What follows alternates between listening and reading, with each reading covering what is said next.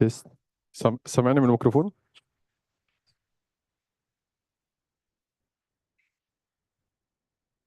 Just second. You listen to me from where headset.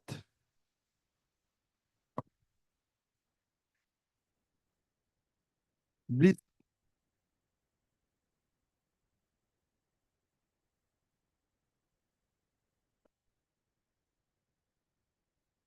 translate. Assalamu alaikum. Hi everybody. Translate your. Yeah, yeah.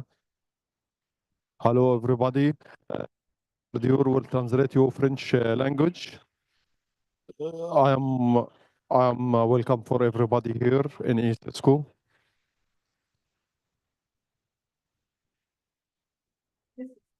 And I'm full appreciated for Mr. Dior for full support and for mission he pushed it to us, and he every time available 24/7.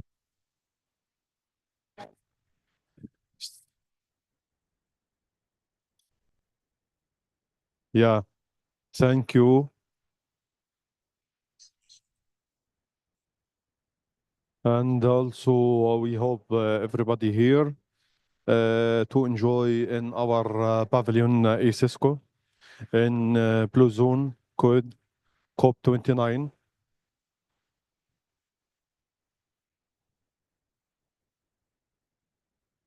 Okay, okay.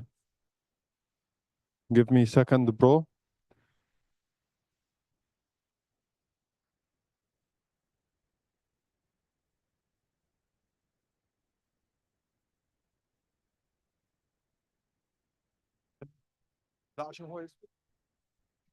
Yeah, Mr. Dior, can you please translate to French to Miss Farah?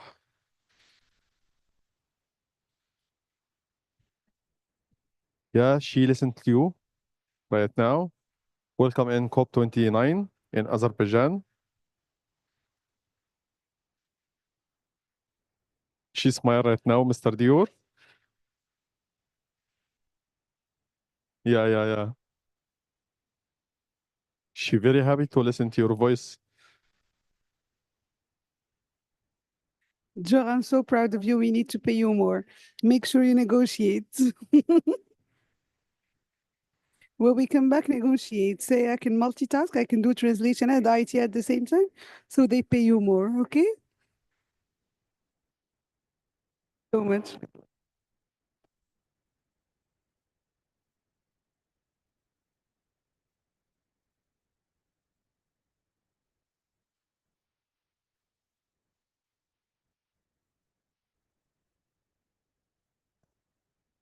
You listen to me?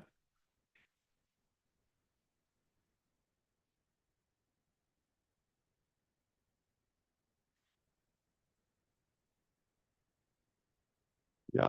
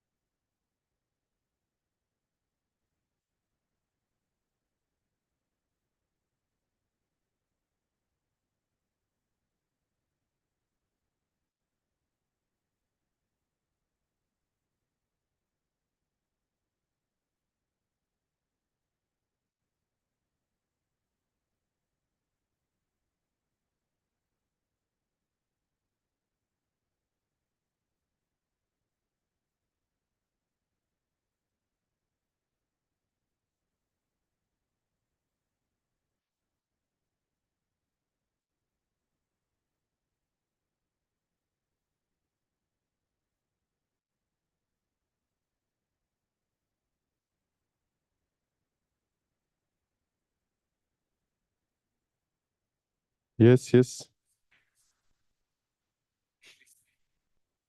Yeah, yeah, I'm hear you. You heard me? Yeah, yeah, yeah, yeah. I'm give it. I'm give. I'm give it accept. I'm removed to panelist, but he never accepted still.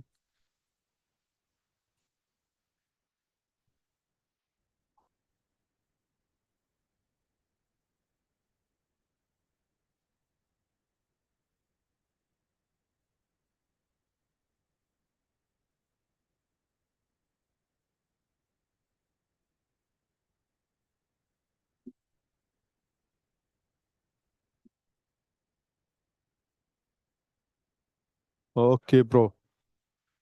Thank you.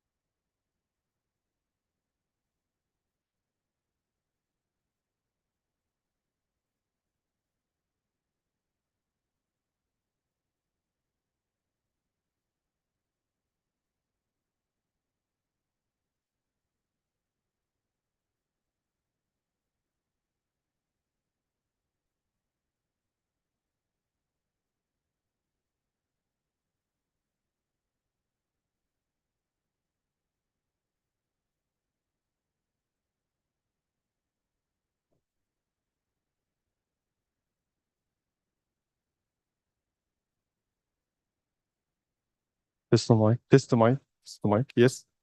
Yes. Yes. Test the mic. Test the mic. Yeah, so good.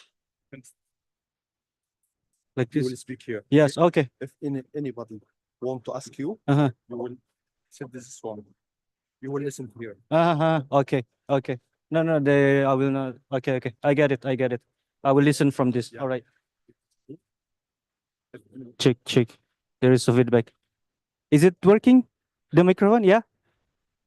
Professor, I think you're feedback from. Okay, no problem. If anyone asks you, I will ask you. All right, perfect. No problem. Okay. All right. I hope everyone can hear me very loud and clear. Yes? Okay. Thank you very much, everyone, for coming in ICESCO Pavilion. Welcome. Very good afternoon. Assalamu alaikum wa rahmatullahi wa barakatuh. Today is a very happy day for me. I arrived at 6 a.m. and then immediately coming here in Pavilion. I'm very excited. Personally, this is my first COP. I've been wanting to come here a lot, so this is like kind of a dream come true. So to begin our ICESCO Pavilion, I would like to welcome Professor Dr. Rahil Kamar, the head of Science and Environment sector, to have a few words. Professor. Okay, thank you very much, Fehman. Assalamu alaikum and a very good afternoon to you all. Really nice to see you all, such a nice audience over here. He just drove me into talking. He said, you have to welcome. So welcome, everybody. I hope we have an excellent discussion and all that. Really, I think there is a need to leverage innovation and technology to reverse all the harm that we have done to the climate. We are even going to cross the temperature targets that we were supposed to achieve. 1.5 is, I think, history.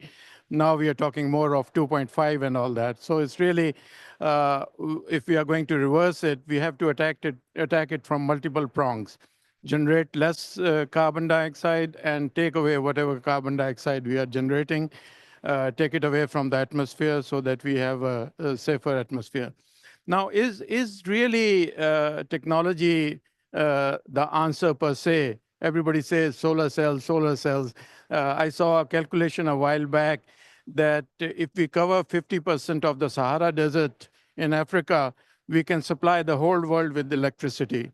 But let's look at what will happen if we cover 50%. With 24% coverage of Sahara, what you will do is you will increase the localized temperature by 1.5 degrees centigrade because the desert sand reflects most of the heat away and the black solar panels will absorb quite a lot of heat, okay? And what will happen is with the rise in temperature, you will have more differential with the ocean and more water vapor going up into the air, more rainfall, more vegetation, even a higher temperature footprint. With 50% coverage, the calculations are 2.5 degrees centigrade localized increase in temperature. And global temperature increase would be about 0.69 degrees centigrade just by these solar cells. So we have to really look about, is technology per se going to really solve all these problems, or will it create another problem? I understand, with the fossil fuel and all that, it would be better for us to go solar. But solar has a larger carbon footprint also. Just generating the solar cells and then disposing them off, and the batteries disposing them off, it has a larger footprint also. So what is the solution? I think we need to use innovative solutions to really harness technology so that we can not only improve our climate, like maybe, dispersing some chemicals and all that in the stratosphere, which will deflect most of the sunlight away, or installing solar panels in the atmosphere, in the space to gather more and more energy. So I think in future, we will have a lot of technological solutions to our problems, but right now we need to leverage technology and innovation to start solving all these problems and not create further problems. So once again, welcome everybody. I hope will have a tremendous discussion and enlighten us more and more about these innovations and everything that we can use. Thank you. Thank you, Professor Rahil.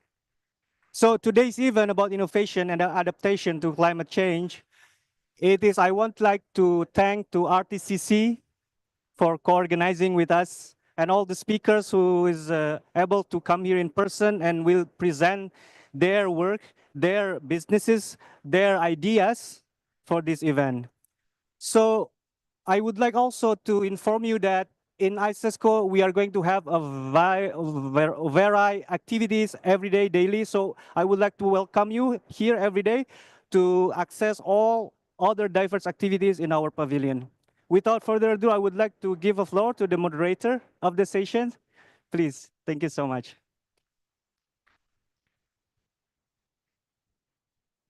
Hello, everybody. Thank you so much for being here.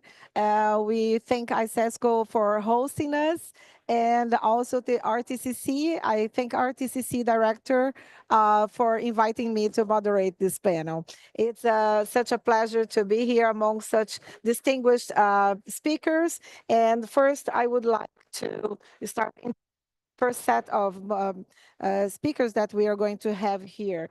Today, we are speaking about ESG and the innovation. Of course, we know that we are living in a S risks set of time, which means that we are talking about suffering, long suffering risks that we are living right now.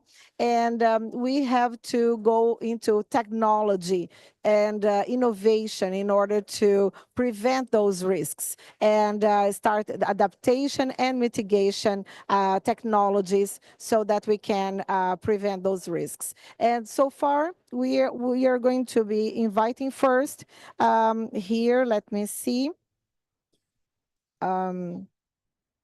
Just 1 second.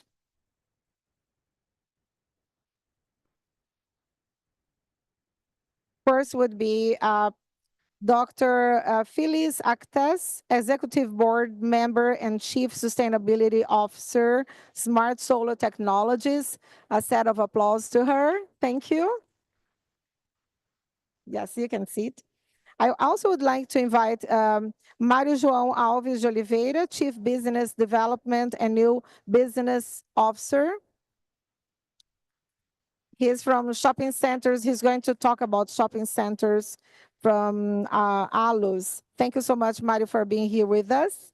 And I also would like to invite Mohamed Aminu Dambapa.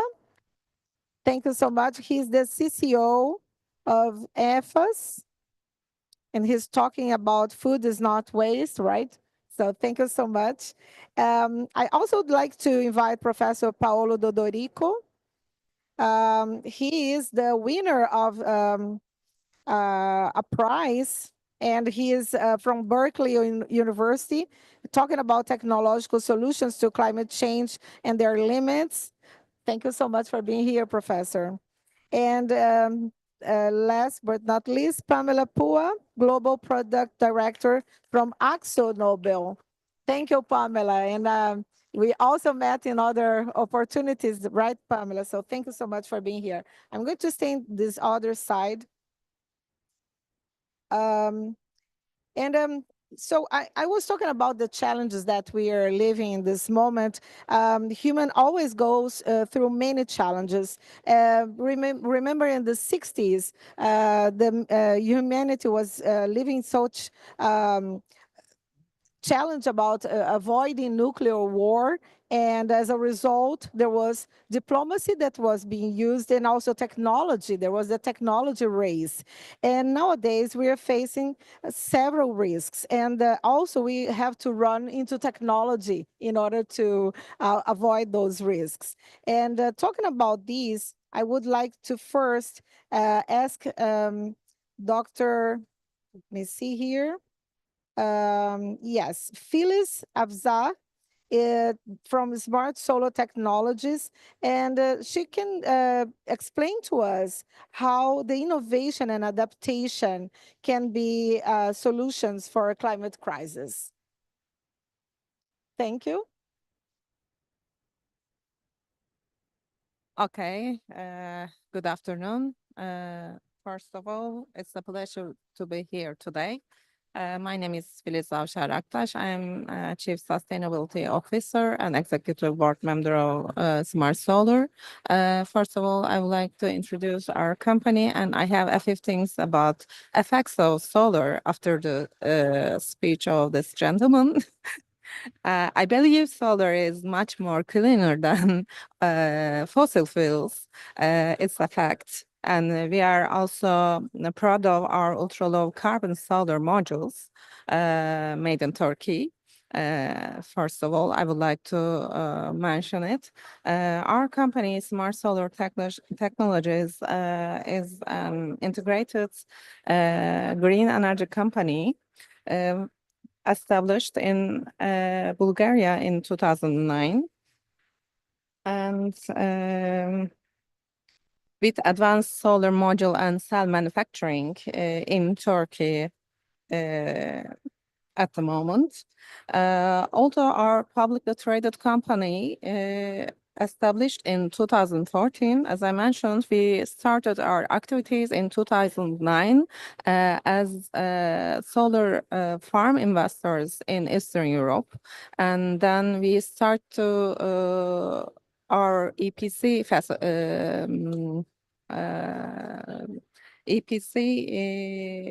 turnkey service turnkey service solutions. Then we start our production facility in 2017 in Turkey. And how can we skip the slides?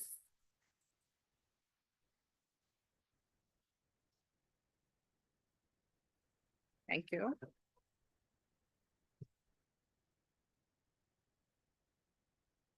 I will skip this for you.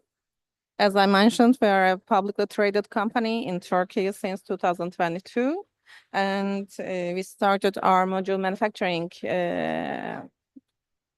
operations in 2017. And last year, we established our first cell manufacturing facility in Izmir area in Turkey. And now, this year, we started our mass manufacturing as well. At the moment, we have 2.4 gigawatt solar module manufacturing capacity and 800 megawatt cell manufacturing capacity in Turkey. We are adding wafer manufacturing capacity this year as well. It will be operational at the beginning of next year with 1.5 gigawatt capacity. Also, we have over 1 gigawatt engineering, procurement and construction in Turkey, and over 200 megawatt solar farms in Eastern Europe and Turkey as well, which are connected to the grid. And we have also developing projects in Europe and in Turkey at the moment. This is our Izmir cell module manufacturing facility. We will be adding wafer in this facility, and this is our Gebze production facility, very close to Istanbul region in Turkey. And also we are contributing our country's low carbon goals by developing solutions like EV charging stations, storage systems, and green hydrogen. And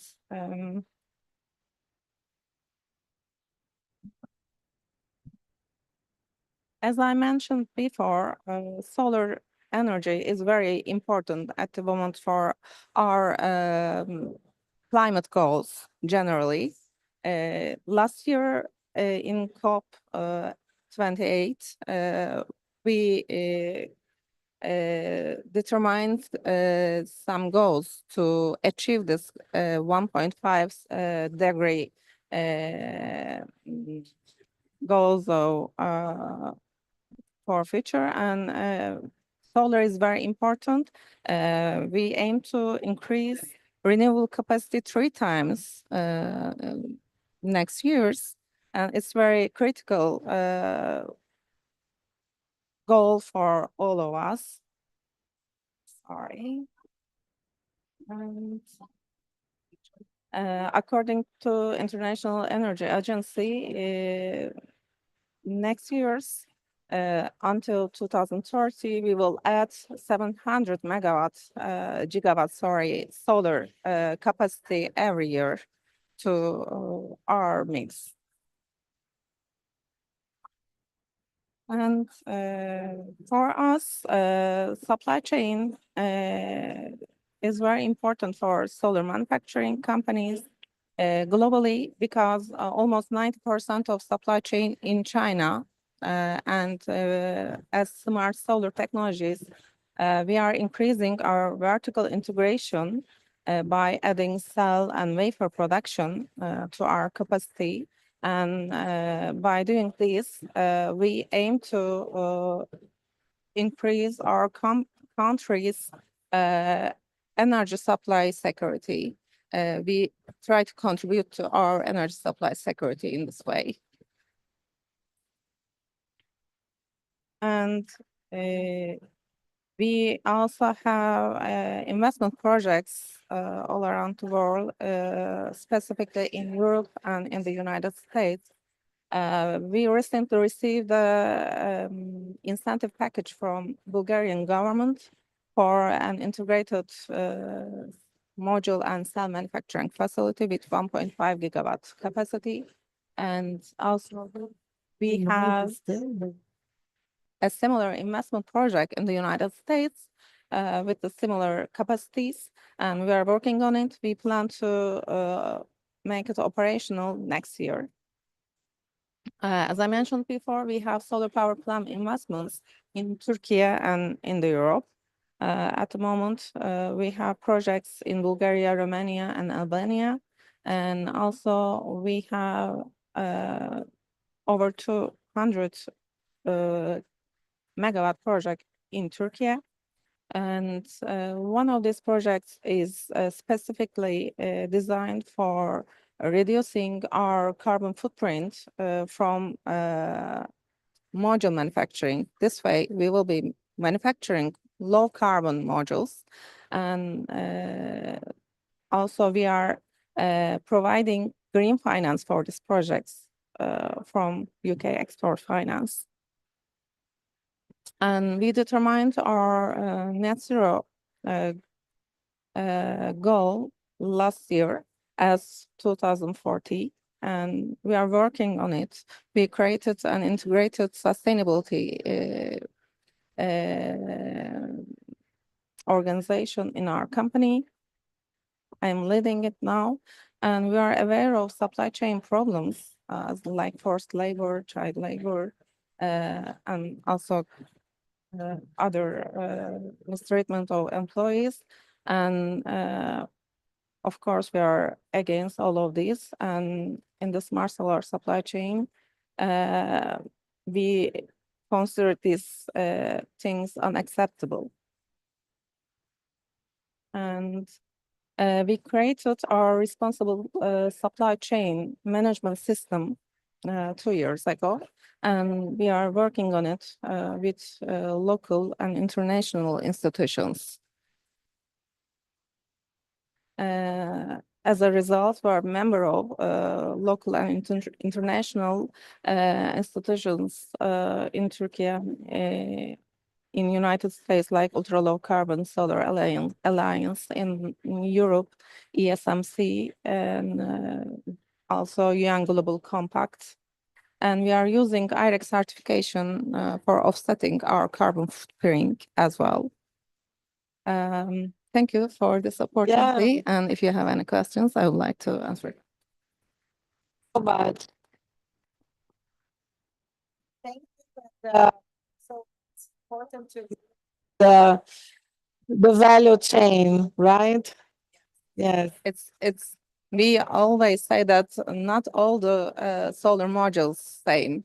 You need to think about also carbon footprint of your products in solar sector. Yes, the resource, also what they're doing to look ahead and also behind your chain. Of course. Yeah. So that's why we are increasing our vertical integration. That's in this way we will control our supply chain. Yes. We are against child labor, or we are contributing to Uyghur forced labor in Europe and in the United States. That's why we are very we start our sustainable supply chain project very early. Thank you so much. So, but I would like you to pass to Mario, please. Because I would like Mario to explain how we can sustainability through centers. Let's wait a minute.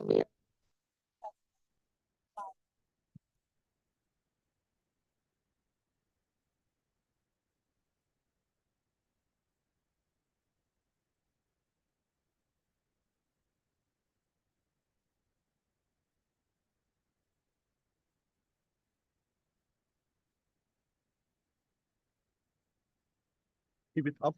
Keep it up normal.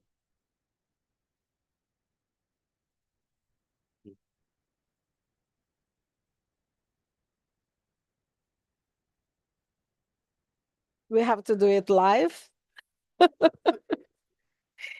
Now we are ready. Hearing. And he's bringing me a new set of jackets. That's fine. Thanks. So let's see, Mario. Now the word's with you. Thank you. Thank you. So he is going to talk about shopping centers and how we can promote and really incentive sustainability through the shopping centers. Thank you, Mario. Oh, thank you. Thank you to having me here. Good afternoon, everybody. As you said, I will speak a little bit about shopping centers, space that promote and inspire sustainability, and what our company is done about the climate change agenda. Quickly, we are the biggest shopping mall company in Brazil, one of the biggest in South America. We have more than 50 years already. We are a merge of 3 companies right now.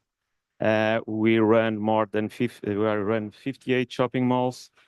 We have 2 million square meters of GLA, 15,000 stores, and we receive more than 54 million people per month. This is very good, but is a challenge to do it in the correct way. For sure.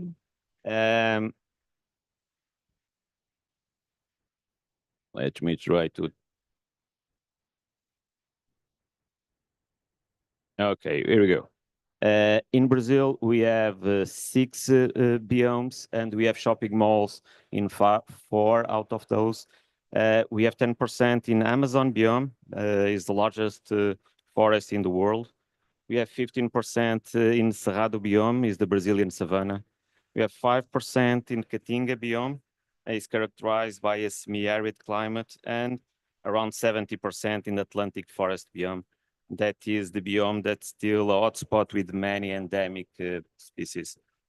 We don't have in Pantanal, neither in Pampas, but we have shoppings in the north and south of Pantanal because Pantanal doesn't have so many large cities. And this is how we are distributed around our country. Quickly,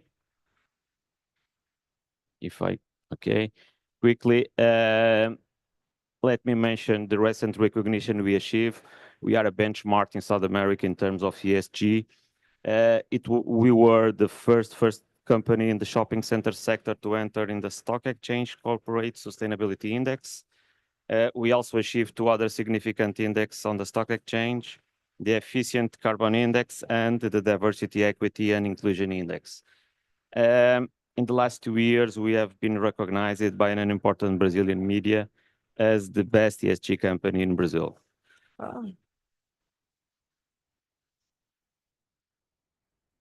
Okay. In 2020, we changed our way to see ESG, and we changed the strategy, and we organize ourselves into a sustainability committees. And this is the secret of Alus to having so many advances in ESG agenda, because we decentralize the responsibility in this way. Today, I will tell you specifically the advance in Environmental Conservation Hub, especially in our climate agenda. We are split it in 4 different hubs. We have more than 100 people working on that hubs, a part of their day-to-day routine. And to decentralize the responsibility permeates all the different areas of the company. That means we don't have only one people that is responsible, but all the company is responsible for this agenda.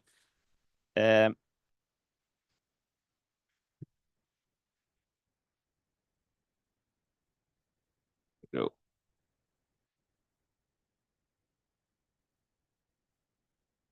Okay.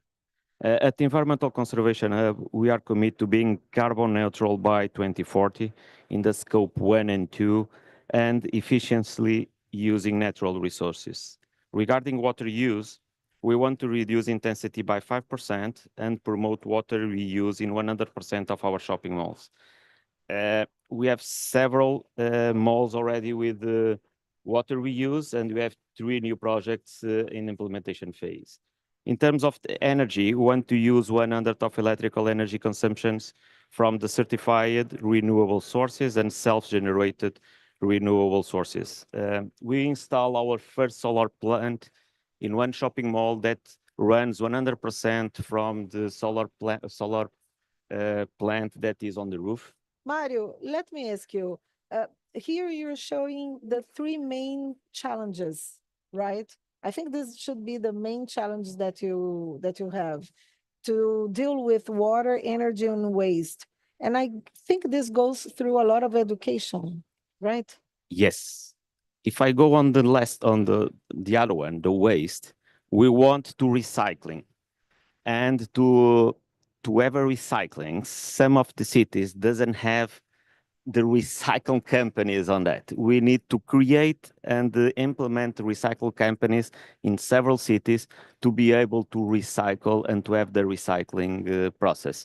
And the recycle is very, very, very important, because we want to achieve 90% of the waste recovery rate. And with that, we will decrease 57% on our greenhouse gas emissions. And the waste, the question of recycling is a lot, as you said. We need to explain and to have all the tenants and deploy it from the tenants to help us in this time of kind of recycle. Last year, we did more than 12,000 hours of explanations why it's so important to recycle and to have the recycle cycle in life, not only in the business himself. We have 2 minutes, so Yeah. that's fine. Yeah. Let's the next one. It's being difficult to pass the. Yeah.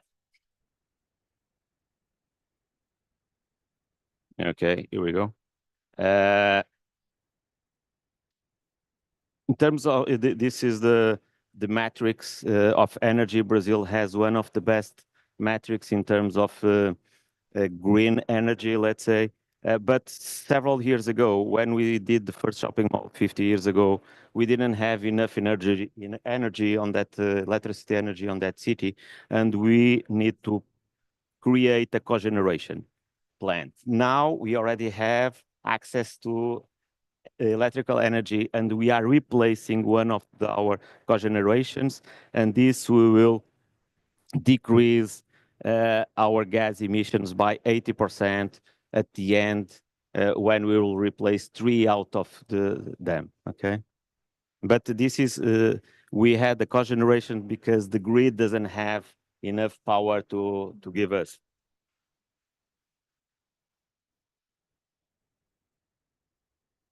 Okay. How moment, okay. It's being difficult here.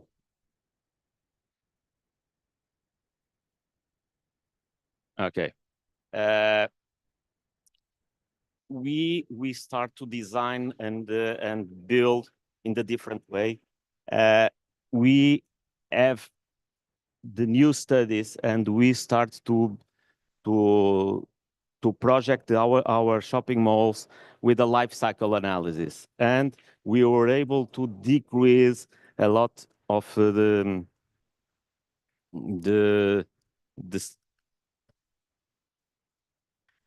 points on the project. We decrease around 50% global warming potential, around 50% of use of fuel resources, and with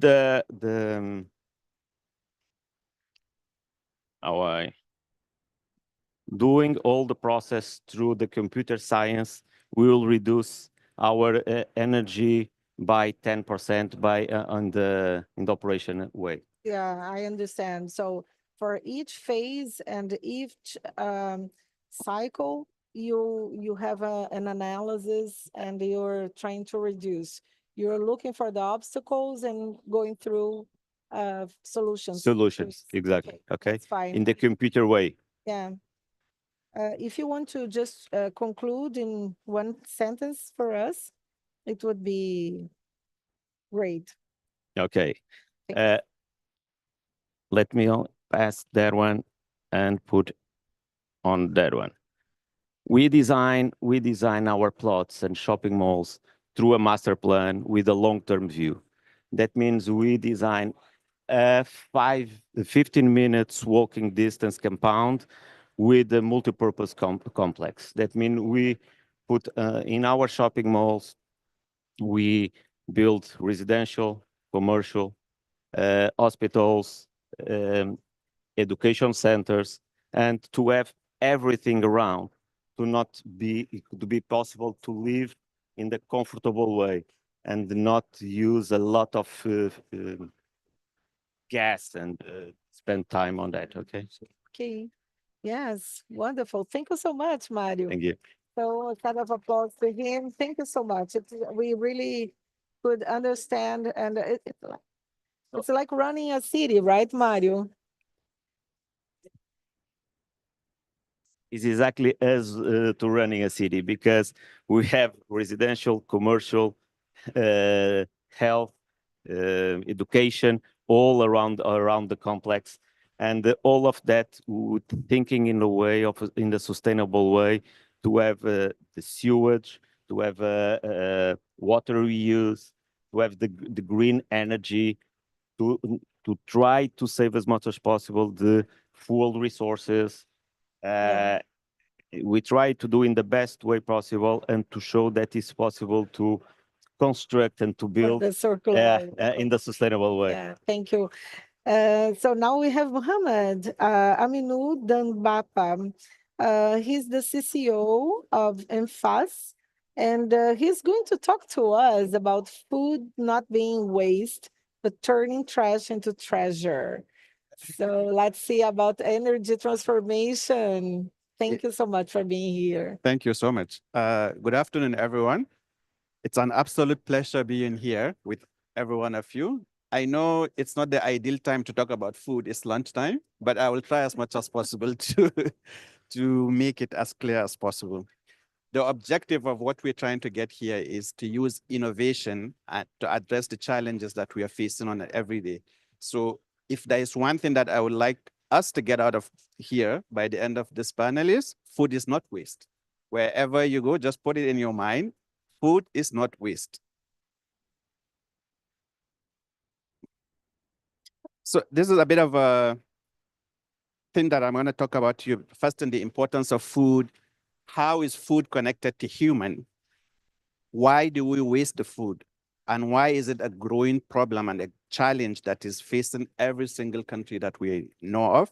And our initiative from IFAS of Food is Not Waste in order to make a difference in terms of the amount of waste being generated and what can we do as individuals to be part of the change. I'll start with a quote that highlights the importance of food. Food is the essence of life, the foundation of our being. Yes, we can survive. Yes, we can thrive, but without food, we can see the challenges of how the universe is moving into. So what is the connection between food and us? We know it's a sustenance for life. Without food, we don't exist. It has a cultural significance in terms of bonding relationships, in terms of bonding countries together, from a freshly baked margarita pizza and a nice juicy shawarma or a Brazilian steak. It all brings us together, and that's where we make lots of differences in order to achieve the health and have the best form of life.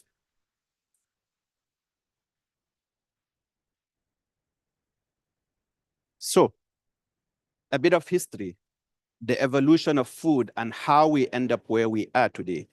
From the 10,000 BCs, that's when development of agriculture and plants and rearing of animals started. And by the 2000 BC, already trade networks have already been formed in order to make the food accessible, in order to make the storage more possible, in order to make it accessible to every individual that is around there. In the 1700s, the Industrial Revolution began, and then we see the introduction of frozen and packaged goods, which is one of the issues that we're facing today because of the growth of that thing. In the 70s, there are developments to the need for organic and sustainable food because of all the issues that are with the frozen when it comes to health, when it comes to environment, when it comes to social justice. And by the 2000s, there's the popularity of the organic and plant-based foods, which we have seen today. And today, there are many exploration in terms of new technology on how to do vertical farming. So you can see from the beginning to end, there's lots of evolution in positive and negative aspects as well. So what is the problem? We all know it. It has been addressed. These are numbers from the guys from UN, FAO, in terms of the materials that the food waste that is generated on an annual basis. Maybe the numbers will be higher than now because this is 2021. 1.3 billion tons of materials every year in terms of food, from agricultural to processed and other materials, get dumped. 35% of what we grow actually end up going to waste. That's a big number. If you look at it in terms of monetary value, it's close to $1 billion. And what about the environmental impact? 8 to 10% of the global carbon emissions that are associated with food, it's coming from there. So the challenge is real, and we do it every single day. And we keep trying to come up with solutions that are sometimes not practical or sometimes not scalable. So what are the solutions? There are many solutions out there, from composting to going back to nature to donating from other companies. What we do as IFAS is we are committed to resource recovery. Sorry.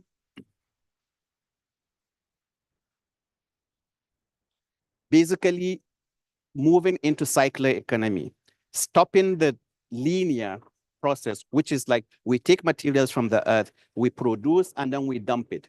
Now we're moving into more of circular solutions where we take the materials, it comes into our facility, we sort, segregate, and process, and then based on that, we extract materials that are either good for the farmers when it comes to agriculture or animal feed when it comes to farming. So the solution is, how can we go from food waste to food security? How can we ensure the farmers have nutritional products? How can we make sure that the people and rearing our animals have solutions? So that's what we do. from the food that we take from the supermarkets and the shopping centers to the ones at your home and hotels. We create resources that will be able to feed black soldier flies, cattle, fish, and all the other forms of animals and other materials. And this is an example of the products that will end up for the farmers that can use it in other process. So last summer, we decided to make an awareness program.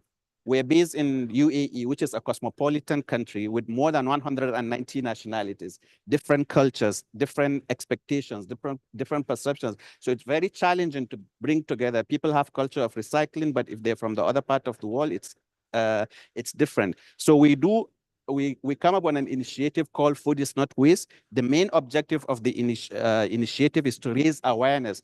People should be aware, like what I have at home should not be dumped into the waste bin. And how can we shift the public perception? How can we encourage and motivate people to do waste reduction? So we do a launch of the program where people from academia, government sectors, manufacturers, farmers, as well as NGOs and academia come to the event. There's a video, but I don't think we have a time to show that. So the objective of the event at the end of the day is to make sure that people have that perception, make sure that people have that change in terms of what they do. We give them tips, practical solutions that can make a difference. And then we come up with just awareness program, like I said, a small sticker that you can put with a barcode in your phone, in your computer, a fridge magnet. By scanning the barcode, it will be able to show you tips on how you can actually do with what you do. Then we get celebrity chefs to show you what they can do. One of the examples that we had at our event was the chef was using the cauliflower peels that was destined to go to the trash bin, and then they make a cauliflower rice from Indonesia. And it was one of the hit cuisine that was out there. So every day, that's what we try to do to make sure that we turn the trash into treasure. Thank you so much. Yeah, thank you so much, Mohammed. And it's interesting because you were showing the timeline, and in the 50s, started the frozen food, but also the plastic. Yes. Used to conserve the food. But it's also, there is also a bad side of it, because then how do you discard, how you send it back to nature, right? The use of this plastic. So now we have to educate ourselves to get rid of these solutions as well. So yeah, so if you look at the timeline, that's the trouble-making century, we can say, with the introduction of the processed and the products. Plastic is not the enemy, as we always keep saying. It's like, what do we do about it? Exactly. There is nothing as an alternative that is going to do a better job than plastic, but it has to be the human perception and then the human awareness, and what do we do with it? Okay, thank you so much. And now we are going to talk to Professor Paolo Dodorico. He's a Thomas J. Graff Professor of Natural Resources in Berkeley University.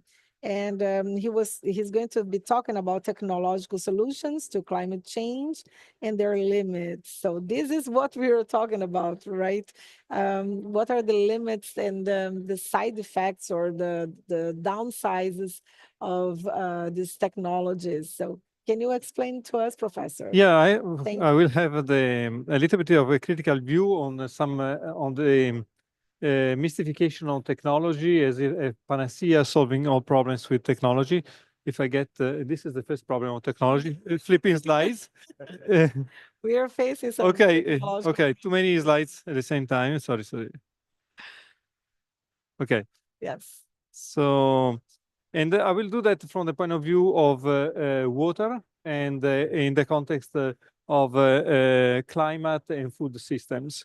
And so we will start with a little bit of an analysis of how some of the problems as consumers, as people, as an economic system are solved or ignored. Many times there is a reliance on technology to switch from one impact to another impact. So we don't use fossil fuels for cars, but then we create problems with mining by extracting resources for electric vehicles. So it's shifting through technology. We have shifting through a spatial displacement. So environmental impacts are transferred somewhere else around the world or are transferred to the next generation. And so this is, if we now look at, let me see if I can, don't know where I need to aim for the, okay. The technology is often invoked as a way to increase efficiency, so we can do more with less resources. Are sometimes invoked also as a way to create a so-called decoupling, so decouple economic growth from emission of fossil fuels. They are invoked also as a way to dematerialize economy in a way that we can run an economy with less use of material resources. And this could be, for example, also through the circular economy. We were seeing that before. But the reality is that many times decrease in efficiency doesn't come with any decrease in consumption.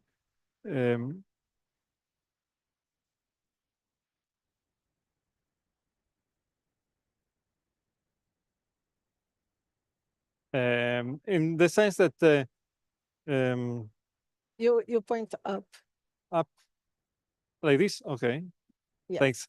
So, for example, it's well known the so-called Jevons paradox that with increasing efficiency doesn't lead to the decreasing consumption. The decoupling, we know that if decoupling is still in a context of economic growth, as with an economic growth, there is also an increasing consumption of materials, of resources, and even the typical example in the food system, consumption of meat, which requires more water for its production. The dematerialization of economy is not happening in the sense that also the circular economy based on these circularity gap reports has been decreasing over time, not increasing. So overall, what my starting point would be that we should be careful that many times we tend to overemphasize the importance of technology as a way to get us out of this crisis. And this is particularly if the reliance on technology doesn't come with a moderation of consumption. And so this is not a magic solution, and then basically we need to change our lifestyles, and otherwise the technology becomes just a greenwashing, an opportunity for businesses to create new products out of and speculate on this big crisis. So I tend to have a technological skepticism as an alternative to the technological optimism, and this is a very interesting point of view because, of course, technology can demand more of energy and water, for instance, right? And then the consumption of natural resources is a bigger challenge. But not only that, because the technology is more efficient, could even do better with less resources. The fact that when there is this happens, the consumption habits don't tend to show that people consume more. And so overall, there is not an improvement. There's more affluence, and there's more people coming and asking for energy, asking for food, or asking for resources that they would not use if they were still not far from the cities, for instance, right? Yeah, that could be an example. Yeah. I'm still dealing with technology, but okay. So if we look at water, for example, the reliance on water, which is our area of expertise, is mostly for the production of food, for agriculture. And then if most of the water in the food system is used unsustainably, okay. And so this is the area, 40% of the irrigated area are irrigated unsustainably, so at the expenses of environmental flows or groundwater stocks. And the big problem with this is that, I apologize, but I'm having a problem with this pointers. Okay. Then also the energy system requires water, and some of the technological solutions for climate change mitigation require water. So, for example, there was the reliance on biofuels. The production of biofuels requires a lot of water. Their water footprint is much more than fossil fuels. And if we were to use the currently cultivated land to meet the energy and food needs of the global population, we would be able to feed power about 2.5 billion people, so much less than the existing population. The technological solutions for also carbon capture and negative emissions, the most effective ones would rely on the production of biomass, which requires water for its production. And same thing for the production of hydrogen through the biomass gasification. So overall, we have that this is an example of it of technologies that shift the problem from one context, the carbon, to the other context of water resources, which is what I was referring to before. So overall, human water uses are strongly globalized. They are mostly for food production. There is a competition for water also with the energy system. And then how can the question is how can the global water crisis can be averted in this context? And so let me. There are different ways, and here we are going to repeat some of the things we've just seen. So on the one hand, we can have pathways of sustainable intensification in which we try again to enhance some efficiency again without having this complete trust in its impact, but of course it's an important pathway. And the other way is to moderate consumption. So reduce food waste is a big one. Also using more of a circular economy, changing diets, having a whole degrowth approach to environmental problems. And so in the water context, the increased efficiency in the context of irrigation is often seen as a transition to in irrigation systems that use drip irrigation. So, and there are many other technologies that have been used, the smart sensor irrigations, the use of drones, sensors, satellite data, etc., to inform some of the irrigation operations. But let's go to the simplest technology, which is again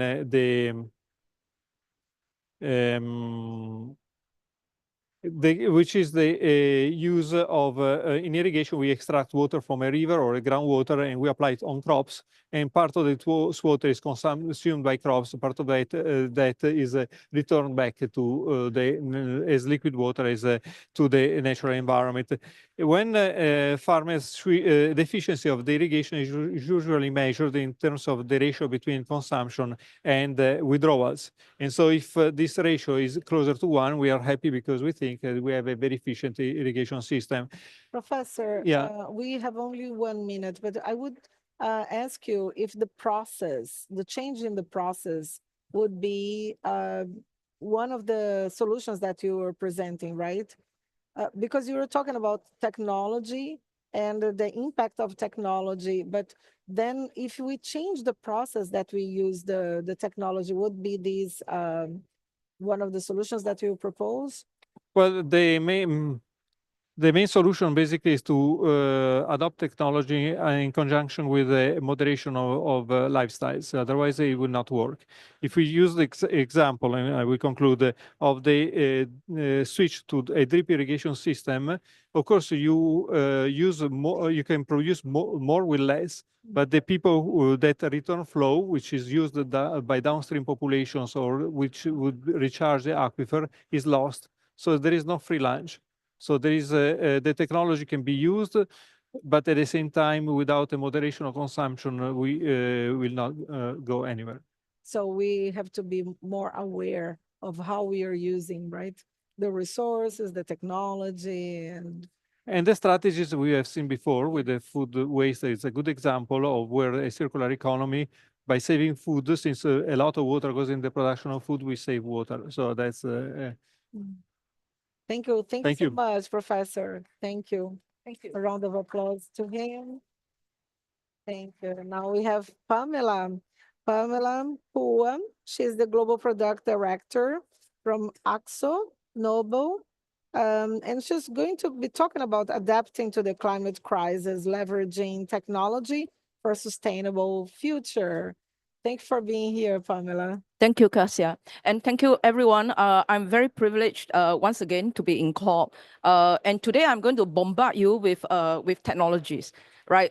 So now, so first of all, it is not gloom, right? You know, with all the climate crisis.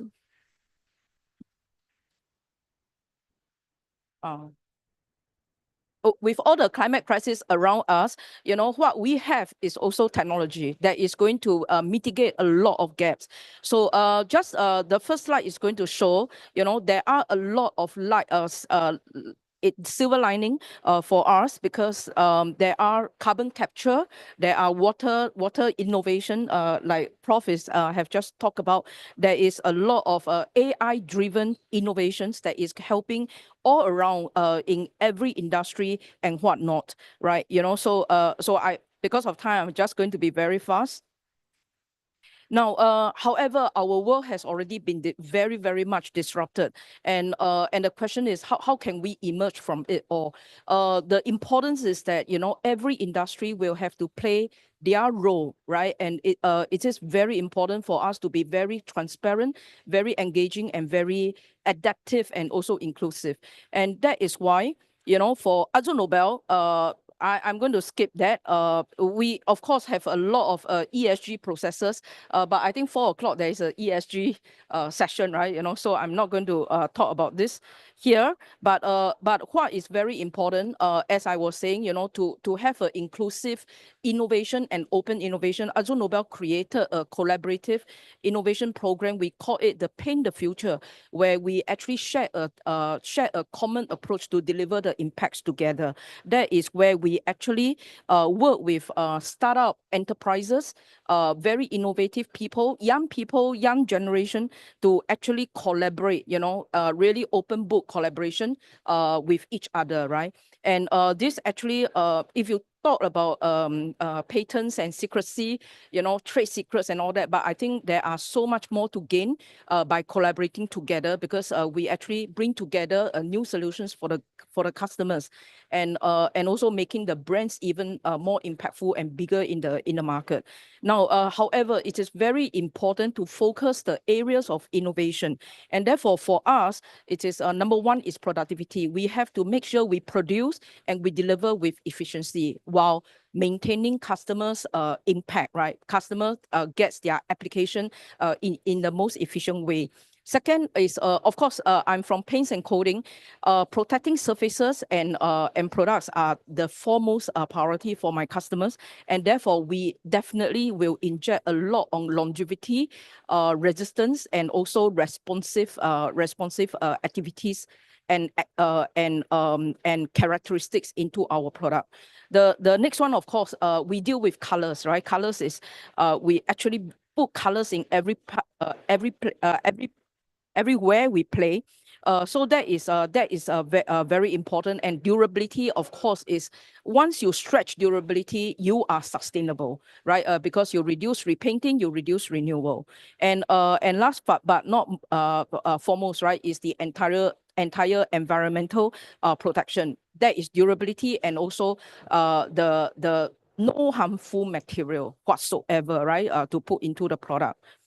Now, so it is really talking about sustainable solutions for the real world, for the new normal. I actually quite like the title of the presentation today. So we talk about longevity, we talk about urban heat island impact, we talk about renewable, we talk about healthcare facilities, and of course transportation.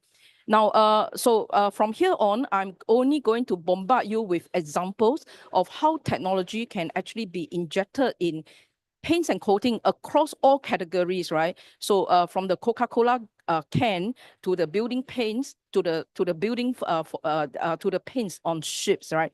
So keeping building cooler. I think Dr. Farmer, when he started, he put solar panel. But do you know that paints can actually reflect more than 30% heat right, from the surface for light colors and for dark colors, and up to 85% from light colors, right? So of course, solar panel is definitely important, but paints and coating can do their side, and we are already committed to the whole market that we will actually reduce exterior temperature by up to 5%, right? The next one is for marine paint. A lot when the ships are traveling in water, a lot of barnacles and organism is going to stick onto the body of the coating, and that actually it actually needs to run the engine harder for the ship to move. So we have this anti-fouling material that actually reduces the drag, and therefore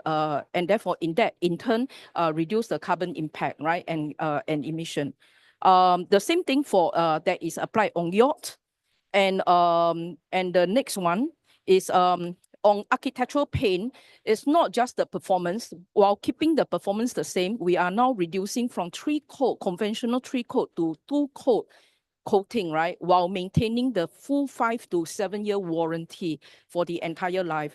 This is a very proud project. The government of Singapore has actually been mandated, on this as a national implementation for the standards. So that is we believe is going to go very fast in Asia Pacific region, and this is a typical showcase of what has already been done by the Singapore government, right?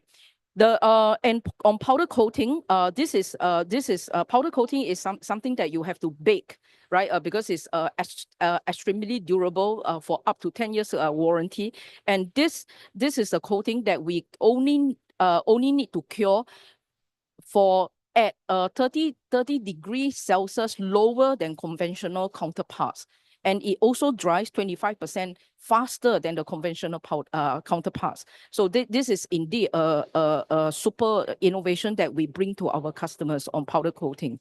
Now, on air that we are breathing, indoor air quality, definitely very important, not just for hospitals and play and schools, but even for adults, right? Even for playroom and workroom, right? So we do have this paint that is bio-based, which is completely recyclable, but it actually turns a pollutant like formaldehyde into water vapor, which is completely harmless. So it is a patented technology. We call it Pure Air, and it is also qualified by FDA. The same technology we actually put into Kia cars, right, in its interior decoration. Then, of course, it goes further on antivirus paint in architectural coating. And then, of course, anti-mosquito paint that resists Aedes mosquito, which is a notorious carrier for dengue fever, that is a killer in some region around the world. And so this paint actually can last, have a durability of up to 2 years. Is it safe for children then if it kills mosquito? It is using a chemical called permethrin, which is the well-known anti-mosquito materials that we put in mosquito nets and also protective clothing, right? So it is very safe because it only immobilizes the nervous system of the mosquito so that it fall off the wall, right? Now, the next one, water-based paint for automotive, right? We already put it in Porsche, China, right? Which is the biggest production ground for Porsche cars. And that is our bit of doing, converting everything from solvent-based, which is high carbon emission, to something that is more environmental friendly, water. Yeah. So, okay. Sorry, I can't hear you. well, now, yeah. Okay, yes. So this really strikes me because you are showing solutions that are good for the health as well, right? And it's solving health public policy problems, challenges that we have. So Right. this is all through innovation into our times. So yeah, thank you so much. This is very interesting, and I hope that it's an example and inspiration for Yeah. other companies. as well. Absolutely. I hope this excite everyone, you know, Yes. and actually we achieve this only by a lot of collaborative effort all over. Yes. Thank Yeah. you so much. Thank you. Thank you. So I really would like to thank all of you for being here with us. We are going to directly to our second round of talk with our panelists. So thank you so much. You can go. Thank you. And now I'm going to be inviting to our debate for our second round table. And I ask you all to wait for the next one. You may everybody later. We'll take photo. We'll take photo.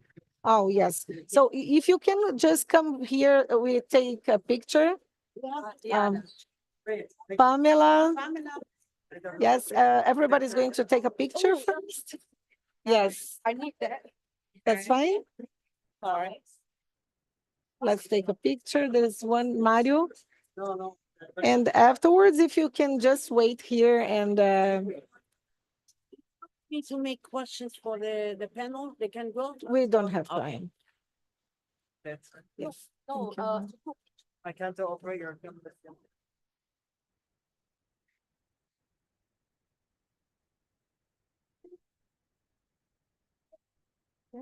Ready? I'll give you one here, guys. Thanks.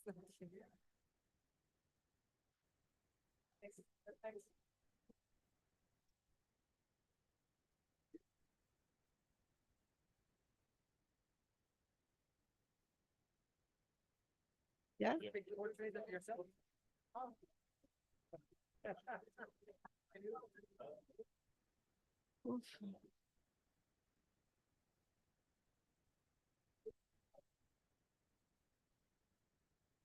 Perfect. Thank you. Yeah, obrigada.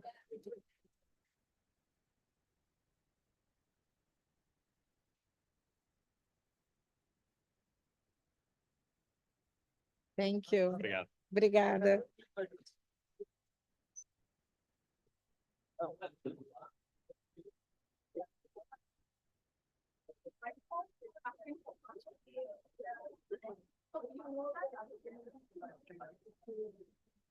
I do not know if it's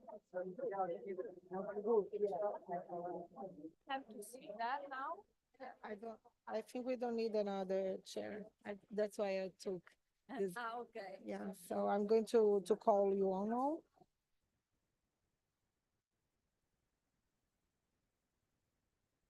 So first, I would like to let you know that unfortunately, Professor Edgar Stock, Director of Institute for Smart and Healthy Cities, he was held in the airport. He was not be able to be here. His plane was late. So unfortunately, he's not going to be here with us. But we have João Ribeiro Santana, Director of the Paraná Ports. And so I would invite him, João Paulo Santana, to be here with us. He's the leading in the territory action. He's going to be talking about leading the territory action for sewage treatment in small village. Thank you so much. And he's the head of sustainability of the ports in Paraná, in the south of Brazil. You can sit. Thank you. Also, we would like to call for Luis Marchioli. He's the CEO of Codex Remote. Yes, how are you? Thank you so much for being here, Luis. He's going to be talking about climate crisis in Rio Grande do Sul, the floods and the emergency events that we faced in Rio Grande do Sul, in the south of Brazil, last May. So thank you for being here. And also Atreya Manasvi, high school student researcher. How are you, Atreya? How are you? Yes, how are you? Thank you Student so from much. the US. Yes, He came because about education, about yes, that he is doing a research and so. yes, And he is young, His mom brought him because Oh, wow, wonderful. he's chaperoned by his mom. Yes, So he's wonderful. here with us. Yes, I was worried.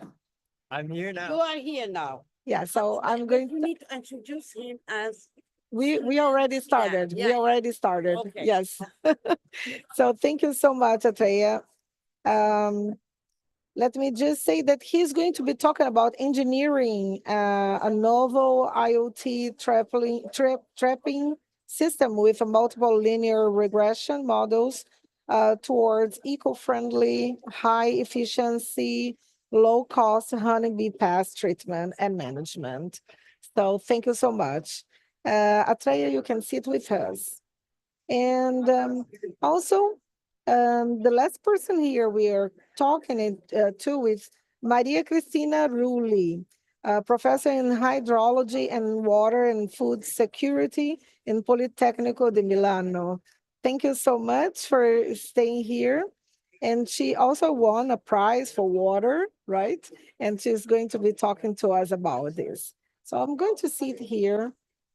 And first, I would like to talk to João Paulo.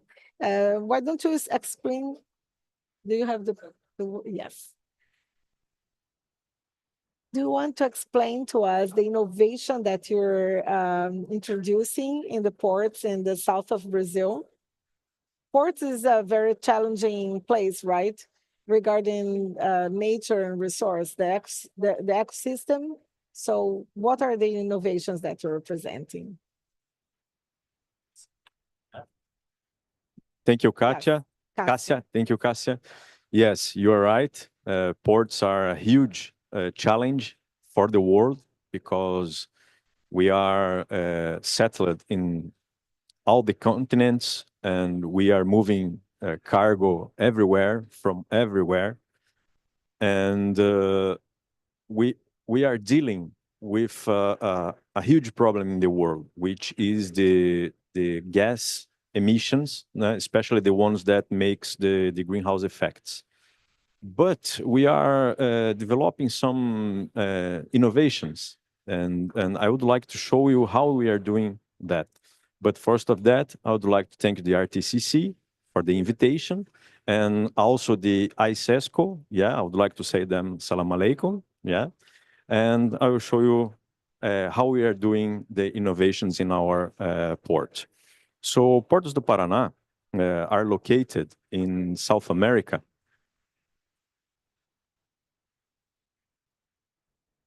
Whoa.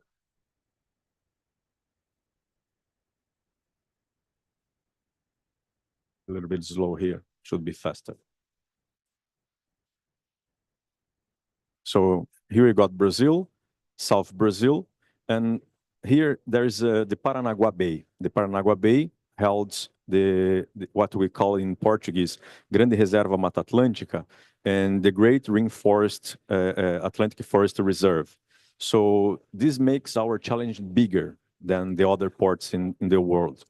So inside of the Grande Reserva Mata Atlântica, the Great Atlantic Rainforest, we've got well,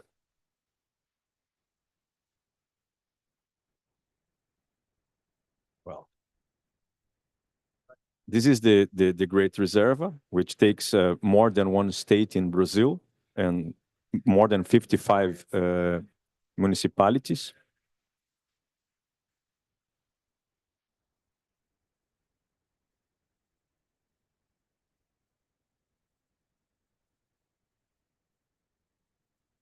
The main challenge that I would like to introduce to you for the viewers is that our bay it's settled inside of a watershed which drains the water from the rain from the surrounding of the port directly to our access channel. So every port in the world must maintain the access channel with a properly depth for the secure entrance of the ships and the cargoes. Whoa. So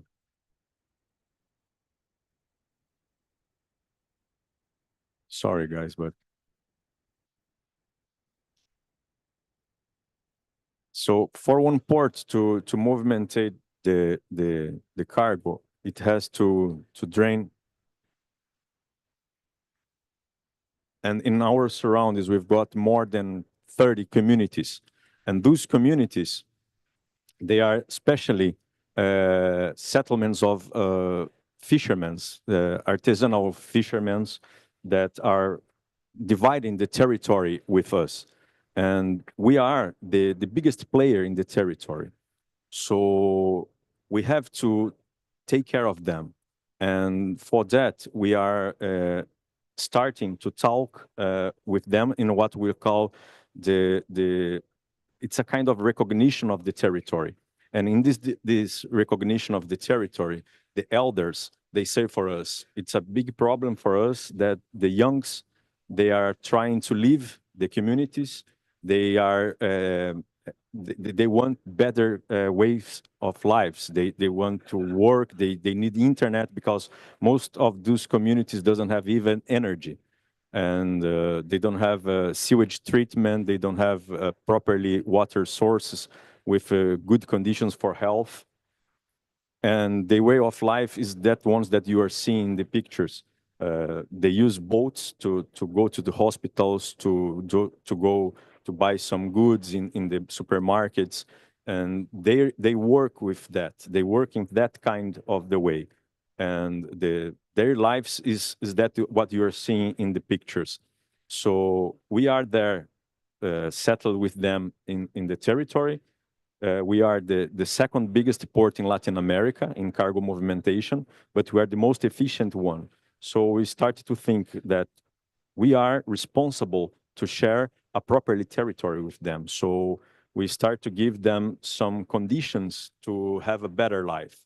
And that means to give them conditions to stay in the communities, and with trainings and for example, we are receiving now cruiser ships, and there's a lot of tourists coming from outside the country, and we started to train them in English language. We started to train them in guidance for sport fishing activities and many others kind of trainings, such as water treatment. This image shows that one of our guys from the port teaching them how to prevent and avoid to bacteria and other kind of small organisms to go to the water that is consumed for the communities. So also the communities, they are today throwing their sewage in through the water directly. It's open air sewage treatment. It's not treatment. The open air sewage being through through the water. So we started to training them and how to develop and implant in their house and their schools the bioreactors are made with bamboo and a plastic container that it's for biogas and for biogas. biomethane.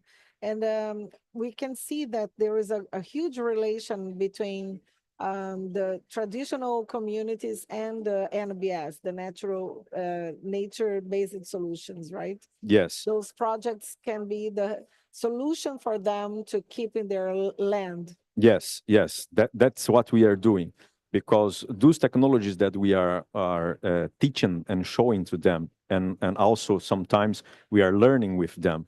They are based in the permaculture, which means permanent culture. So we introduced that kind of technology, which is an Australian methodology of landing care, in our environmental classes. So we have to do that because it's one of our conditions to keep the license of the port operating. The organ, the federal government give us the license, but give us also one condition to keep running. So we teach them permaculture classes, which it brings them solutions from nature-based solutions to fix problems of the communities. So this is one of the systems being implanted in the school of one of the communities. We have 1 minute and would like to know Like maybe in one sentence, what do you think that would be the goal and the I think example that you bring us today?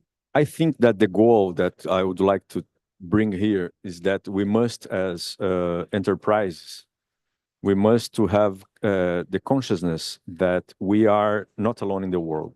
And when I say that, it's not just speaking about the social and the communities that surround us, also the biota and the animals and The ecosystems. the ecosystems that surroundings us. We must to take care of that because we are sharing the territory with them. So it's not just social; it's also ecosystems. We must to develop our activity in complete symbiosis with the surroundings. Yes. Thank you so much, João. Thank you. Thank you so much for your presentation. And I would like to ask Luis, in Brazil, we had two major emergencies related to climate this year. One, we had the coverage of 60% of our country with smoke that came from fire. But right before we had also the flooding in Rio Grande do Sul, and it was not expected to be as big as it was. Maybe one of the major floods in the world. And we had the losses of lives and also a lot of wealth was lost as well. So what do you want to show us today of lessons that we can get from this event? Yeah, thank you very much for the invitation, first of all. Thank you for being here, Luis. And that's what you said. Everyone here is talking about climate change, but we are actually seeing it. It's not more projections, 2030, 2040. No, it's happened now. And what we saw in our state was that. It was much more than everyone, every university, every scenario could say. We saw much more of that. And that's what I'm going to just to share with you guys what happened with us and what we as in the private sector could do to help. Mm-hmm. And I want to say that the people in Rio Grande do Sul, they were so resilient, right? They were so brave. They had to. Fight. Yes. They doesn't have an It was option. beautiful to see how they faced this this problem. Yeah. Right? So, And just for context, for Rio Grande do Sul, it's a state almost 300,000 square kilometers, equivalent of the size of Ecuador, with 11 million people and a huge importance in food production in Brazil. And so just for context, what happens, everything that could go wrong, went wrong at the same time. So we had a cold front stopped over Rio Grande do Sul, and we have a major high pressure system that keep feeding water from the Amazon inside the Rio Grande do Sul, and also south winds that kept the water stuck in that and couldn't go to the ocean. So all the systems that could happen at the same time.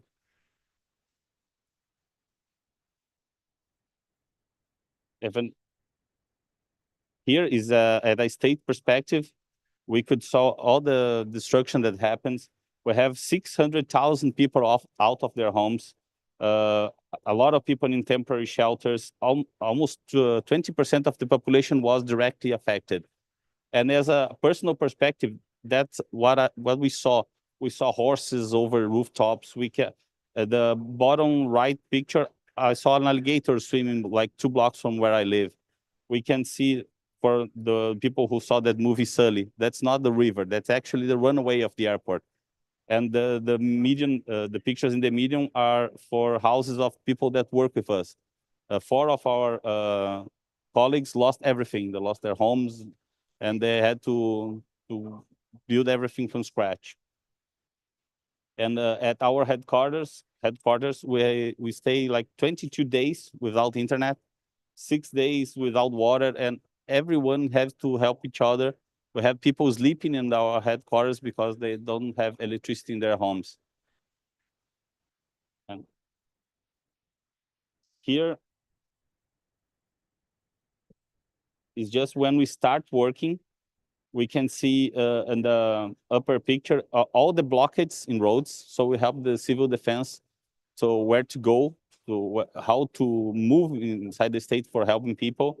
And the picture on the right shows every single occurrence of flooding inside the city. And even here we have a picture showing the airport area. And we have like almost 6 months without the airport of the city. And just that It just reopened. just reopened on October 21st. Yeah, 2 weeks ago or so. Yeah. And just in cars, it's $1.5 billion loss, just in cars. So, Also for the audience to understand what we are talking about, the Azerbaijan has 10 million people, and we are talking about 11 million people that were affected by the floods. and since we got electricity back, we start working in short terms with the city and the state, just asking them what they need, because even the spatial data infrastructures were out. So we start gathering data and put everything in the cloud, so we can start helping the state and all these people. Here is the first one application that we made. We just made a 3D model of the rivers and put the building footprints, so we can tell the civil defense where are the people and where they must go to save them. So it was really helpful in the first moments of the flood. The second, it's a portal that we made just to make it transparency for the people to see what was happening. Now it's so we start building dashboards and 3D modeling for helping the city. So because in Brazil we only got help for the federal government when we say what we need, when we say what is the need for money. So one of our jobs is to say how much people, how many people, and say how much money are not going to be collected in taxes and all this kind of numbers, so the federal government could help. And this is just saying which is the affected population, the amount of buildings affected, all this red area, and we could monitor at the same time the level of the river, so we could say even the social damage for the people we need and everything that was happening in special groups. The last one of these maps is a 3D modeling showing everything that was struck by this flood. Even this is the government area, so all the spatial data infrastructure was there. The bank structure was all out because of the water. We still don't know how much we lost, right? Still don't know. Yeah, Luis, we have a couple of minutes, and if Just you, one more, yeah. it's really fast here. And just a last application here that we made in 2 days, where we could just swap that menu on the left, and we can see the area that is going to be struck. So we can tell the city not to put people in that schools that use it for shelters, because the water is going to be there the next day. So it was really helpful not to have people that lost their homes to even have to lose what they are going to have in the next few days. So it was really helpful there. You can just swipe the map and you can see all the structures, hospitals, schools, parks, everything that was happening. Yes, and this is very important, because there were several people that lost their houses and I mean the property in the flood before, like Yes. several months before, and now they rebuilt and they lost it again. So with this technology, you can show them where not to do, right? Yes, but there's another kind of problems, because even they have family and a history and everything, so they start rebuilding it. So it's another issue. Because of the emotion. Yes. Okay, there is attachment. And just to finish, we helped the city to build a platform that the private sector could engage and rebuild schools and clinics and everything. So every single private sector company could go there, choose a school, and they buy. It's not the money to go to the government that the government buy, do the rebuilding. So the private sector then pays, and they do all the monitoring of what's happening and deliver it to the population. It's really nice. And this is still an effort that we're going to do. That's just a picture showing all the area that was in the central area of the city. And the final thing that just to say here is that all that studies must be revisited, must be do it again, because no one predicted these scenarios, and it's going to happen again, and it's going to happen harder. And so every major city must prepare. Every small city must have contingency plans, and they must be trained, as my colleague here was saying, to train the people to know what they are doing, to know what to do when this kind of stuff happens. Knowledge is power, right? Thank you, Luis. Thank you so much for showing this solution for us. And congratulations for your hard work on this. Now I would like to talk about other kinds of solutions and studies with Atreya.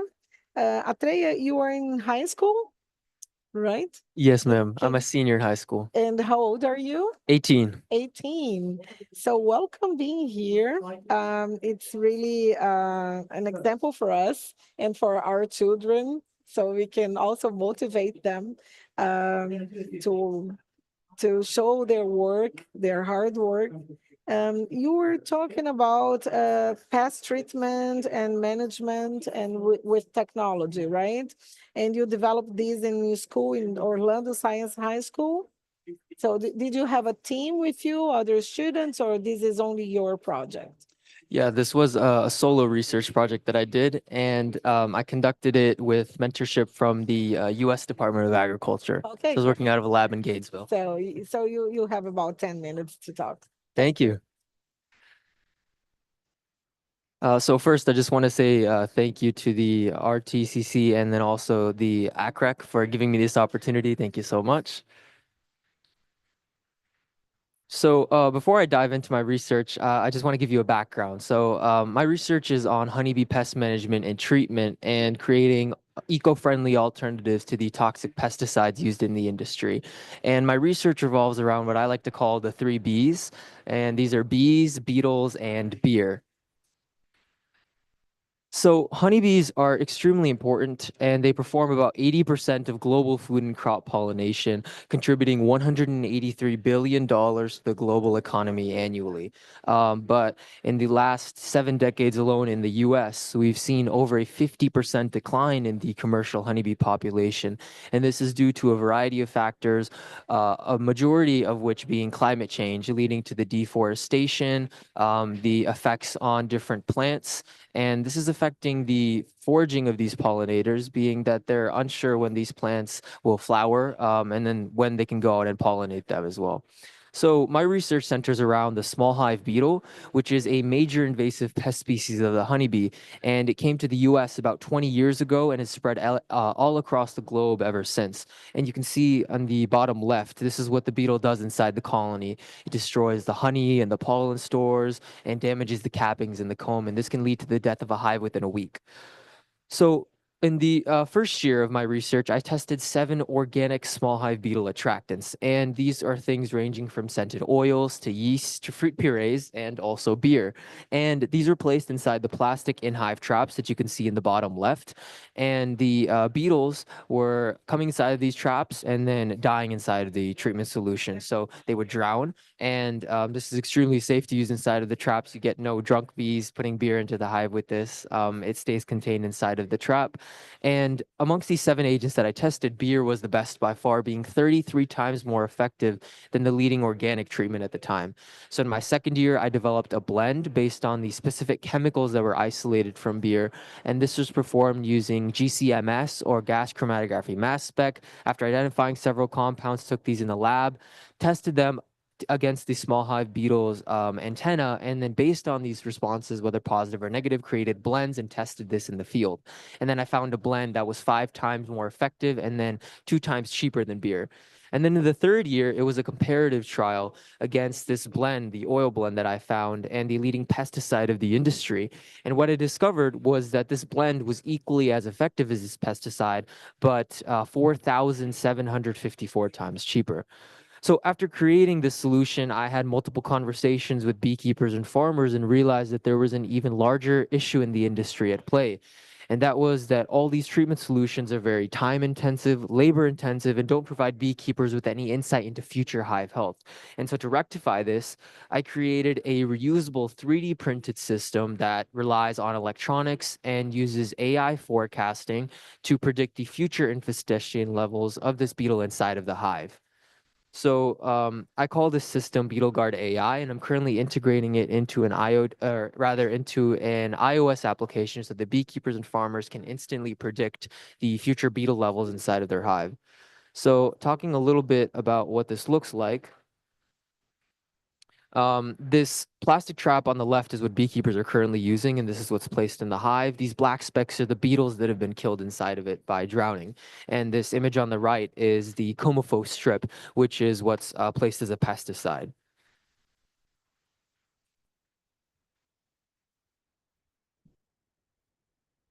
Now, there were 4 main stages that I used in the creation of this device, and the device itself is what you can see on the left. So it's completely 3D printed, and it's wired here with the IoT sensors. So these are just LED sensors that are break beam, and basically this small cartridge on the bottom is reusable, so it can be inserted in and out and filled with that blend that was created. And then the ports here are for the beetle entry, and this fully automates any beetle capture inside of the hive. And this entire system is very cheap, about $13 for a one-time installation cost, and then a reusing cost of merely half a penny. So this is a little bit more of the electronics for this system. And you can see this box, which is just closed and then put beside the hive. And it's completely weatherproof and very easy to use for beekeepers as well. And it's also solar panels.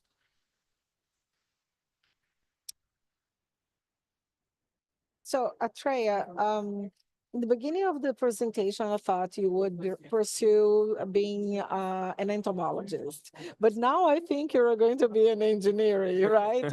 What are you looking for as a career? Yeah, so I'm definitely interested in research, and this obviously started as a biology project, but it's become very interdisciplinary, and I think it really highlights the fact that you can't have solutions that are centered around one idea. As I kept evolving this throughout the years, I kept seeing limitations and combining different technologies. So I'm very interested in electronics now as well. So potentially pursuing like bioengineering or some sort of biotechnology in college is definitely of interest to me. And it's interesting because in the climate schools, they're very transdisciplinary. They're not only one career, but you see all sciences coming together very weavery, right? It's very attractive to see that you don't, as a lawyer, for instance, I cannot be only regarding seeing law, but I have to study and go through several sciences. So it was very interesting. Do you want to wrap it up? Yes, yes.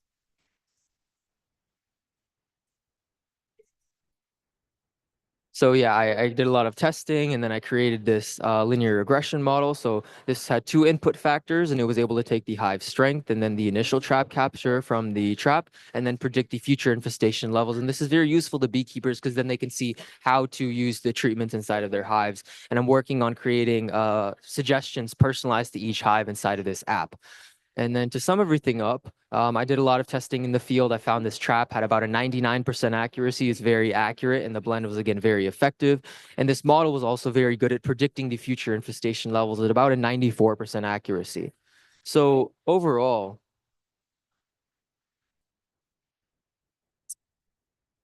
and this is just a demonstration of what this app sort of looks like for a beekeeper. They input their hive number, and then they have the hive strength and initial trap capture, and they can instantly predict in less than a second the future infestation level in the hive.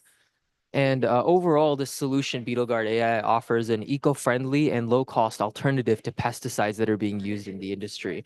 It's a lot cheaper, about 4,754 times cheaper than the leading chemical, and it's equally as effective while offering no toxicity to any wildlife.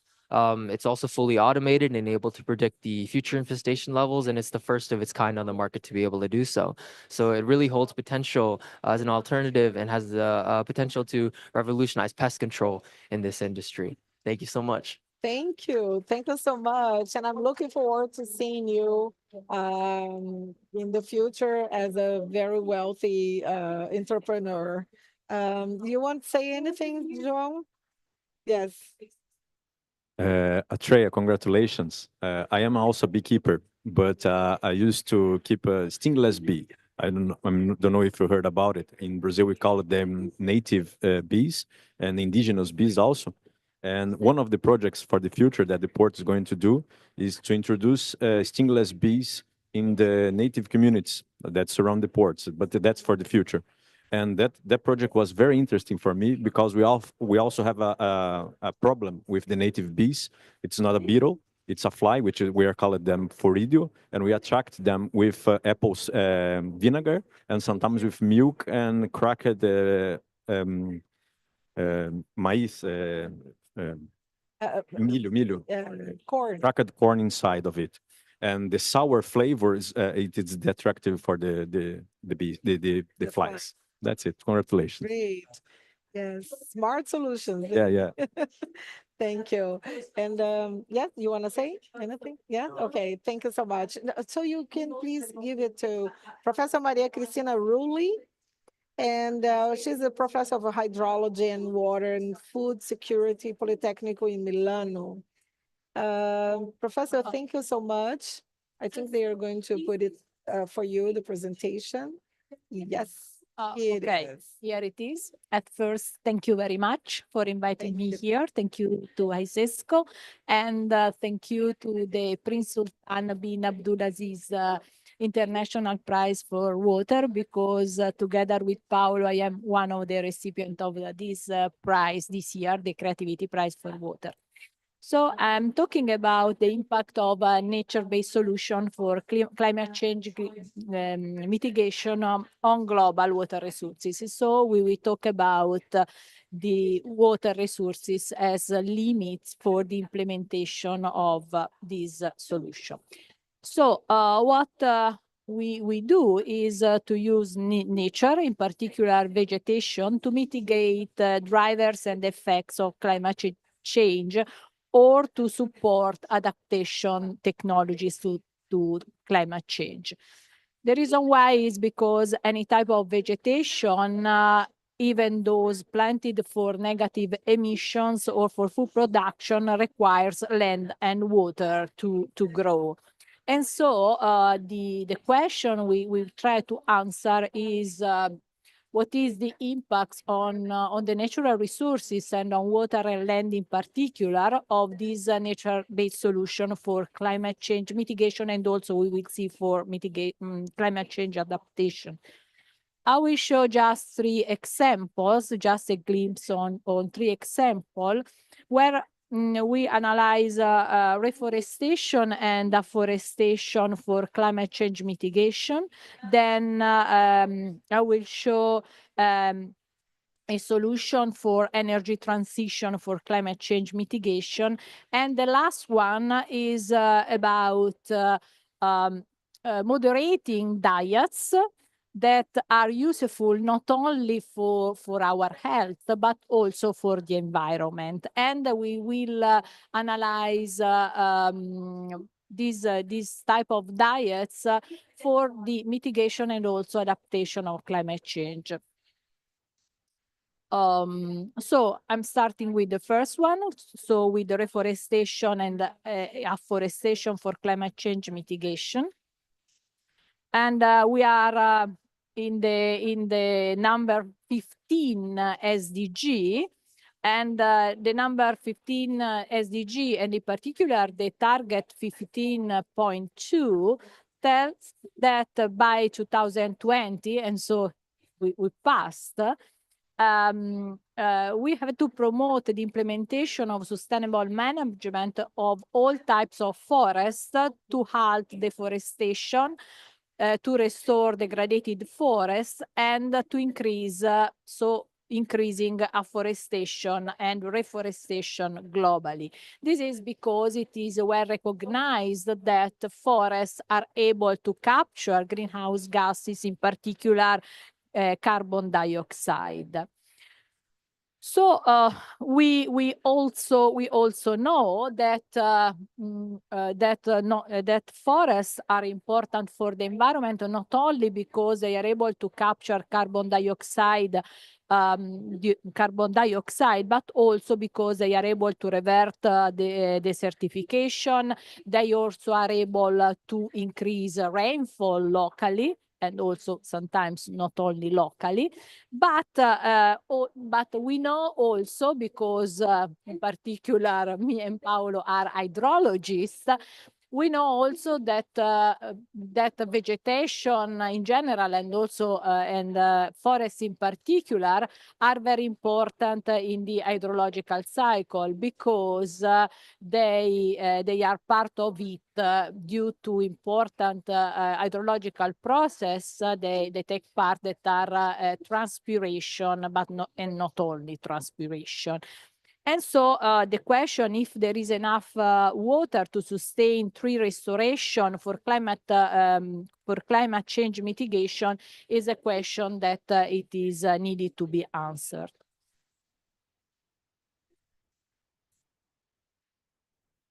I don't know. I think this is the biggest challenge we face. This is another big challenge. We are okay. Yes, So, it is. well, in the last years, we have seen some afforestation and reforestation projects, and in particular, we have seen also some research papers regarding the potential of reforestation and afforestation in our planet, in the world. In particular, we refer to a paper published on Science, where where all the areas in the world where reforestation can take place are shown.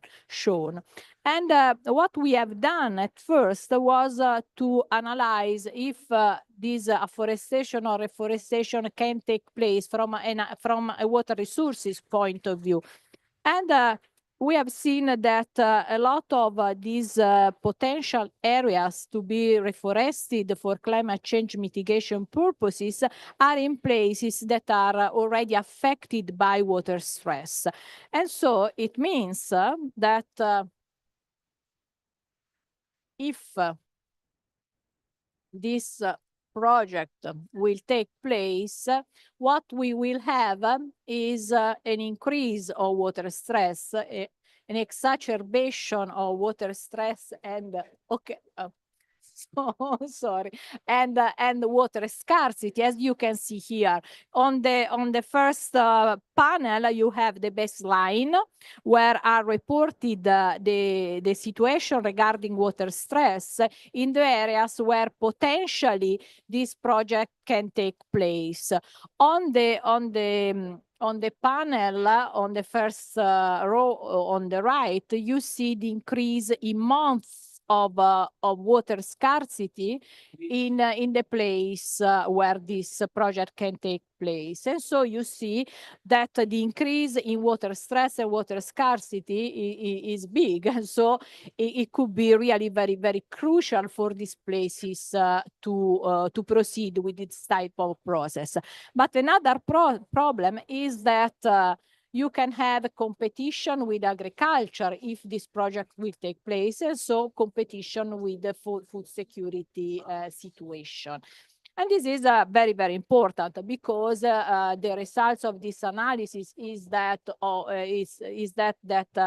in order to proceed with projects regarding climate change mitigation, very in-deep analysis regarding water resources are needed. It is due because otherwise we risk big competition for water resources and situation of food insecurity in the places where this project will take place. Another example I want to bring to your attention is some projects for energy transition for climate change mitigation. We are here in the number 7 SDG, and in particular on the target 1 of this SDG. And I want to show some projects regarding photovoltaics. And we have seen in one of the presentation in the first part of this panel the pros and cons. What I want to suggest is to move from photovoltaic to agrivoltaic.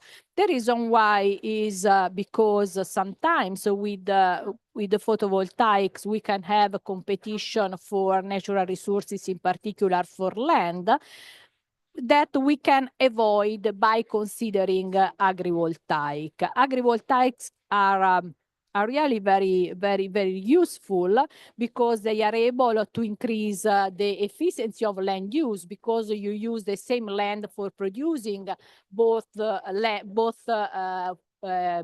energy and agriculture, so avoiding the competition for the agricultural sector. And also you have the creation of a specific macroclimate that is able to boost energy and food resilience in climate change context. What we have done was to look if and where it is possible to build this type of agrivoltaic system in order to save land, because we use the same land for two purposes, and also in order to save water. So what we have done was to analyze in the rain-fed areas, not in irrigated areas, but just in the rain-fed areas, so where the agriculture is not irrigated, the possibility to build this system, and the agricultural yield, so the food production we obtain in this land when we use that for two purposes. What we have seen is that the land, the harvested, so the already cultivated area that it is possible to convert in agrivoltaic system is around the 70% of the area we have. And in this 70% of the area, we have a decrease in the agricultural yield, that it is very we so we don't lose food if we produce also energy. Then we have the rest of the lands where we have a reduction in agricultural yield, but this reduction in production is of around the 20%. So it is possible to do that. And it is a positive energy transition. Then I want to close my presentation showing a different type of system, that is moderating diet. Okay. So moderating diet means to move from the diet we have now to different diet that in this case are healthy for us, for humans, but also are good for the environment. In 2019, the Eat Lancet Commission promoted a new diet, and this new diet is considered useful and healthy for humans and also for the environment. And it is good for the environment because some scientists calculated the emissions, the greenhouse emissions, and I have seen that those emissions are lower than the emissions we have now with the current diets.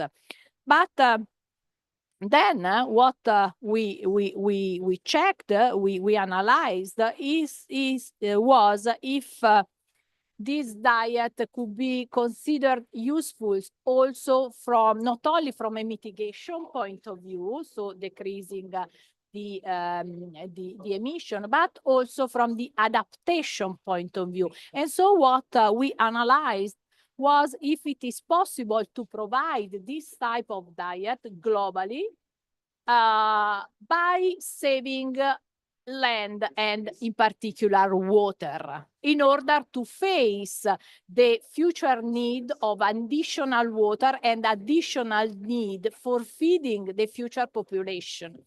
And what we have seen is that by an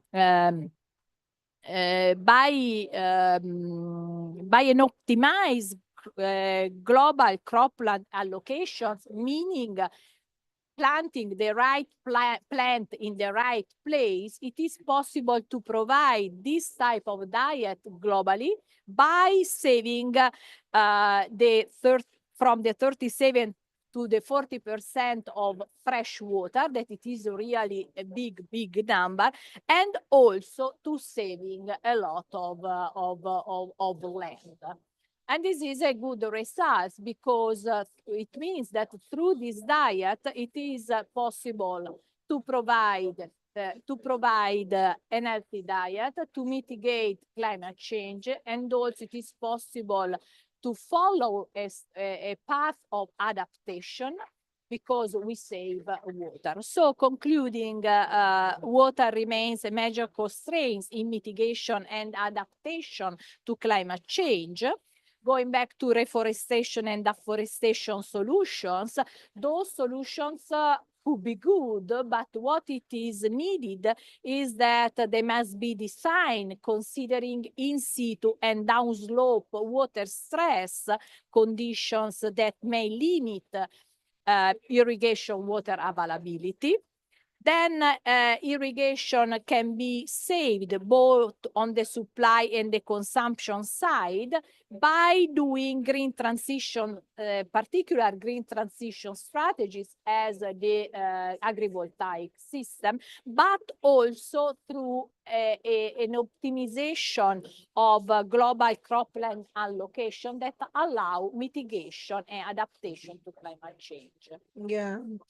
Thank you, Professor. This Eat Lancet diet, does it mean like without protein or? No. There is a certain intake and also supply of proteins, but of course it is less than what it is eaten, of course, globally now, because now what we have is that there are some countries where the supply of proteins is very high, and some other countries where it is very low. So what we have done is to try to provide this healthy diet to all the people in the world. Yeah, because as you know, diets are very different if you go from one country to another, because they depends on diet habits, they depends on what people can buy, what people can have, what people can produce sometimes.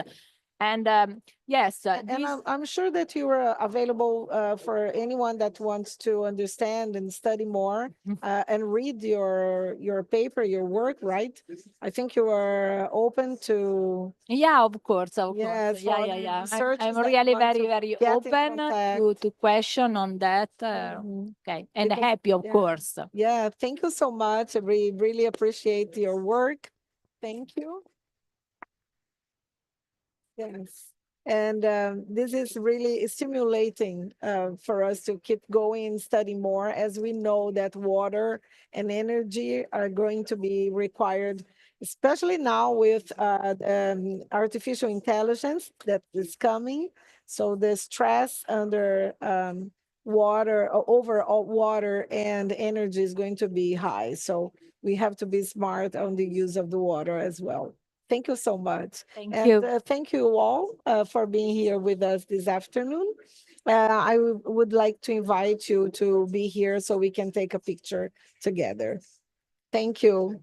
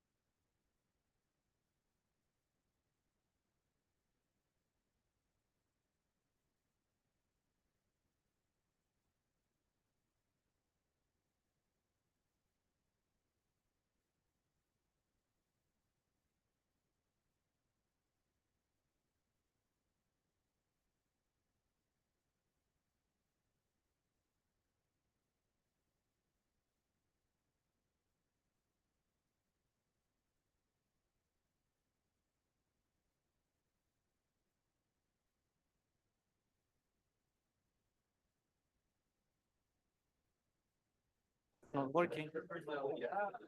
Check, check. Could everyone please be seated? We are going to start the second session, the next session. It will be very interesting as well. Thank you very much for the first session, the speakers, RTCC for the contributions. And today, right now, we are going to move on to the second sessions. It will be an interesting documentary film all the way from Indonesia. So if you could please put on your headphones, and then if you can hold the turn on button if it is not on. If it is already turned on, then you can hear my voice, hopefully.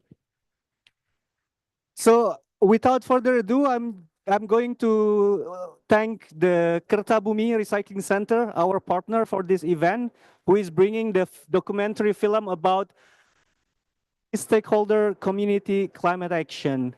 So we are going to see how the multi-stakeholders from the government, private sector, and the local community are working together in order to have a meaningful and tangible climate action. So I'm going to now give a floor to the moderator of this sessions, Mr. Iqbal from Kertabumi. Mr. Iqbal, floor is yours. Saya perlu pakai headphone nggak sih? Kalau mau pakai aja biar bisa, nggak usah lah. Oke, nanti ini di pas mulai ya. Pas mulai. Oke. Thank you so much. It's great to be here with all of you. We still have a lot of chairs in front of me, so please come in.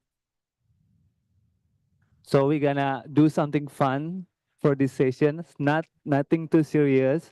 Good afternoon, distinguished guests, delegation, fellow environmentalists, ladies and gentlemen.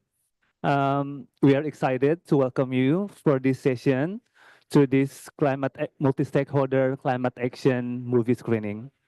This movie was made back in 2023 in collaboration with Indonesia Ministry of Environment and Forestry, Pertamina, Coaction Indonesia, and CBIT. And my name is Iqbal Alexander from Kertabumi Foundation from Indonesia. And it is my distinct pleasure to be the moderator for this session. I involved in this movie production. We went to 7 different cities in Indonesia for half of the year, capturing remarkable climate action from our local heroes. And I can say it was incredibly inspiring to see the way that there was true collaboration between communities, private sector, academician, and also local NGO, paving the way towards a greener planet. And this session comprises several activities.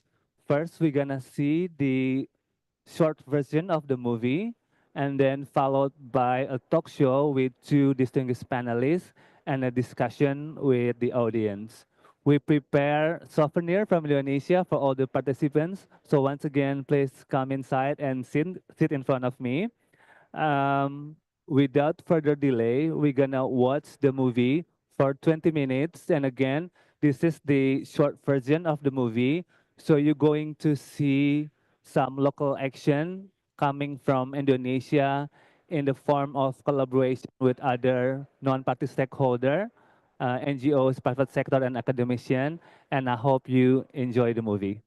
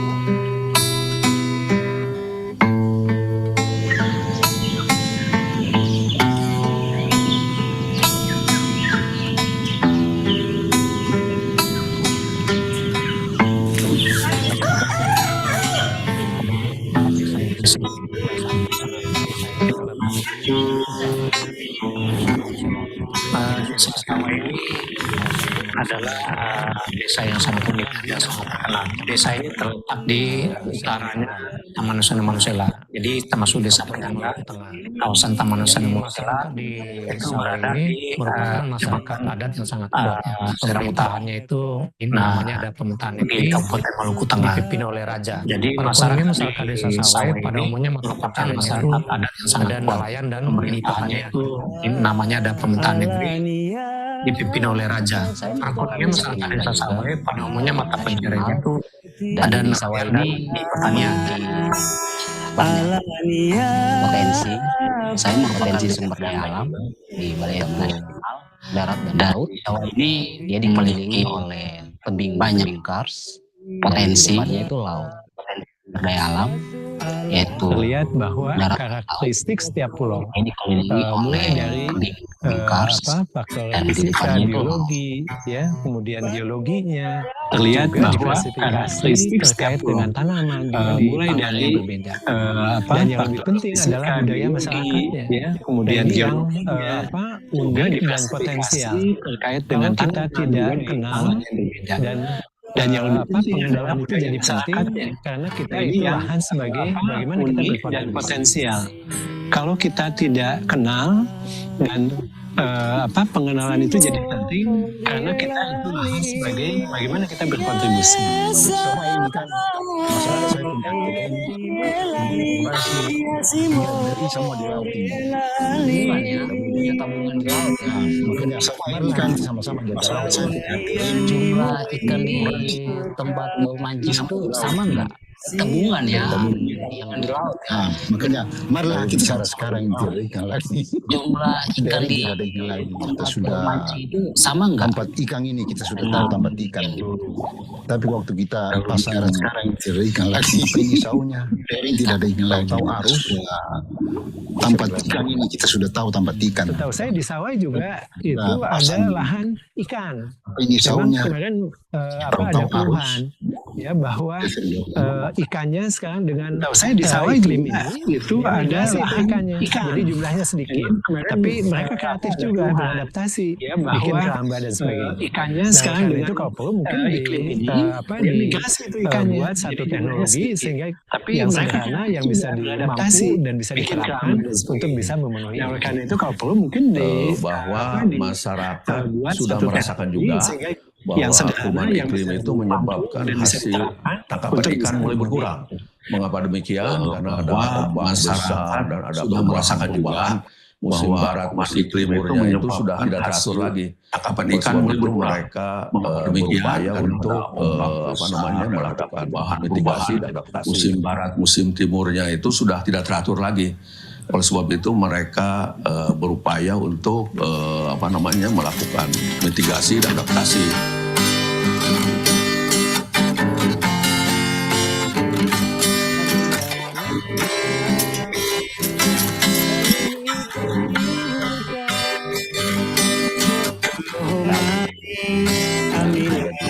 Daerah utara yang terbesar itu di lokasi sagu di Salawai, Sungai Salawai itu sagu ratusan hektar itu yang ada di daerah mereka utara yang terbesar dan itu sudah dikelola oleh masyarakat Salawai, Sungai Salawai utara itu sejak turun-temurun ratusan hektar itu kalau hitung-hitungan itu sagunya bahan ketahanan pangan mereka dan itu sudah dikelola oleh masyarakat Salawai.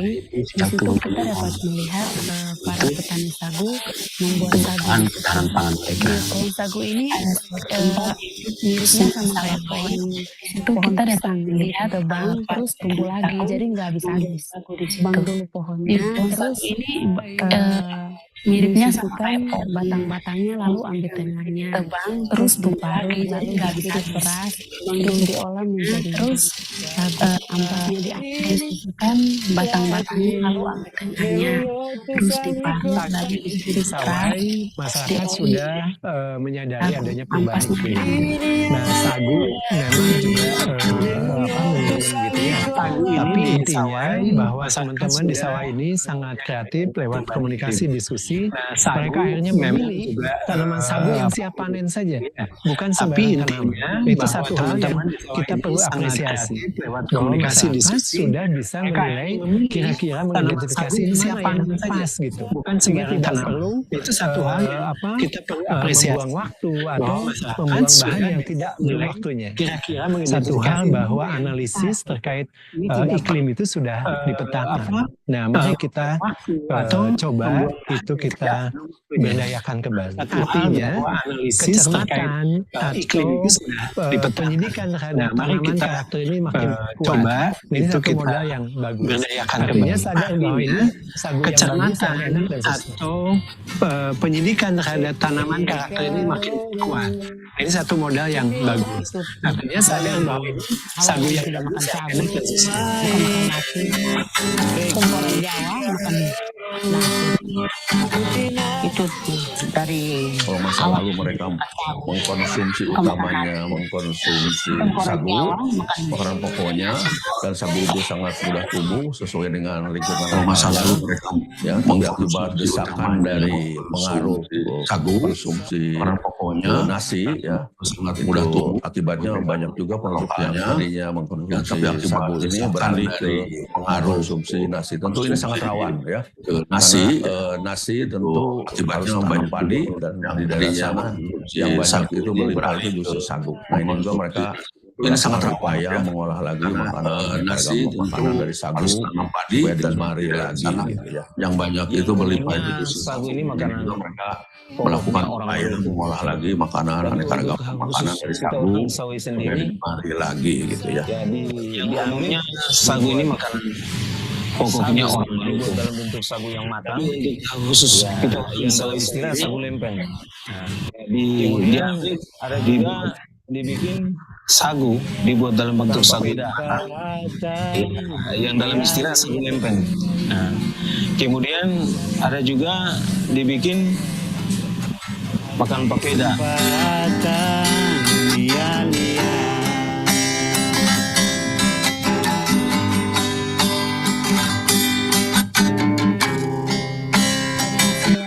kita bisa mendapatkan ikan-ikan yang indah, terus bisa menggunakan hasil laut yang dari hasil laut bisa digunakan untuk mata pencarian, dan di sini juga ada hewan-hewan laut yang terlindungi dan terjaga. Sedangkan kalau di hutan juga adalah salah satu mata pencarian untuk masyarakat negeri Sawai, contohnya seperti sagu, cengkeh, dan pala. Sedangkan kalau di hutan juga adalah salah satu mata pencarian untuk masyarakat negeri Sawai, contohnya seperti sagu, cengkeh, dan pala.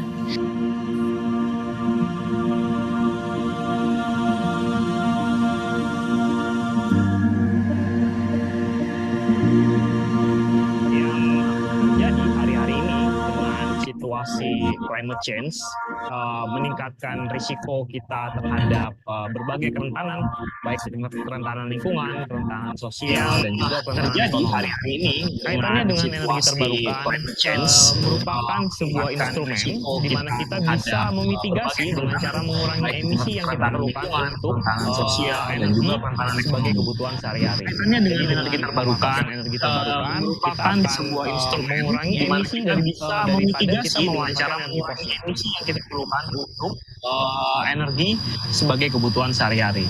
Jadi dengan memanfaatkan energi terbarukan, kita akan mengurangi emisi daripada kita memanfaatkan energi fosil.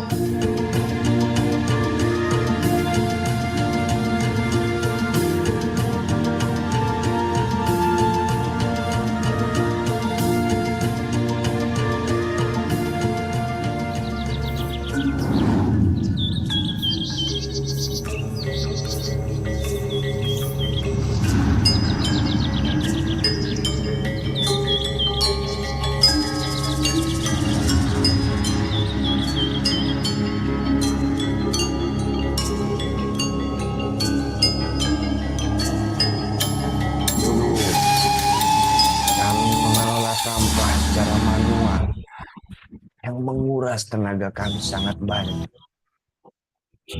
sehingga kami tidak mampu untuk mengelola kami mengelola sampah secara manual yang menguras tenaga kami sangat banyak. Pertamina sehingga kami mampu mengelola seluruh sampah yang telah membantu kami untuk meningkatkan pengelolaan tahun 2021 TPS 3R.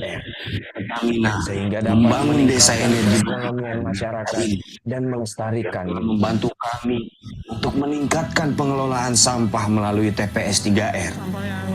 Sehingga TPS 3R itu adalah sampah yang masyarakat dan melestarikan lingkungan.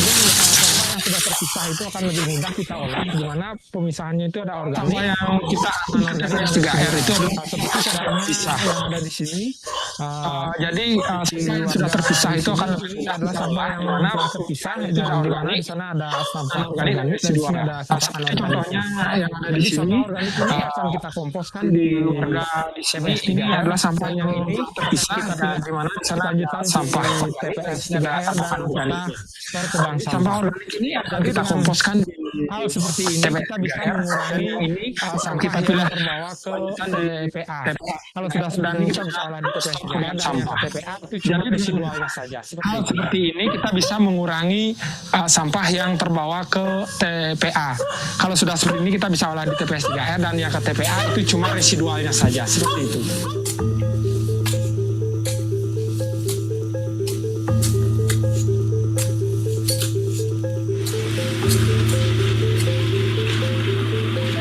Mesin-mesin daur ulang sampah di TPS 3R telah meringankan tugas kami untuk mengelola sampah. Dan mesin-mesin daur ulang ini membutuhkan biaya besar untuk beroperasi. Tugas kami untuk mengelola sampah. Adanya solar panel di TPS 3R ini, kami sangat bersyukur membutuhkan biaya dapat menghemat biaya operasional untuk mengelola sampah. Setelah adanya solar panel di TPS 3R ini, kami sangat bersyukur kami dapat menghemat biaya operasional untuk mengelola sampah. Pupuk kompos yang kita hasilkan dari proses pengomposan yang ada di TPS 3R. Ini adalah kompos yang berasal dari sampah yang ada di ini adalah hasil pupuk kompos yang kita hasilkan dari proses pengomposan yang banyak kalau di TPS ini, di mana kita memerlukan tenaga yang lumayan besar untuk menggerakkan mesin-mesin yang ada di TPS 3R. Tenaga surya itu fungsinya dengan adanya pembangkit listrik tenaga surya ini kita bisa menggunakan tenaga yang lumayan lebih besar untuk menggerakkan mesin-mesin yang ada di TPS 3R per bulan. Sebelum ada TPS 3R tenaga surya ini, kita bisa di desa ini satu, dia membuang sampah ada di kebun-kebunnya atau di tegalnya. Ya itu ada dulu sebelum TPS 3R-nya sampah belum ada TPS 3R ini pokoknya masuk ke sana dibawa ke Temsi namanya tempat pembuangan TPA di sana. Desa di sana tiap hari dikumpulkan belum TPS 3R dibawa ke dikumpulkan di sana pesuahannya masuk ke sana semenjak terjadi namanya TPS 3R di sini, otomatis masyarakat itu mulai berubah pikiran, dia ikut di sini, ikut membantu masyarakat desa tentang kebersihan. Dengan solar panel atau listrik dari 3R di BA itu, makanya di sini bisa artinya listriknya ramah lingkungan dan bisa membantu masyarakat itu mudah-mudahan ke depannya masyarakat atau listrik dari tenaga surya itu, makanya di sini bisa artinya listriknya ramah lingkungan dan bisa memberi di masyarakat itu mudah-mudahan ke depannya masyarakat tentang tahu bagaimana listrik tenaga surya ini bisa menghemat untuk masyarakat dan keluarga desa Kiki. Yang sudah kita diterima di TPS 3R itu ada solar panel, tadi itu ada mesin pencacah, yang sudah kita diterima di TPS 3R itu ada solar panel, tadi itu dan ada mesin pencacah, ada mesin plastik, itu yang bintik sama untuk pengelolaan sampah dan bintik untuk beberapa bantuan seperti panelnya kita sudah terima juga di TPS 3R dan di luar TPS 3R sampah dari Pertamina juga di masing-masing subak solar panel ada 7 subak itu ada bantuan berupa sumur bor di mana sumur bor itu di masing-masing subak di desa Kliki ada 7 subak itu ada bantuan berupa sumur mendapatkan sumur bor itu mesinnya digerakkan dengan solar panel. Energi berdikari.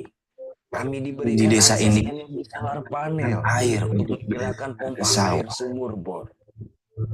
Sejak program energi berdikari, kami diberikan akses energi mengalirkan air ke sawah sehingga petani sumur bor meningkat. Sekarang petani kami tidak khawatir lagi untuk mengalirkan air ke sawah. Pertanian irigasinya memang airnya semua dari mata air.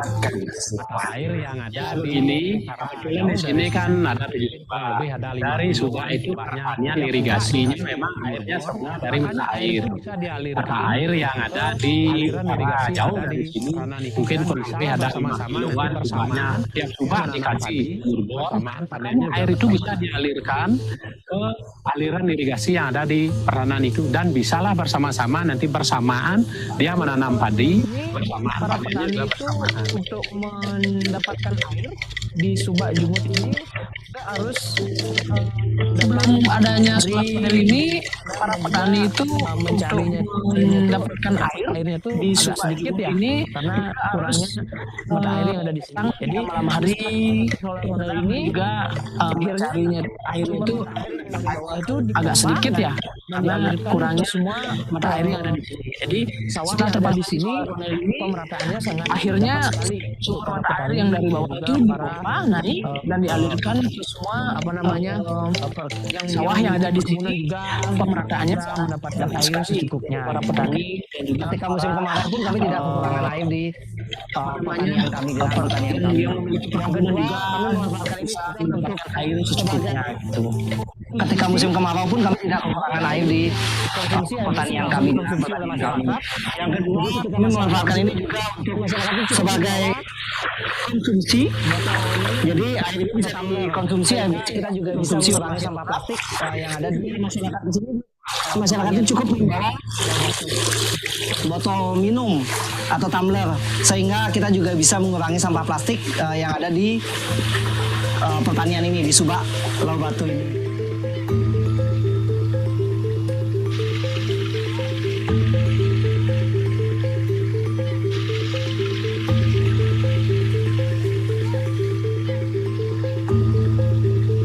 Strategi penerapan CSR Pertamina adalah untuk mendukung bisnis berkelanjutan perusahaan melalui pengembangan masyarakat dengan memberikan pemahaman dan juga kesadaran masyarakat agar tercipta kemandirian energi dan ekonomi yang nantinya akan membantu target transisi energi memberikan mendukung pencapaian kesadaran masyarakat pemerintah agar serta berdampak pada peningkatan kualitas hidup masyarakat baik itu pola pikir dan dampak program ini mendukung pencapaian net zero emission pemerintah serta berdampak pada peningkatan kualitas hidup masyarakat baik itu pola pikir telah memberikan akses energi terbarukan untuk kami.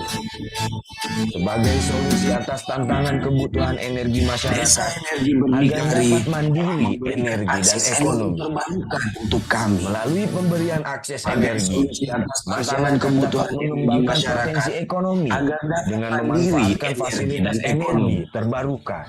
Melalui ekonomi dengan memanfaatkan fasilitas energi terbarukan.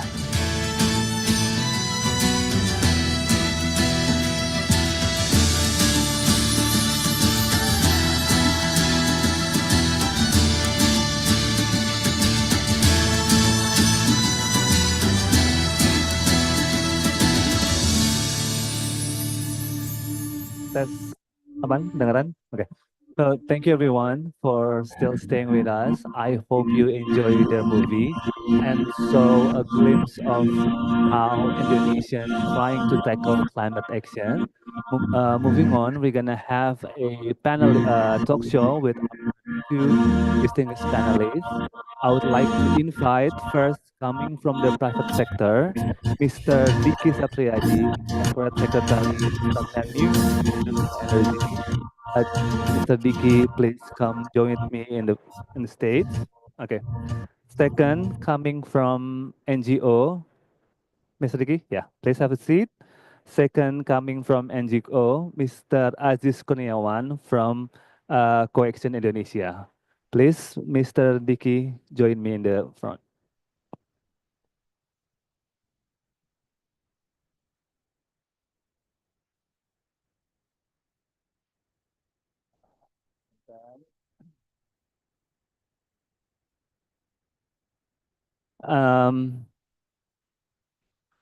Like we have saw in the movie that climate action require collaborative work from non-party stakeholder.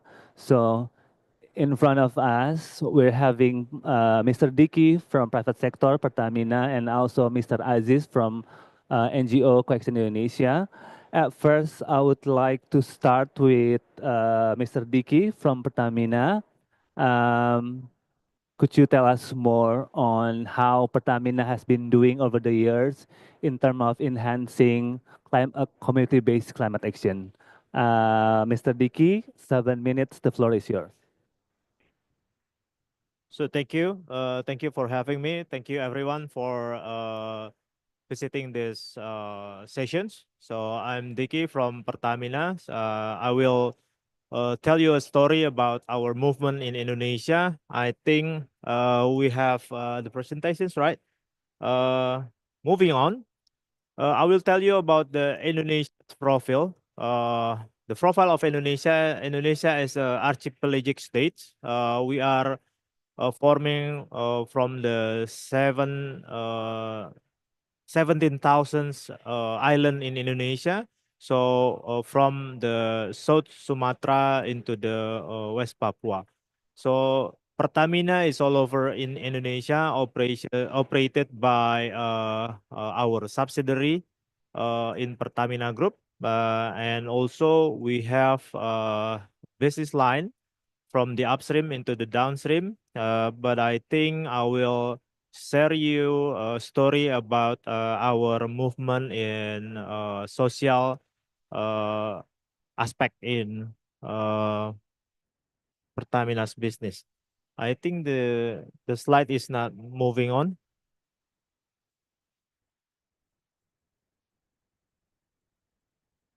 The slide is not on. Okay.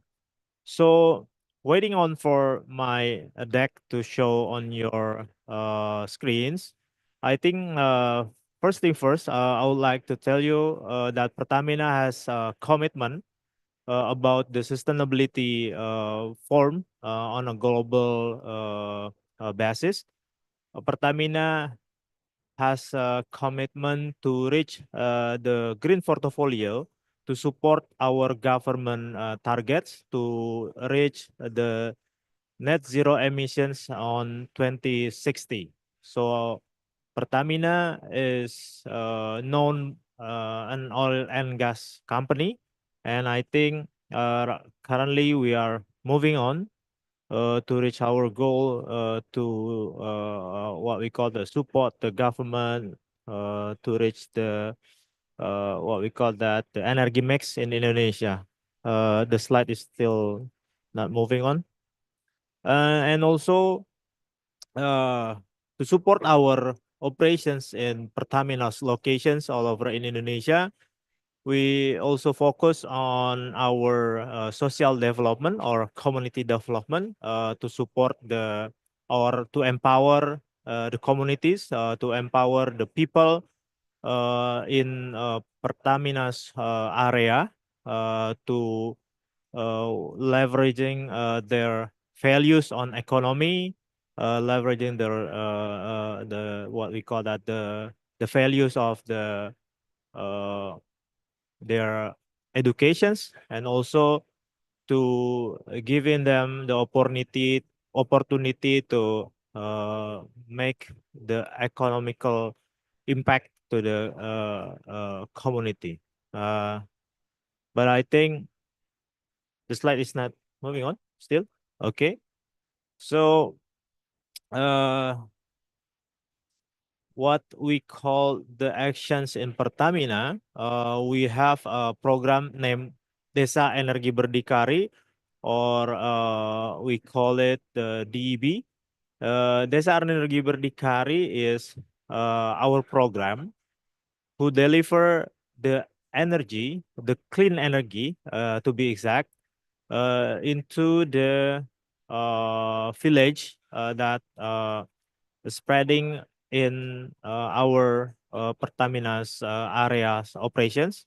So they are having the program and what we call that, we support them to have the efficiency and effectivity on their operations. Like we support them with the solar panel to make them operate, make the efficiency of their program. Since like we have the example in Bali, we have the Desa Energi Berdikari in Keliki village. They can make an efficiency per month is like 5 million rupiah. I think it's equal with the 300 US dollars for the electricity. So, okay, it's not moving on, but the slide is on, I think. Okay. So this is our initiative or our commitment to support the climate actions and also the commitment from our government. As I mentioned before, that we are releasing the sustainability policy in internal and to support the net zero emissions on 2060. And also we are having the program to support everything, the operations. Next slide. I cannot manage by these things. So this is our framework to support the sustainable community in Pertamina. And next, we also have, okay. Okay. So next, this slide is showing you about our collaborations with the ministry in Indonesia.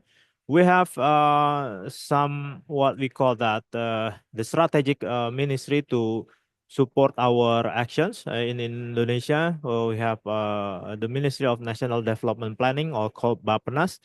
And also we are coordinating with another ministry to support the technical aspect. We are having the collaborations to the forestry ministry and the energy ministry, and also the all ministry that really. Can we go to the next slide? This is the Desa Energi Berdikari that I have told you before. And next. So we have support the villages in Indonesia for 114 village in Indonesia through our program Desa Energi Berdikari. It's not only the solar panel we installed on this village, we also support them with the biodiesel, and also we support them with the micro hydro. You know that we support one of the example, we support the farmers in Indonesia, the rice farmers in Indonesia. They are having the mills to produce the rice. We are giving them the solar panel, and we are giving them the electricity from micro hydro, and they are having the efficiency per year reach until 50 to 60 million per year. It's really huge impact for what we call the farmers in Indonesia. And also we have the collaborations to do the waste management. And as you can see, or as you can watch the video earlier, we also support the communities to manage their waste management, and also to support them to living in the clean ecosystem. You know that Indonesia is developing country. We are going to be a big country, right? In the futures, Indonesia will be the futures of the global ecosystems, right? So we are having the preparations from now on. Next. This is the village that I tell you before. This is the Keliki village in Bali. We are already installed for the 28 kilowatt peak the solar panel there, and this village is having a good example in Indonesia, and what we call that the circular economy or the circular impact in this area is a very unique because Bali is the what we call that the first tourism area that having the huge amount of tourists every year. Okay, so this village is having the tourists coming every year, and the waste management is supported by us to giving them the what we call that the waste management to live in the clean area, and also we also support them to have the clean electricity to support the rice mill to produce the rice also to giving back to the community. Next slide. Okay, this is the what we call the framework, and also this is the in another area, but it's also in Bali, in Manggis. Yeah. Next. This is the compliment from the what we call that the people that we help in Kliki village. We call them the local hero because there is no other way.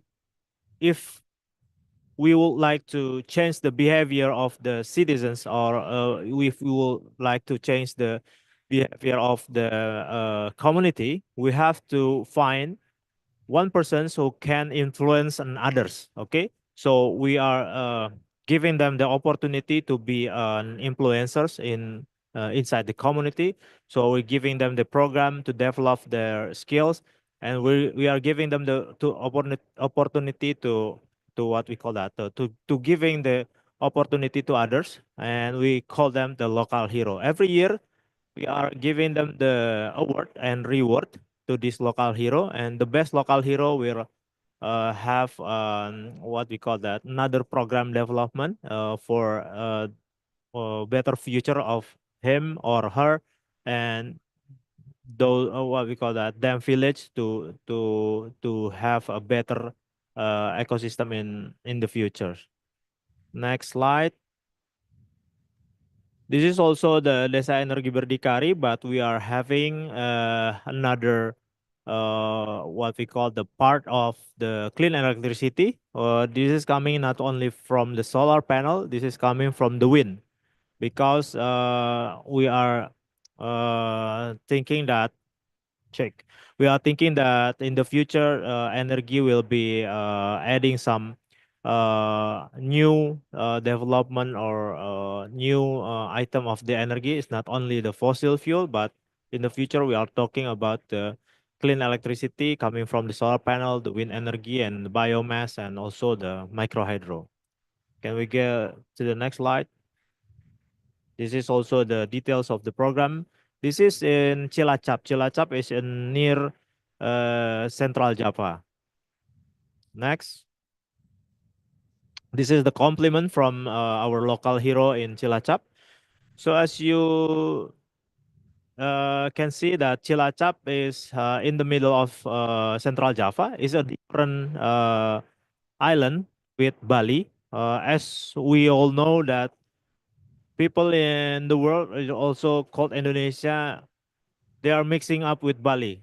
When we discuss about Indonesia, they are only thinking about Bali, right? So this is what we call that the commitment, our commitment to giving back to our community.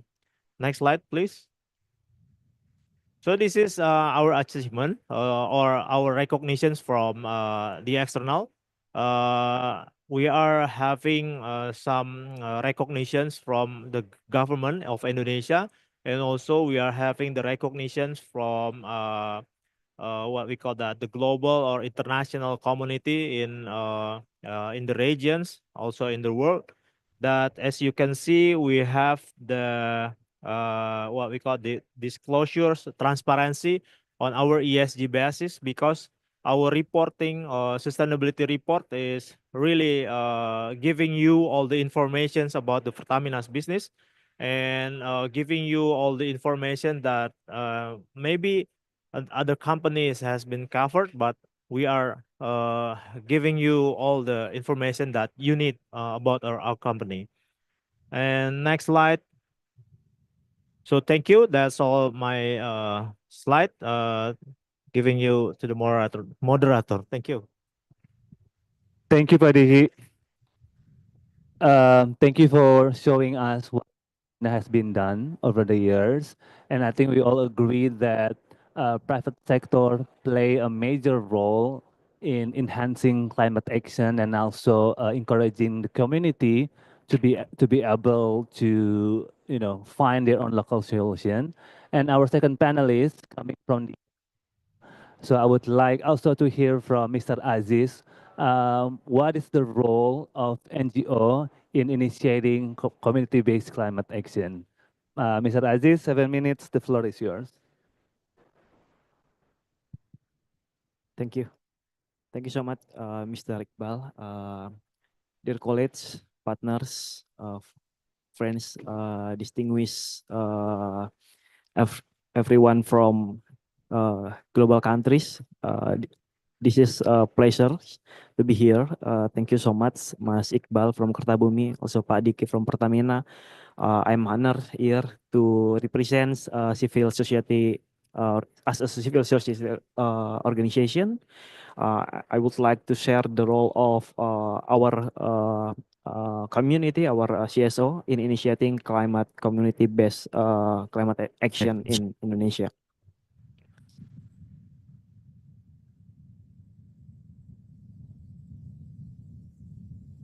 So I think the slide is not moving. So, okay. Okay, we have a background that starts from the global target. We have a Paris Agreement in 2015, which is mentioned it in Article 2. We have a target of limiting the temperature not beyond 1.5 degrees. And in Article 6, we want to promote the ambition climate adaptation and also mitigation action. And specific on the paragraph 5 in Article 6, we want to encourage non-party stakeholder, including CSO in climate initiative. It's a part of our works as a civil society organization, especially in Indonesia. So in the national target, we Indonesia have 2035 target for reducing GHG emission to 1,265 till 100 and almost 100 and 1,400 million ton of CO2 equivalent. And we, in our national target, we want to enhance ambition in national adaptation to achieve resilience across overall sectors in our NDC, and also involvement of all stakeholders, including CSO, in implementation.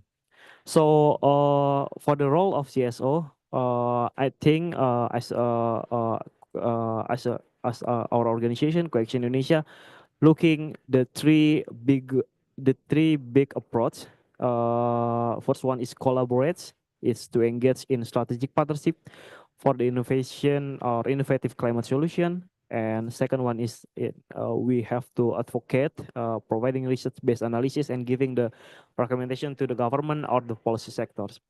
And the third one is the campaigning. Campaigning is like communicating what we achieve, what we can promote to raise the awareness and capacity building in terms of community and climate goals.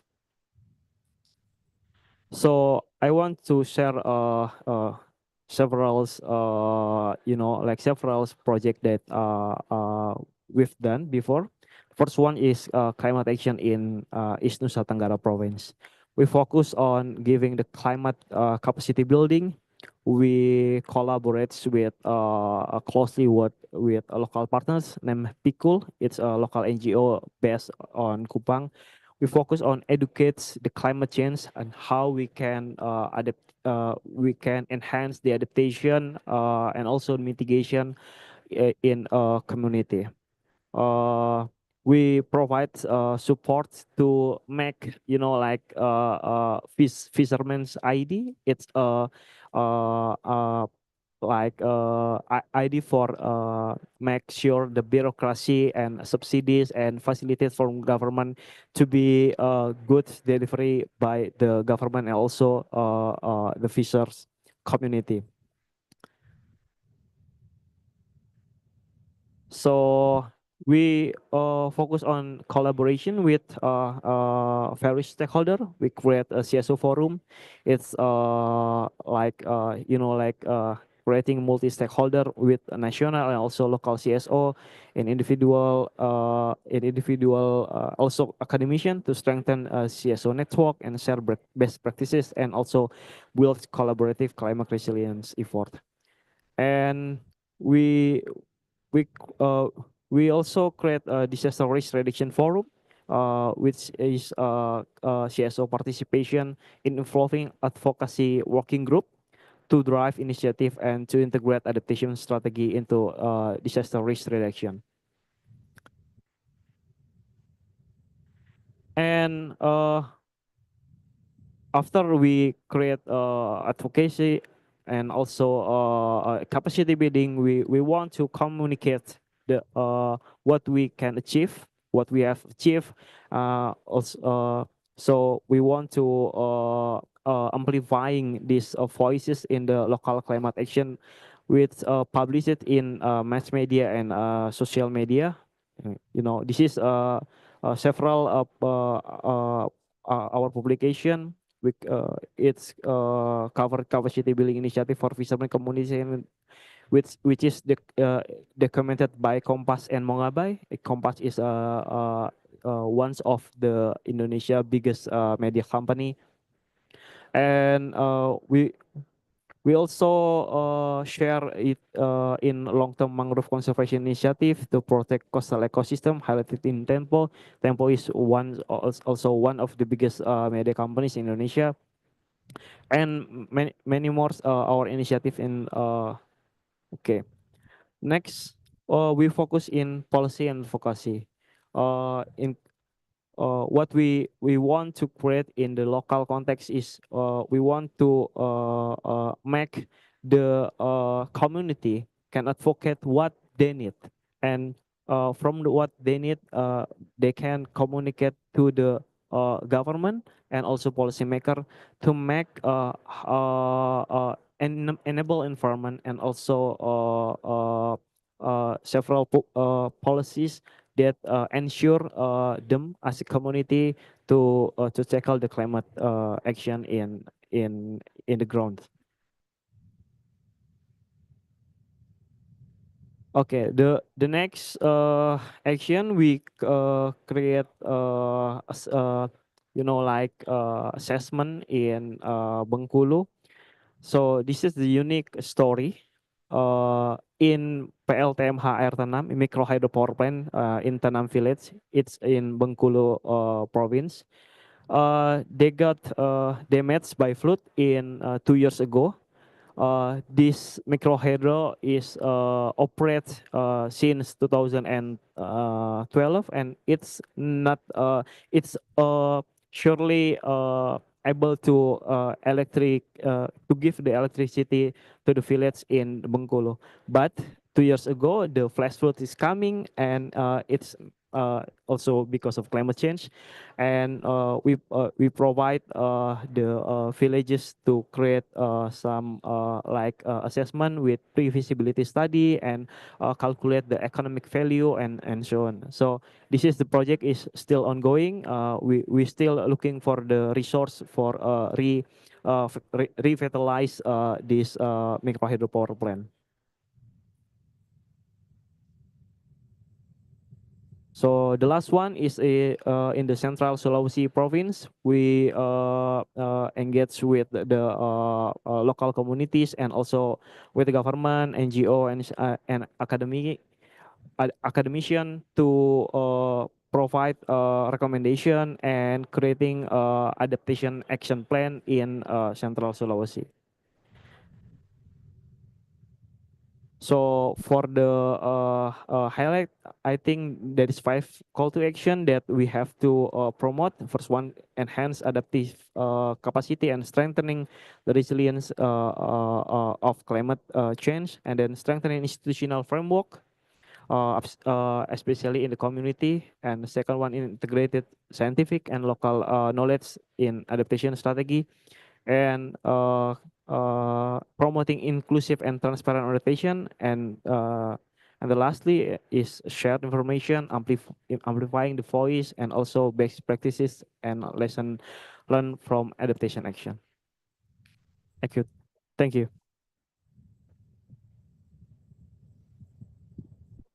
Thank you, Mr. Aziz, for telling us about the unique relationship between NGOs and also local communities. Since we're running out of time, so I think we have one question from the audience. So I would like to give it to the audience. If you have something you want to discuss with our panelists, you could raise your hand. We have a souvenir again from Indonesia. If you ask some question to our panelists, do you have any question here? Okay, if not, I think I would just wrap up the session. Let's take a picture together with ICESCO. So please join us on this. Oh, okay.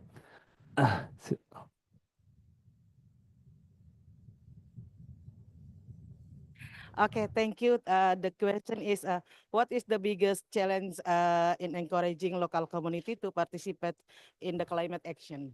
This is the question for the both panelists. Thank you. So the question is, what is the biggest challenge in encouraging communities to participate in climate action?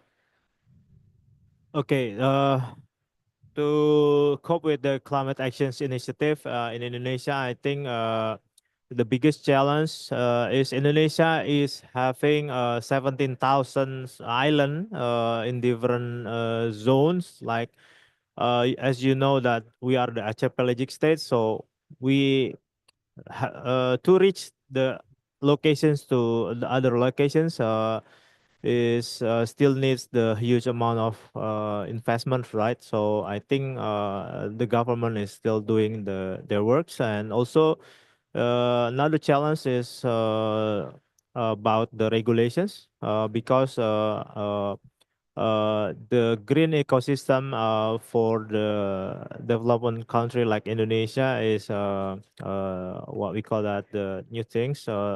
And also the government is also doing their best effort to have the regulations to support our movement.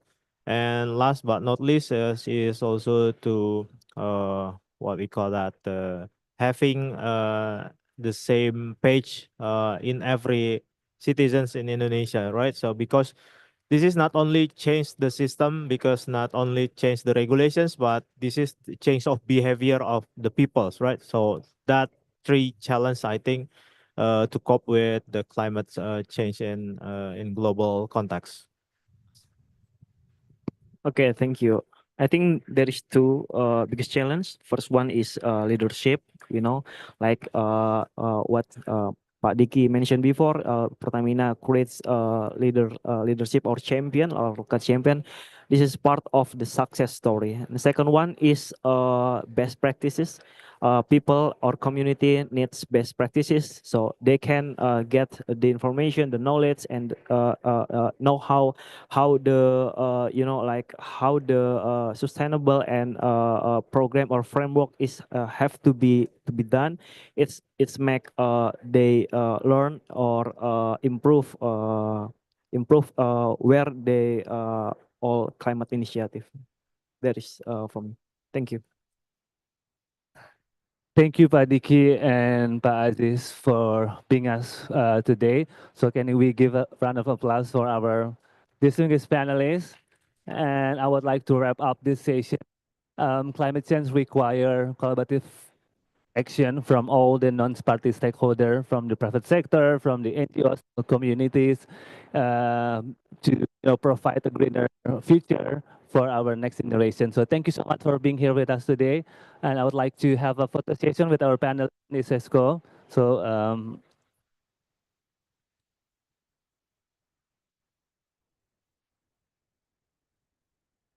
photo.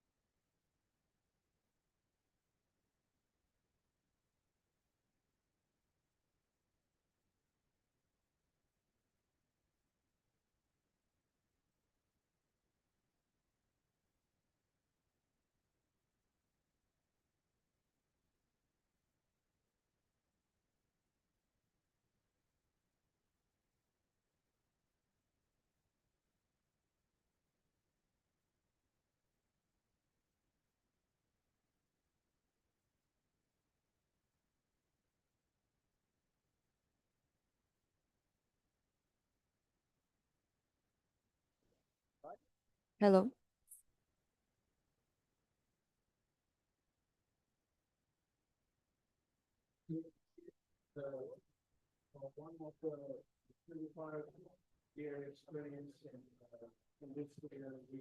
Hello, welcome everyone to today's panel.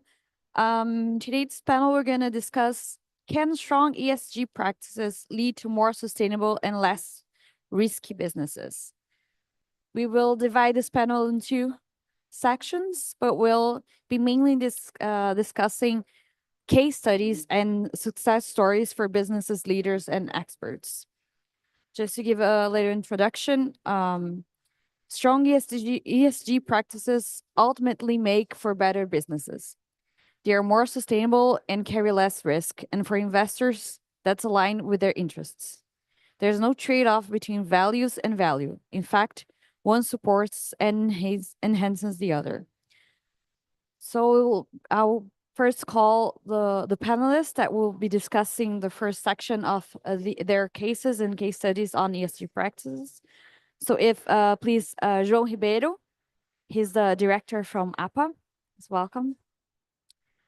Pamela Pua, global product director from ICESCO, Noble, and Paula Guimarães from ALOS. Welcome. So João, if you'd like to start your presentation. Yeah, Nate too. Okay.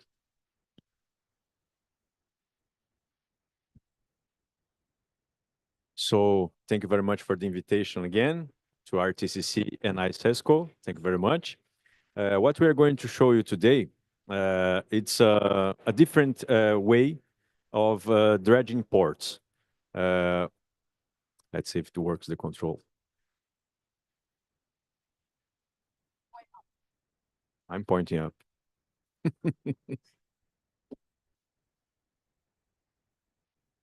Maybe someone can change the slides, no? Oh, it's going, okay. So again, our location in south of Brazil, there's the Paranaguá Bay, and there's located our port. Every port to works and to receive ships and change cargoes, we must to dredge. So dredging activities is the most impactant activities a part of the movement of the cargoes. And we have in the ports of Paraná, we have a access channel that demands to dredge an area that is 250 meters of large and 40 kilometers in length. So that is our biggest activity today that is disturbing the environment and of course releasing gases in the atmosphere that are contributing to greenhouse effects. So we are trying to do today a different way to dredge and to decrease the impact of that activities. And I'm going to show you how is it done. So this is a Dutch dredge, dredging one of the berths of our port. And this is a Chinese dredge. So we have to maintain always the depth that allows to the ships to arrive and reach the berths to cool movement the cargoes in a safety conditions without having any kind of accident of impacts with other ships and in the environment. So greenhouse effects and disturbance of the environment is the main problem today in dredging activities in the port. And we have started to do some actions, plannings to decrease that problem. So the carbon footprint inventory is being done, and we are planning after that a decarbonization plan. But all we are doing now, it's a parallel actions. And that parallel actions, I say that we can do, it's a kind of innovative way of doing dredging activities.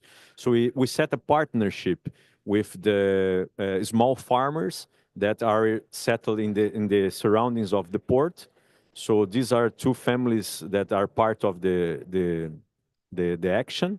And we started to reforest the degraded areas in the surroundings of the port. So we took seeds from the forests, and we started to grow seedlings. Those are the images of the seedlings that are being distributed for the farmers. And we started to do the reforestation in degraded areas, especially in the ones that are close to the rivers. So that action, a part of introducing agroforestry systems for the farmers, it are sequestering carbon from the atmosphere. Also, it's bringing back the biodiversity, not just in plants, but also in animals.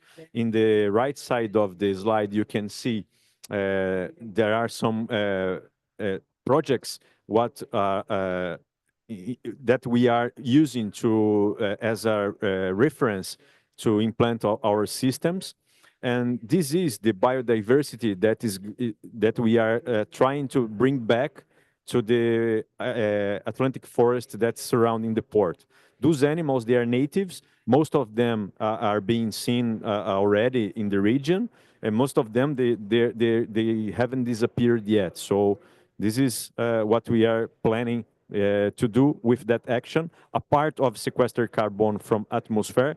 But the main action for the port, the most important action, is that one: prevent leaching and siltation of the bay. So the rain that falls in the watershed that surrounds the port is decreasing to carriage the sediments to the water sheds from the rivers that are in surrounding the port, and they are going through the bay.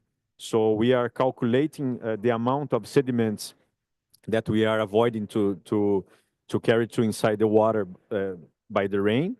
And in the future, we can calculate the amount of the dredging activities that we can decrease. And a part of that, we are developing food sovereignty for the communities, because the species that we are planting are species that are interested that they have interest for them in food, in economic activities that they are always doing in that place. So the dredging activities, we expect that they will decrease in the future with that model. And a part of that, we are also developing a project to to incentive the green mooring. That means that we are trying to attract for our port ships and vessels that they have some green way of propulsion. So it can be green fuel, such as a green hydrogen or a GNL, and also wind propulsion, such the one in the image, which uses rigid sails. So that is already a reality happening in the world. So this is a different kind of technology, which is a rotative sails, and it helps to the ship cargo to decrease the use of the fossil fuels. And this one is the last one that we received in our port, which is a ship that it was not built for that technology. It adapted this, and it's now it's modeling how the amount of fuel that it's being avoided to be released in the atmosphere. So those are the actions that we are doing today to decrease the amount and help the communities in the surrounding of the port. Thank you very much.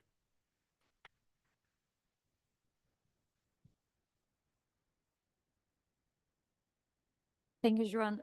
It's very interesting how ESG not only is a plan for decarbonizing a business or industry, but you've shown how it can generate wealth with the projects that you're doing with the farmers project and food sovereignty project. So ESG is much more than just decarbonization, and how it can change the industry and create more wealth. It was very interesting. Thank you for your presentation.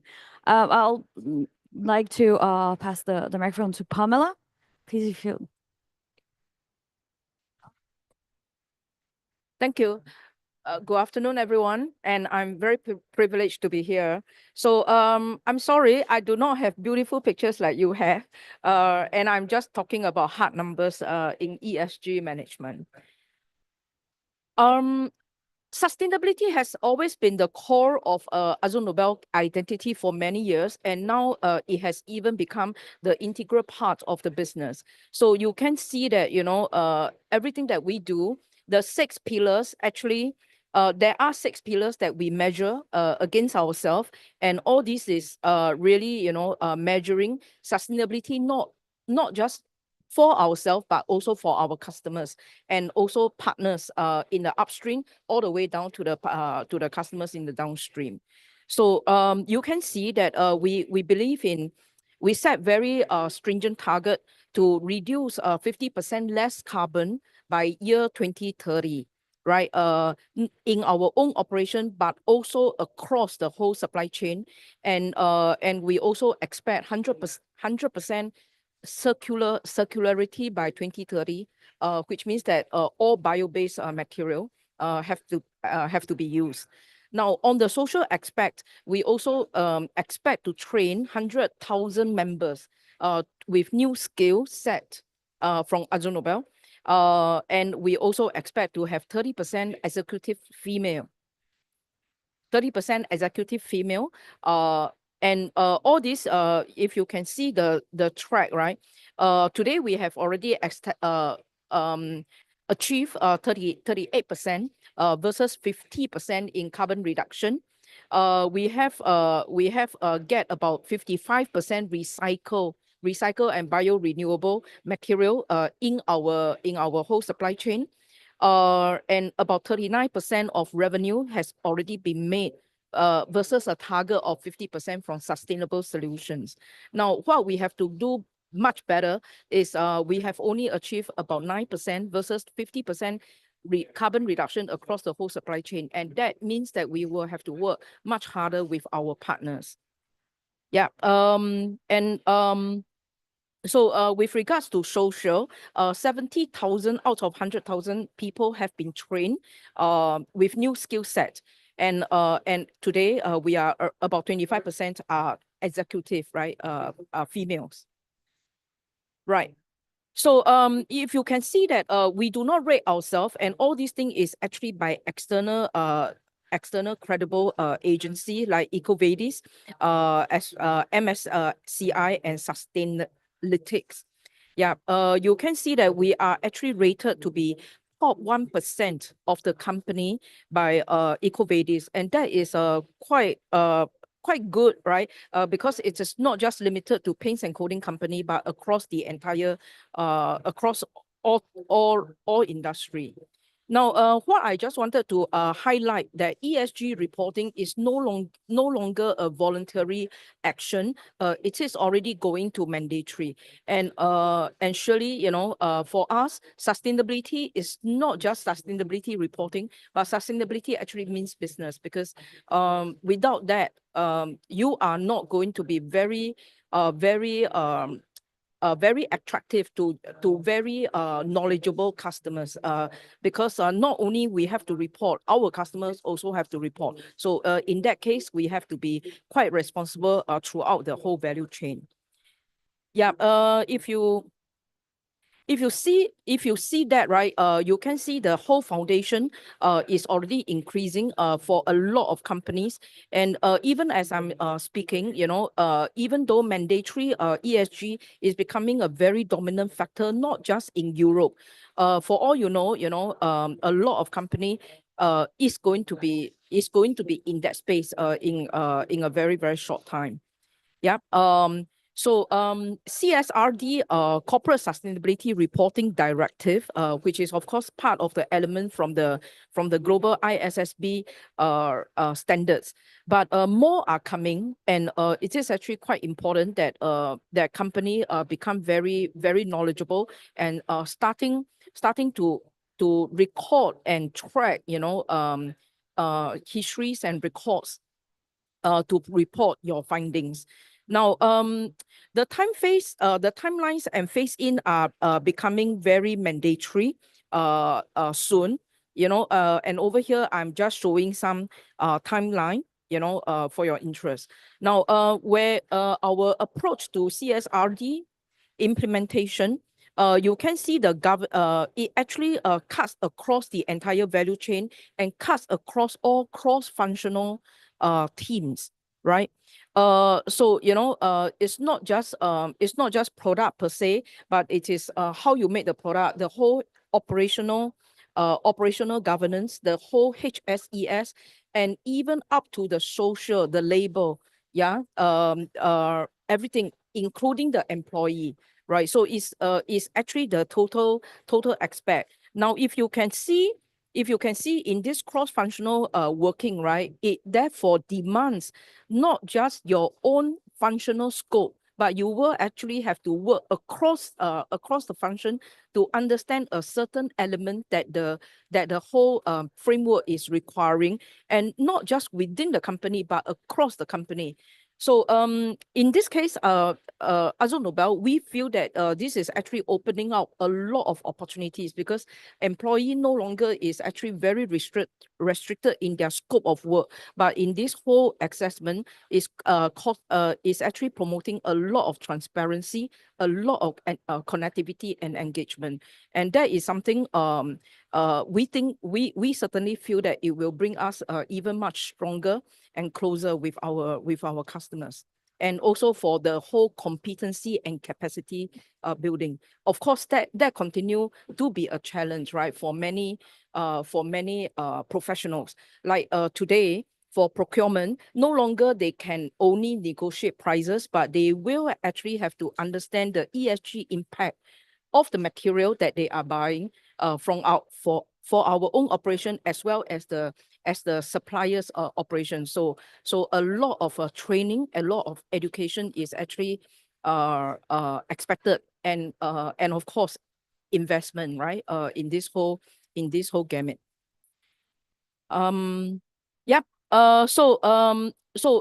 This is another very important highlights, which is double. We call it the double materiality assessment, and that I kind of mentioned it already with regards to governance, the social, not just the product, the operation, but also the social aspect, and not within the company, but also across your customers' company per se.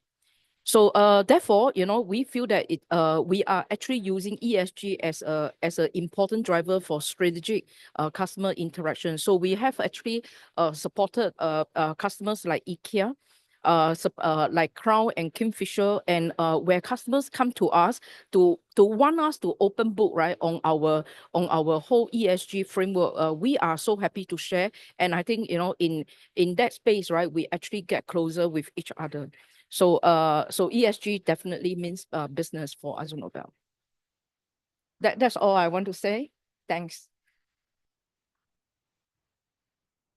Thank you, Pamela. Thank you for sharing this important framework on reporting ESG and the obligations that come from ESG. I'm biased. I love the 30% executive females. Hope we can reach 50. It's a very important step. So for our next panelist, Paula, if you would like to present, Alice. Thank you, Vivian. So good afternoon, everyone. I'm Paula Fonseca, General Counsel and Coordinator of the Sustainability Commission at ALUS. It is a great privilege to be here to represent our company and share with you our dedication on sustainability. And I will show you how we are redefining the role of shopping centers in Brazil, transforming them into true sustainable life centers. We are the largest shopping center manager in Brazil, and our mission is to exist to connect people, businesses, and society, serving and delighting every day. We believe that much more than shopping malls, we are sustainable life centers. They are living spaces fully integrated into people's lives that promote and inspire sustainability. And so, oh my God, I'm going forward, not back. So We managed 58 shopping malls, as I mentioned, with 2 million square meters of GLA. We have more than 15,000 stores in our malls, and the sale of those stores are more than $7 billion a year. We have more than 200,000 employments in our shopping malls, and every month our shoppings open their doors more than 50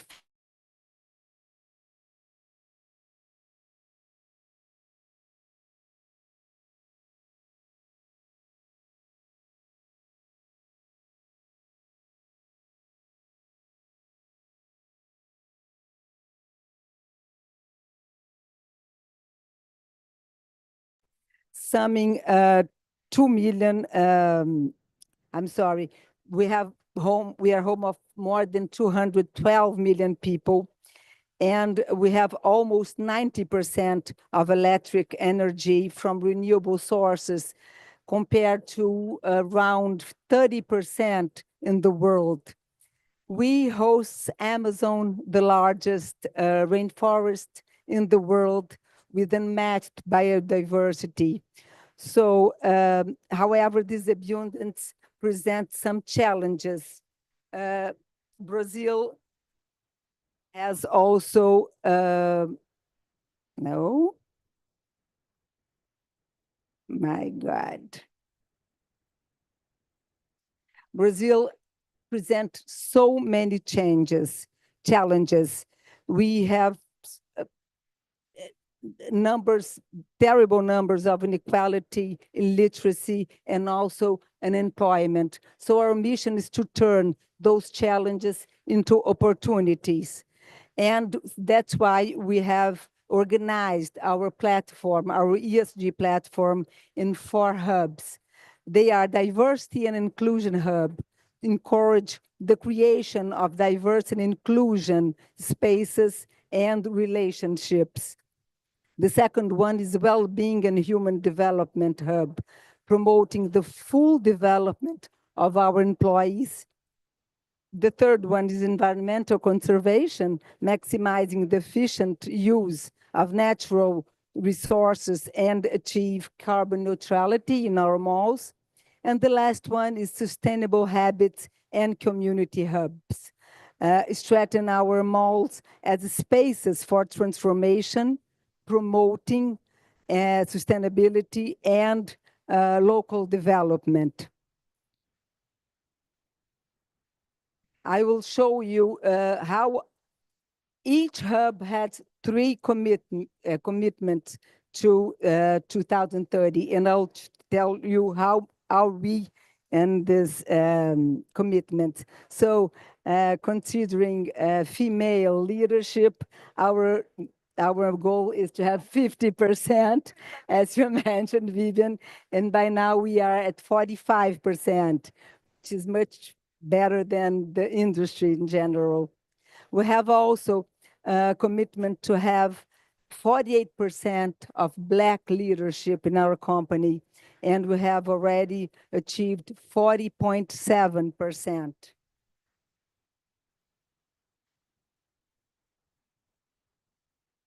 Oh my God.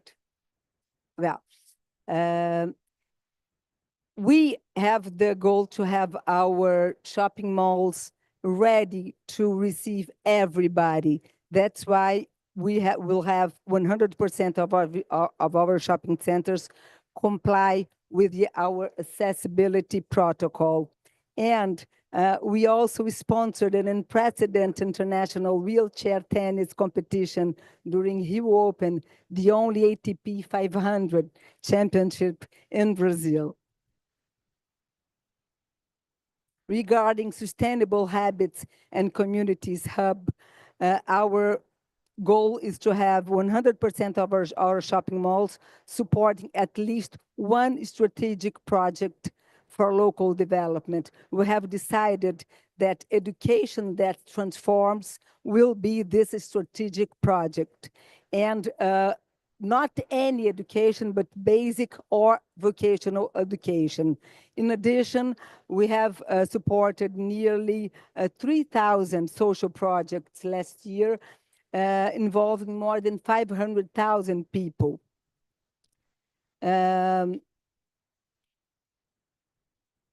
Our shopping malls will also be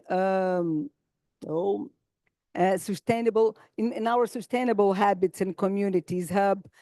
All of our shopping malls will have circular and low carbon practices. It means that all of them will support at least 5 individual low carbon practices. By now, we'll have already 85% of all malls with bike racks, 76% with charging stations, and 58% with recycling points. And in environment conservation hubs, our target is to have 100% of renewable electric energy. We have achieved already 80%. Our recycling rate, our target is to have 90% of recycling rate.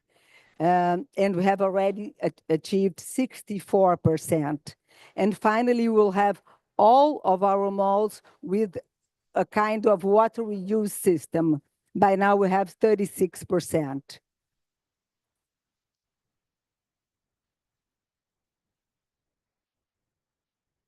It is not working. Okay. We have already so many recognitions and awards because of our commitment with the ESG, everything we have already done, and our commitment, and the award that we are more proud about is that we were winner of the best of ESG awards in Exame magazine for 2 years. And last year and this year, we have achieved this recognition.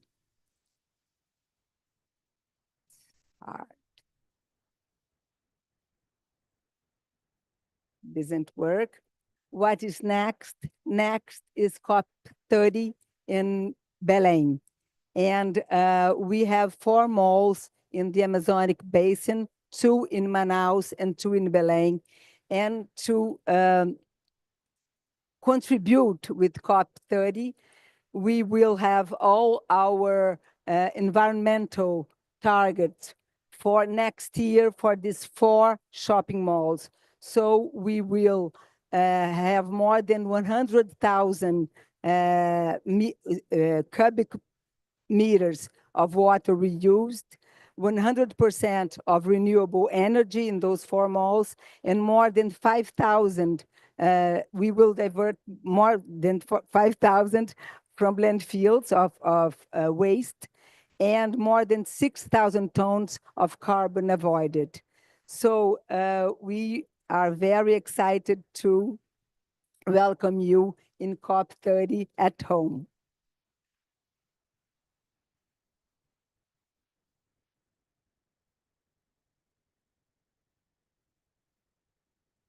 Thank you. Thank you, Paula. Thank you for sharing such inspiring work by Alice.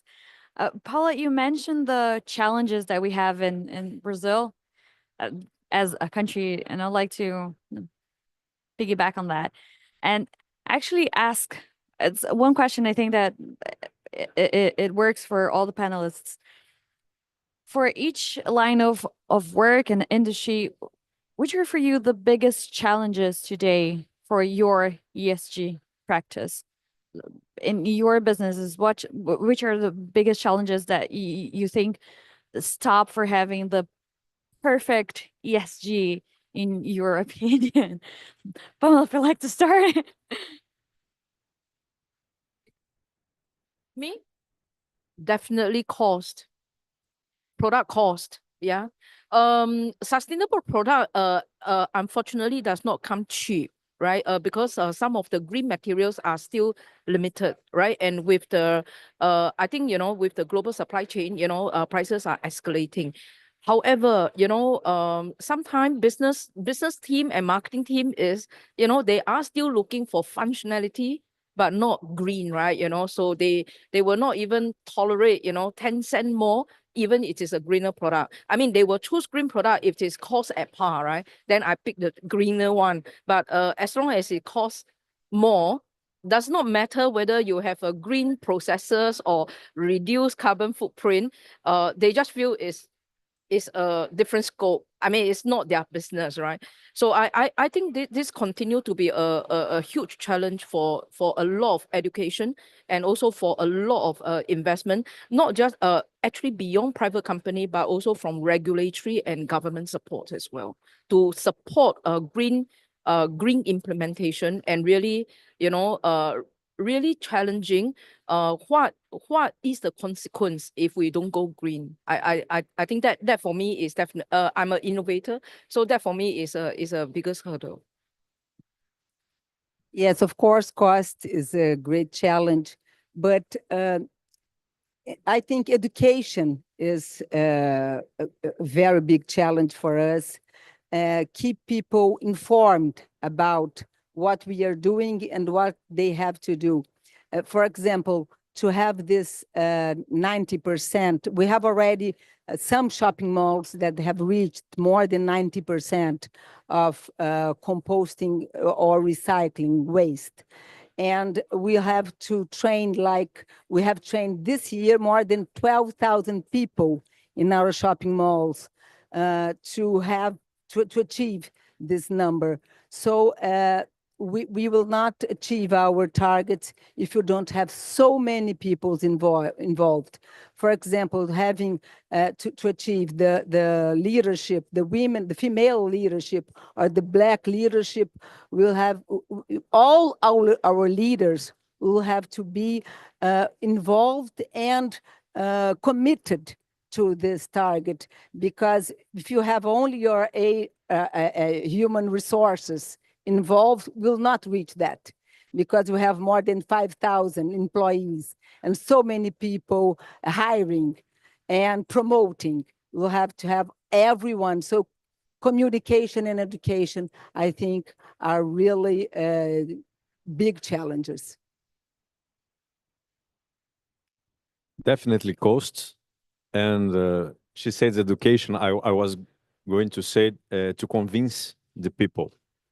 For me, the most difficult challenge is to convince people that it is necessary, because there's a lot of people that doesn't believe yet that it's necessary. That's the point. Thank you.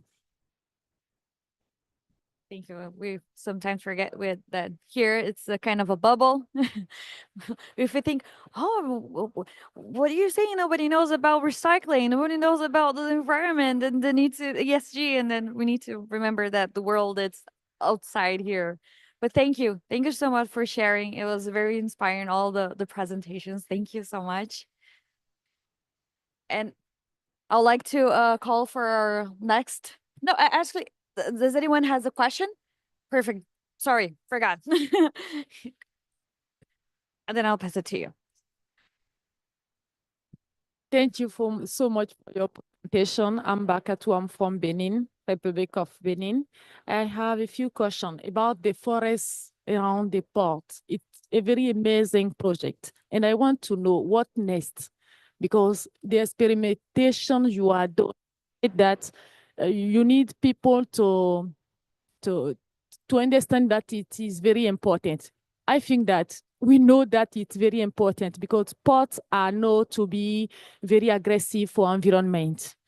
How do you plan the project for many ports to become very green? That is my question.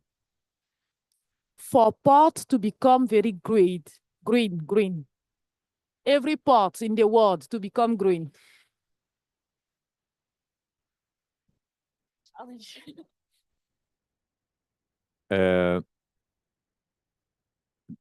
Before answer you, it's very important to say that we are facing a lot of challenges to developing and implementing that program, because the forests, they are being planted not in the port area. We have to convince people that lives in the surrounding that we must to take care of the land, of the soil, of the forest to avoid the sediment to being carried. But there's a lot of ports around the world that they are in places that there's no forests anymore. There's ports that are today in the middle of a city, and I think it's a huge challenge because they have to dredge also, and this is not just the unique point to transform a port in a green port, because we have to reach also the ships that are coming and leaving the port. So we have one project that we are developing, and we are planning to put it in practice very soon, which is to give incentives, not just in taxes that the ships pays to the port, but also to give priority to the ship to come to the berth, which we call mooring activity, to when one ship arrive in the port, not even in that time, it goes to exchange cargoes. Sometimes it waits for all the system, or sometimes the cargo to be changed. And if you give some incentive for them, such as green fuel being used, or sometimes that ship uses the wind to be propelled, and you put that ship in front of the others that are more polluant than that ship, you can give an incentive. And that practice, I think that could be done in all over the world. So it will push the industry that fabricates ships to start to produce green ships, because today they don't care about it. But when you're talking about a facility for them that puts them in front of the others, because one day in one port, sometimes one ship pays about $30,000 just to being stopped over there waiting, and if you put them 15 days, 10 days in front of the others, it costs a lot of money for them. They save money. So you can push all the industry to become green.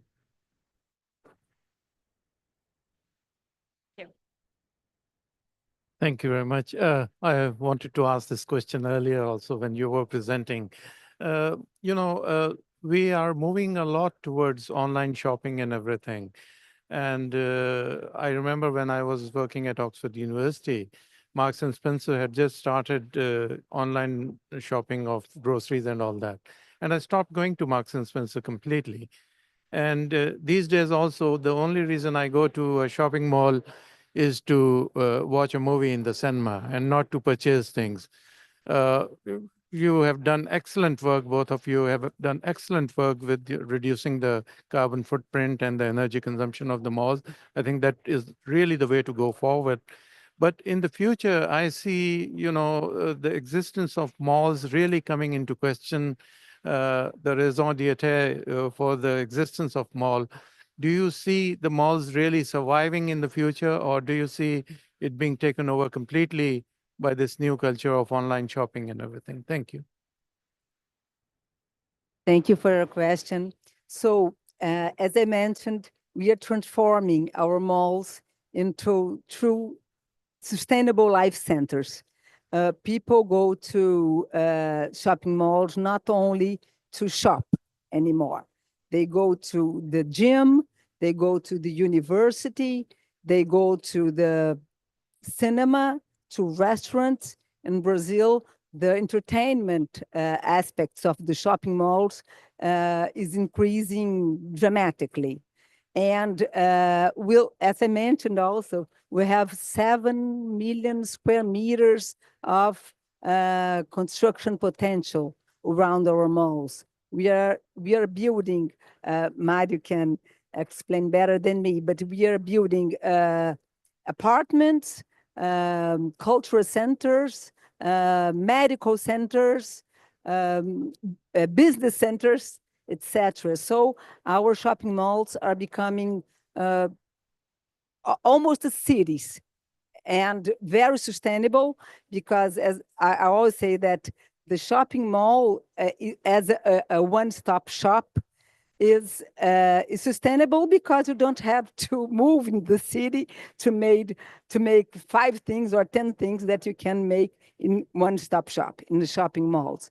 In Brazil, we don't face in our shopping malls a problem of reducing the movement or our sales.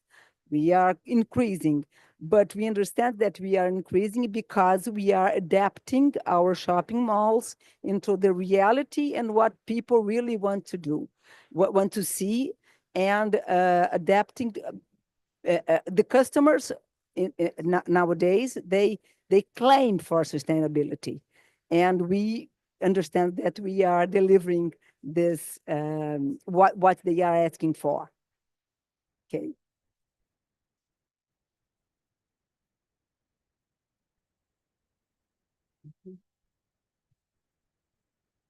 Well, thank you, everyone. Thank you. So I'll ask for thank you for the from the panel, and I will ask for the other panelists. Do you want to take a picture?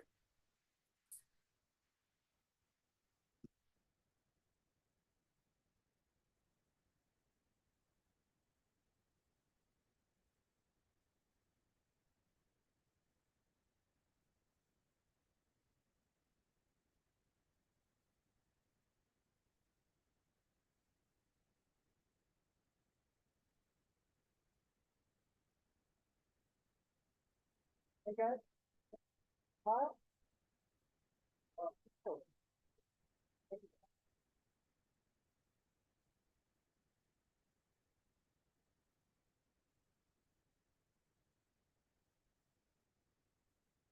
Very much. Thank you.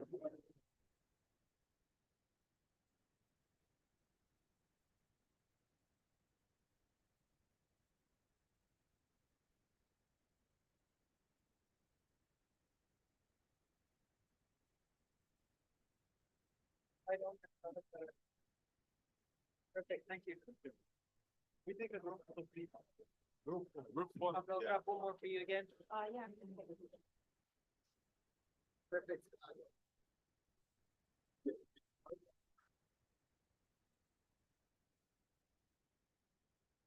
With or without?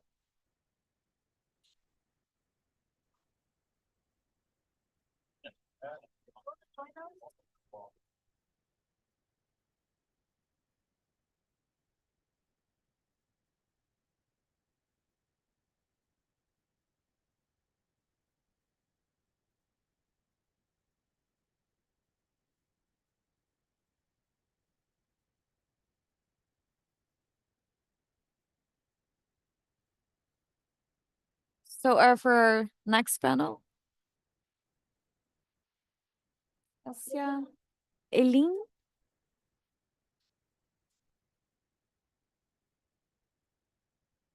Julia? Am I pronouncing correctly? Julia? Perfect, thank you. And Matthias?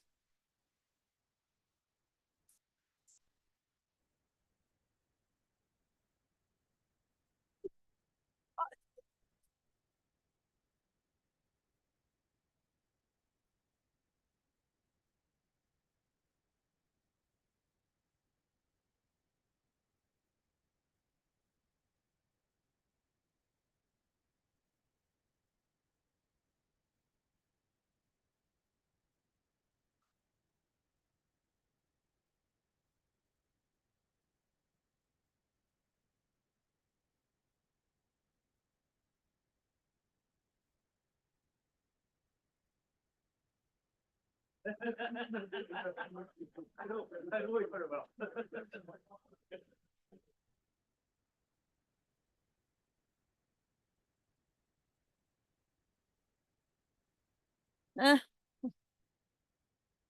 We're more than 50%.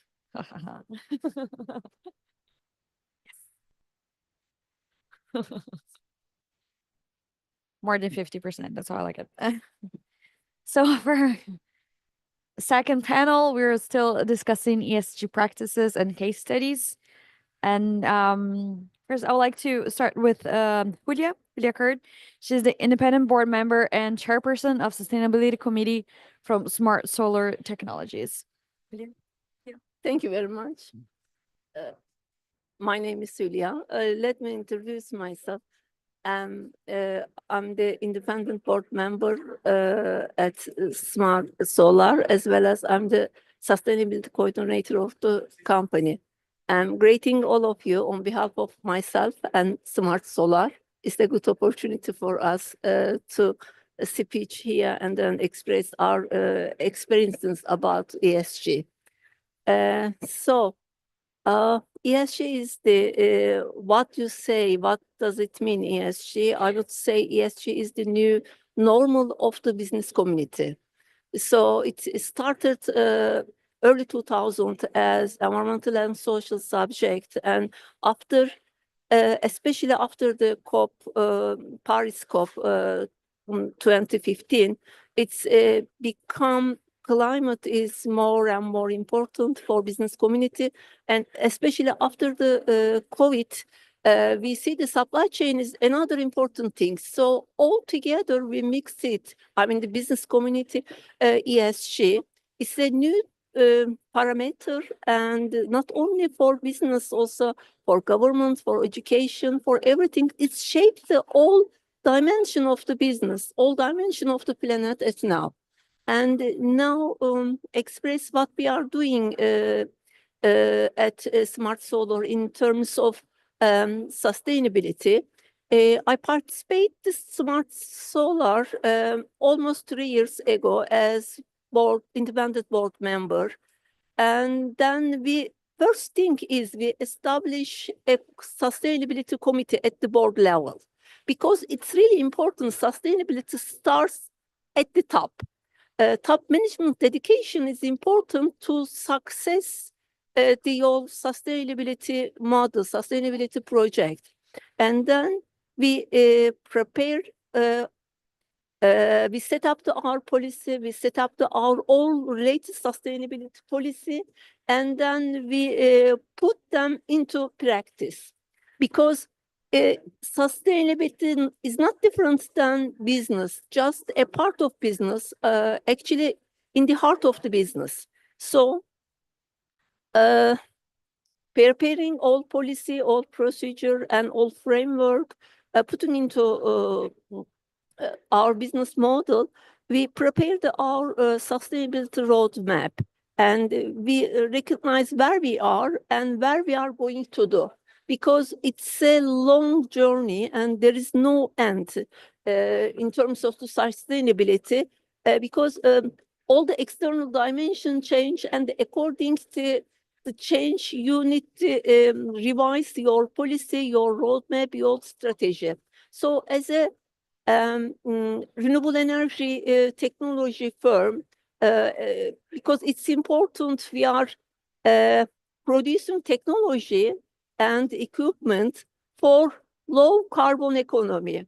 So, I mean, each company, each sector, including petrochemical, iron and steel, etc., each waste goes to our company, because in order to reduce the CO2 emission, in order to reduce your you make its energy mix, move to from fossil to green, they need to set up renewable energy, and especially it's a common things as a renewable energy is the solar. But also as a company, we have the environmental impact, we have ESG issues, we should take into account all issues in our business.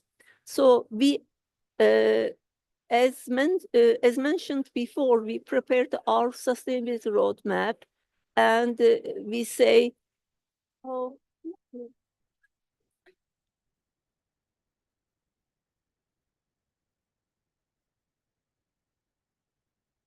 this is all the things about the Smart Solar.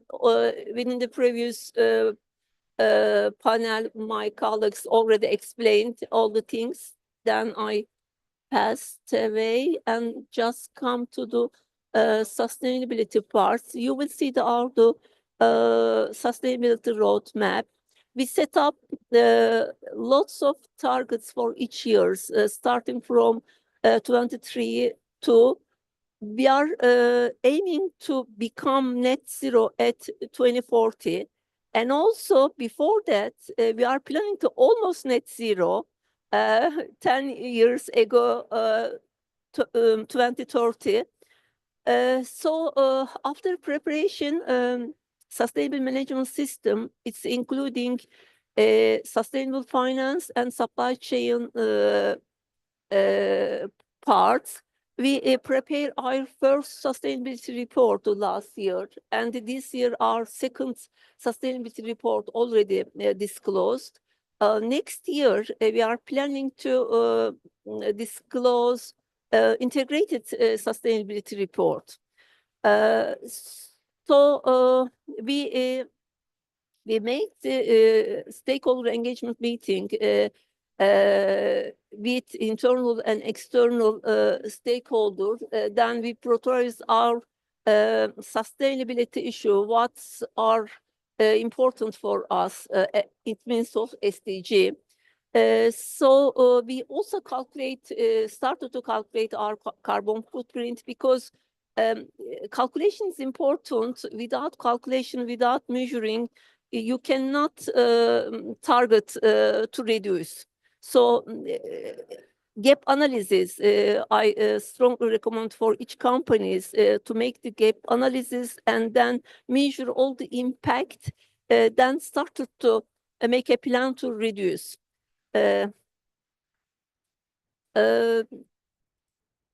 This year, another milestone for us because as the first time we applied the carbon disclosure project, and also we are planning to ESG rating.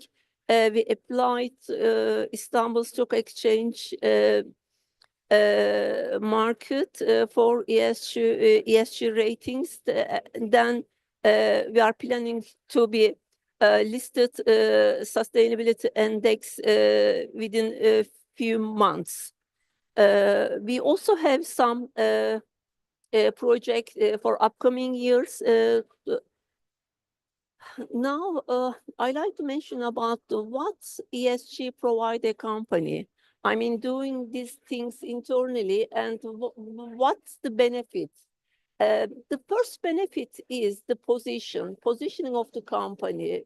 I mean, you are aware of the ESG within your business or not, it's really important. Then to access to finance, I would say the second things, because within the world, almost half of the finance coming from sustainable finance parameters. So we have now two huge investment running out. It's continue, and with the sustainable finance, we had a chance to finance them.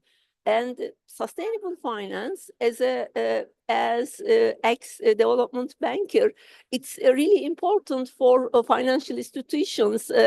While giving a loan, the company is sustainable or not, the company is apply or ESG rules or not, because no banks carry out ESG risks within their portfolio.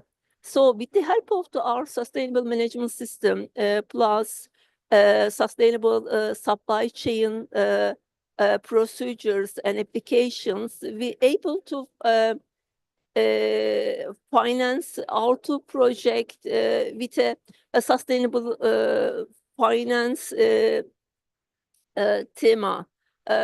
Another thing is very important for companies. This is sustainable supply chain management. It's especially becoming more and more important after COVID. And now your clients require from you, do you apply sustainable chain policies, sustainable chain management system? So in order to not losing that customer, you need to implement such system. So it's I mean shaping your business model. sustainability issue, and I think it's gonna be becoming more and more important upcoming years because, as early sessions mentioned, so far it's a bit voluntary, but it's now becoming mandatory from the government side, from the financial institution side, and also from the other investor or other authorities. So we need to change our way. We think it's very professional. It's a voluntary thing. It must be a way of doing business. And that's all for now. And if you have a question, then we will continue.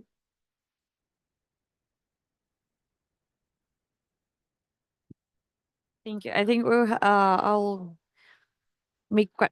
have some questions at the end of the panel, and then we can ask here. But thank you, Julia, for the discussion. It was very interesting how you highlighted the integrality of ESG, the importance of seeing it as a transversal point of view of developing businesses, and talking about finance, which is like the main topic of this COP of sustainable finance. We'll touch on that topic later, a little bit later.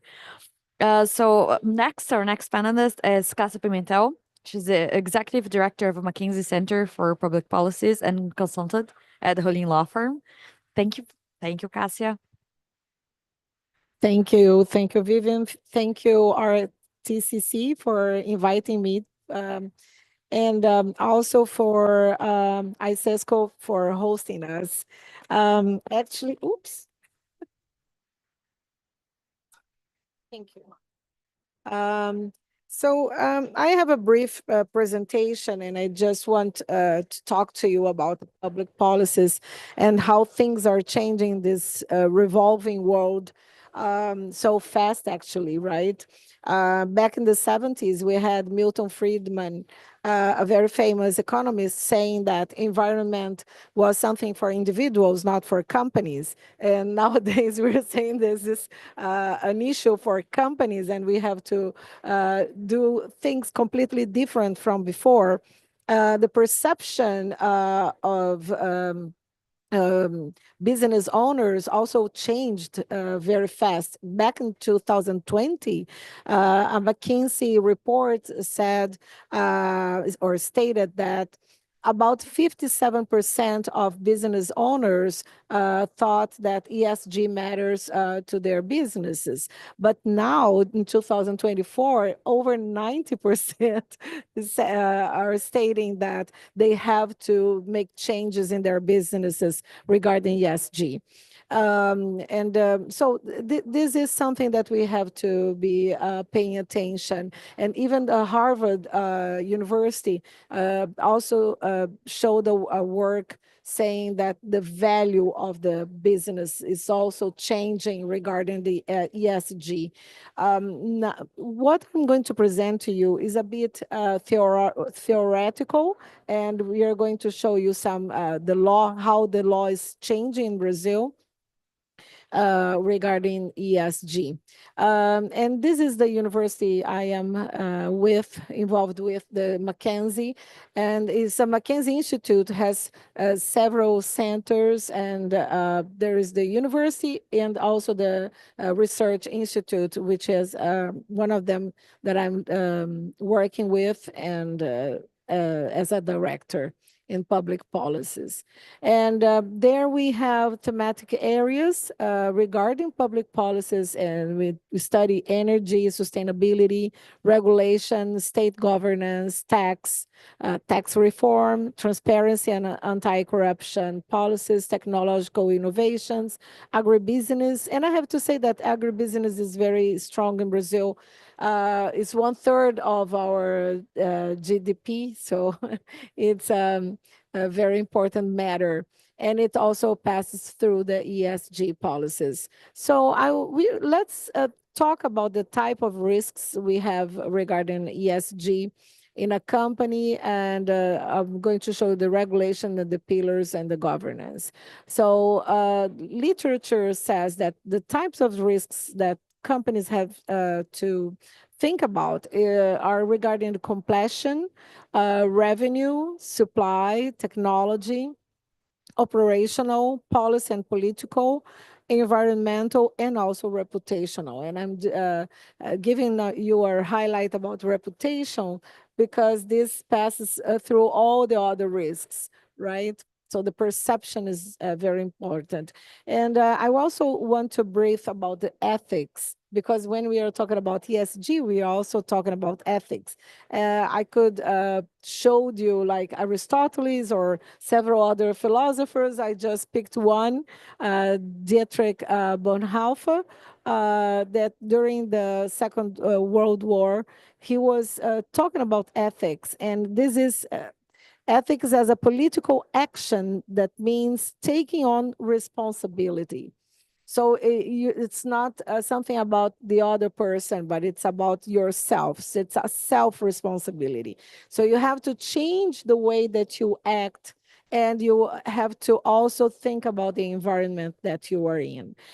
So this cannot happen without power, and power is to serve responsibility.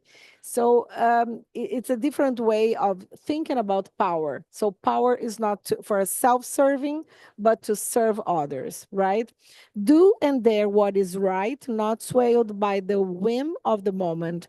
Bravely take hold of the real, not dealing now with what might be. Not in the flight of ideas, but only in action is freedom. So we really have to act, and we have to act now. This is one, a major discussion, the COP29 is about the speed of change, right? And we have to change right now. And we cannot change alone, and we cannot change only the C-level. We have to change through all the levels of a company. So we already know about those pillars, and let's think about risks in those ESG pillars. And now I understand the struggle of my colleagues when they were trying to move from one slide to another, and then the slides come all over again.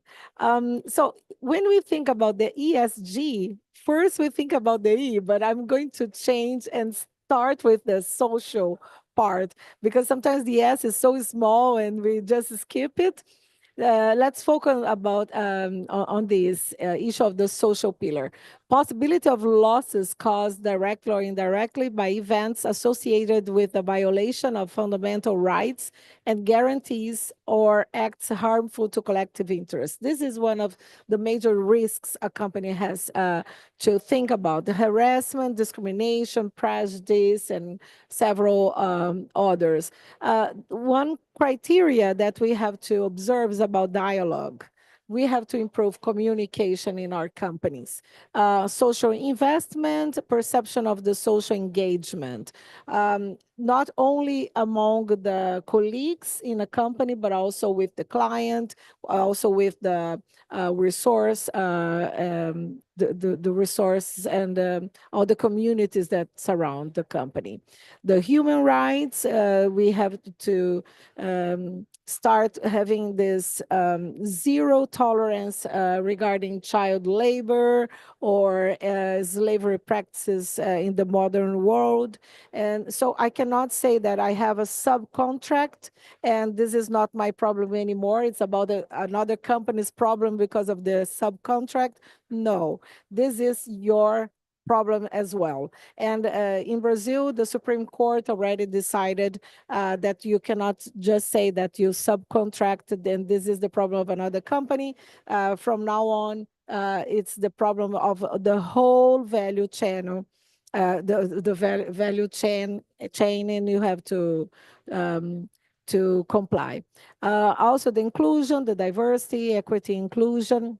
If you don't have it, just be wise and know that the clients are observing if you are not observing the inclusion.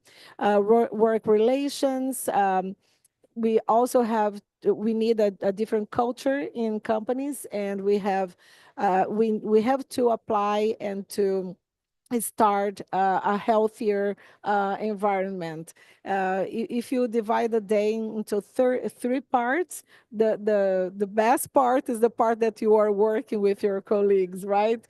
So it's the main part. So you have to create a healthier environment. The social responsibility in the value chain, I was saying that we have to pay attention to the supply chain and also the clients. The second pillar would be then the environmental, and the possibility of losses are very big. This is a big risk for a company, caused directly or indirectly by events associated with acts or activities of environmental degradation. Earlier today, we were talking about the south of Brazil and the major disaster, the emergency that we suffered. So everybody, there's no way you can lock yourself into a very safe place. You're going to be subject to some kind of risk. So you have to understand and measure all types of risks so you can take some precautions. So the criteria is also to first think about mitigation, adaptation. You have to understand what are your emissions and how you are dealing with waste and energy and water. So what are the precautions you are taking? And the third one would be the governance, the pillar of governance. There are some risks involving compliance, integrity programs, anti-corruption practices, competition, fairness, engaging parties. So the governance has to pass through all those layers, right? And you have to pay attention to include and involve all sectors of your company. There are several laws and some bills also that are being discussed into the Congress, the National Congress, but we have some regulation that is there, and also some protocols that companies can apply to. They're not, you are not obliged to it, but it's going to be better for your company regarding the point of view of the client. So the business risk management, internal controls, internal and external audits, this is an investment. Although in first place you think that this is a cost, but this is an investment. In the medium or the long run, you are going to get the return of it. And also because we also discuss here at COP Article 6, then you also have the carbon credits, and this can be a payback of all the investments that you are doing right now. So the transparency, the legal and regulatory environment, information security management, personal data, privacy, transparency, these are all risks, or they can also be viewed as an opportunity, right? If you think in advance and if you take a greater attention to these points. So just briefly, we have the Brazilian Federal Reserve Bank taking a lot of attention of what's going on right here in the global forum, and also in sectoral, regional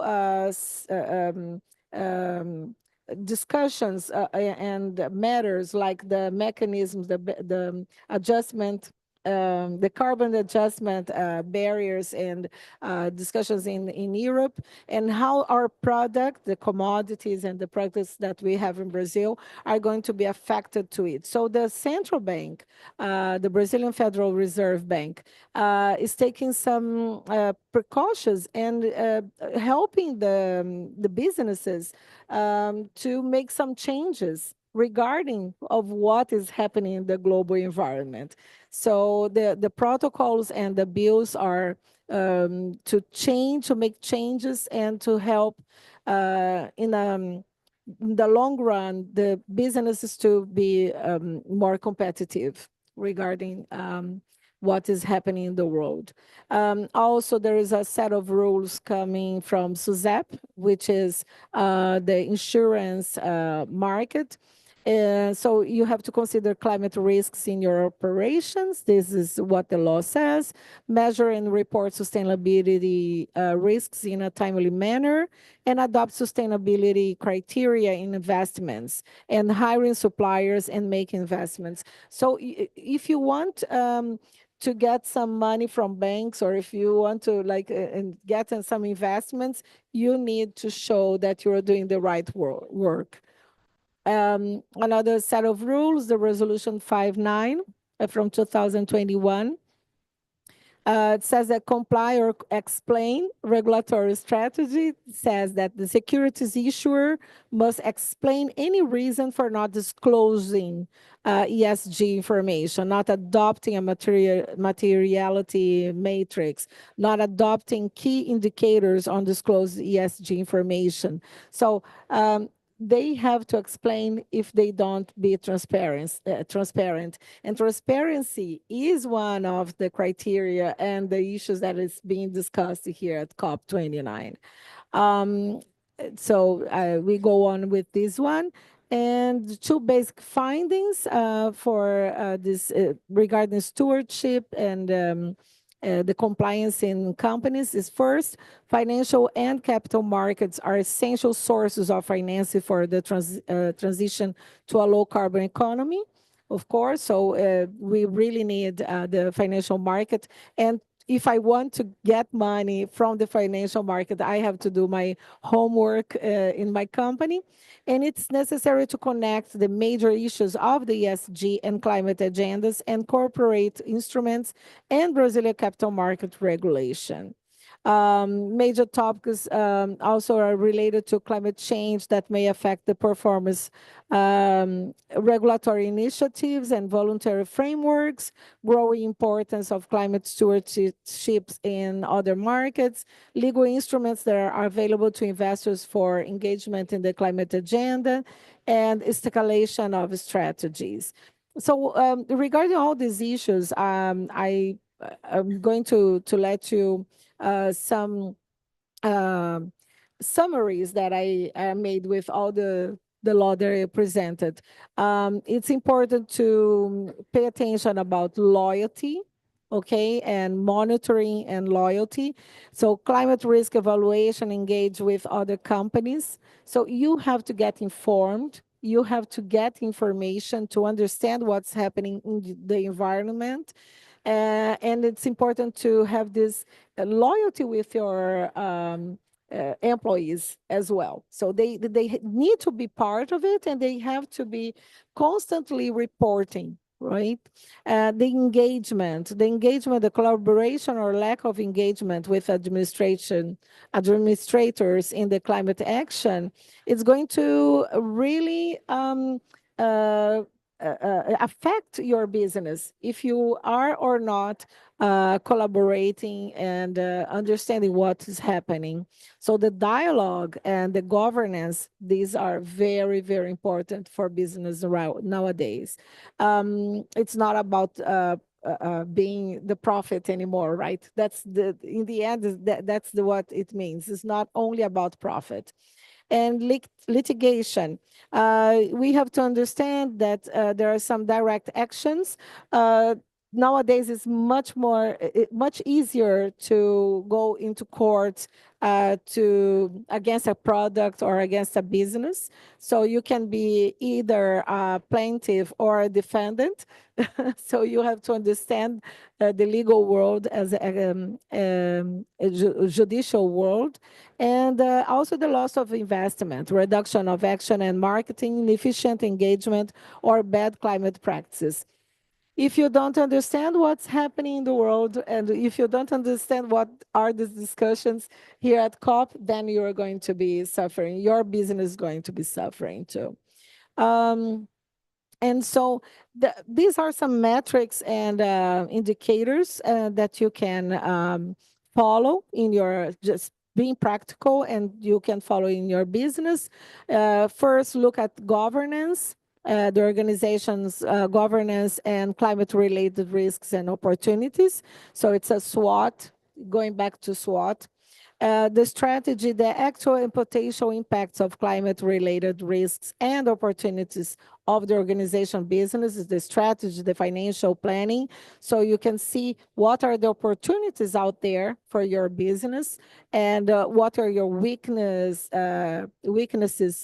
and then what are the ways that you can win those and overcome those weaknesses.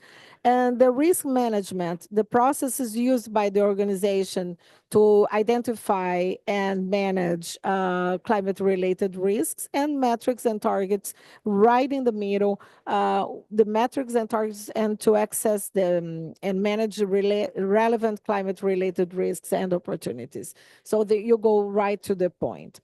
So, and also here, this is only for you to make it easier for you to look at your businesses in all these layers and see how you can locate the weaknesses you have, and how you can face them and overcome them, and also see what are the opportunities and the strong points that you have, right? That can be a good competition as well. So you look at political and legal values and sides, the technology that are available, maybe that you are not getting them into use in your business, the market, change in the supply or demand of products and service. I remember that in the south of Brazil, not long ago, 1 year or so,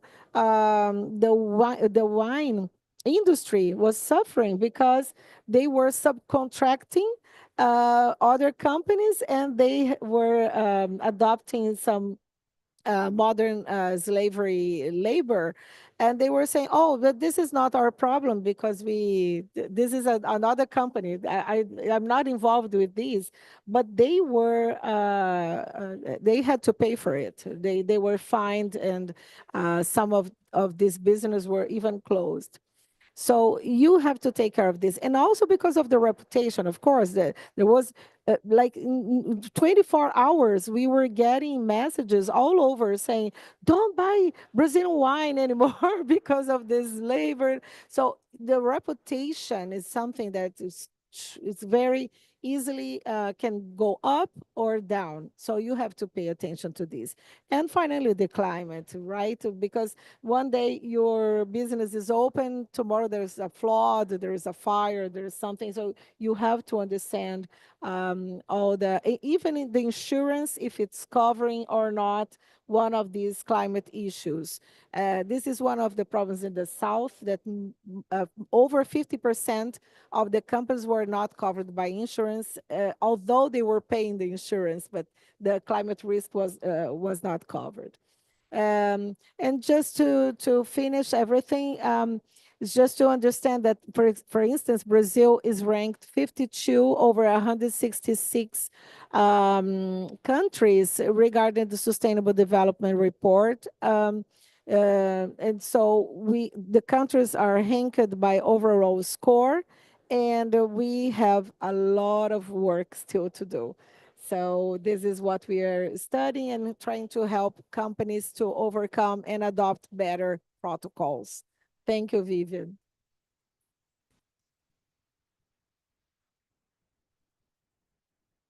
Thank you, Cassia. Thank you for giving this overview of ESG regulation and framework. And what I really liked about your presentation is you talk about the ethics of ESG, but the idea of bringing responsibility of ESG, not only showing other people what you're doing, but bringing responsibility to the companies. And what companies want to do, yeah, they want to bring responsibility. So our next panelist is Aileen Mburu. Correctly? Okay.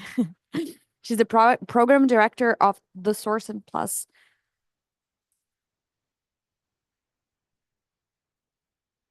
Hi everyone, my name is Aileen Mburu, and my presentation will be on the disaggregation of, thank you, will be on the disaggregation of food insecurity risk and its mapping in the global south. I'll be focusing on two case studies. One is Kenya and the other is Burundi. So we all know that climate change causes erratic weather patterns, and in most cases, this equally results in more severe and frequent cases of flood and drought. So I have two images to illustrate this. The first image, which is image A, is a case of a flooded village in Kenya. This was taken during the country's 2023 October, November, December short rain season. The next image, which is in contrast, actually illustrates the severe impact of drought. This was taken during the same season, but in the previous year, in 2022. So you can be able to see that we're having high climate variabilities with regard to precipitation in the area. So communities that live in the arid regions of Kenya are heavily reliant on livestock. So this means erratic weather patterns such as these could negatively impact their livestock as well as the destruction of crops. So the domino effect that you can see right from climate change, the erratic patterns, the disasters, be it floods, drought, violent winds and stuff, this could equally then move on to impact food security for the farmers or the communities at large, and equally hunger. So there's an urgent need to address, or rather come up with effective risk mapping techniques that would be able to help people equally address food security challenges and help us realize the UN SDG goal 2 on zero hunger. So just before I move on to the approach that we are currently using, I'd like to state that the ESG practices that we're currently using have really supported the project because the organization is really heavy on environmental stewardship. So that means that we're equally looking forward to having climate resilient strategies that would have more resources allocated to the most vulnerable populations that are affected by climate change. So we're looking forward to equally have food security, an increase in food security for the vulnerable populations, as well as local resilience to climate change.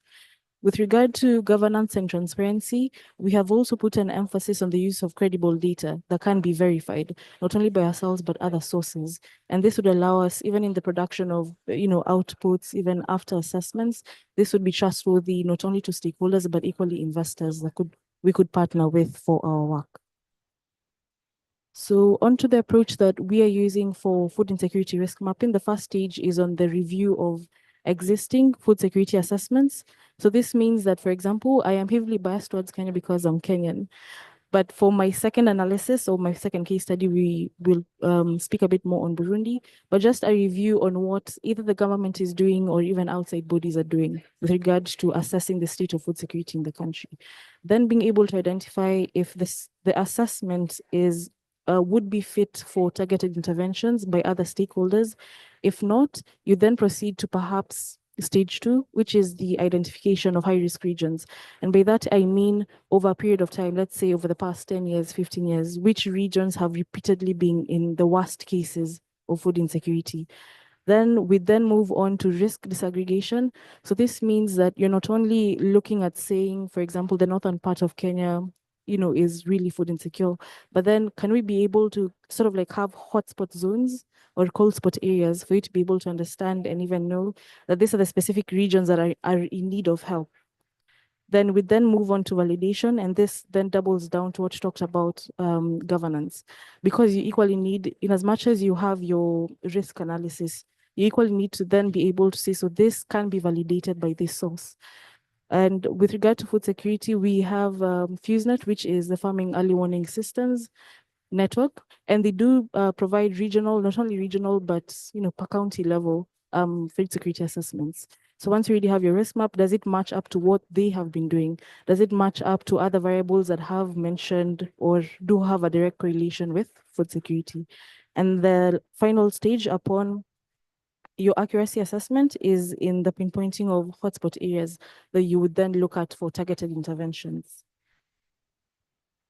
So on the first visual, in Kenya, we do have food security assessments that are carried out by the country's food security steering group, and that involves stakeholders in that particular sector. It's normally done after every rain season. So the short rain season, which is October, November, December, the long rain season, which is March, April, May.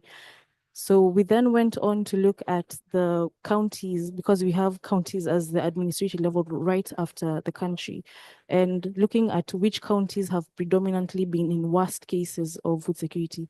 So from the visual, you can see that we have Turkana and Marsabit counties to be highlighted repeatedly in the crisis stage. So these are areas that we want to then have targeted interventions for.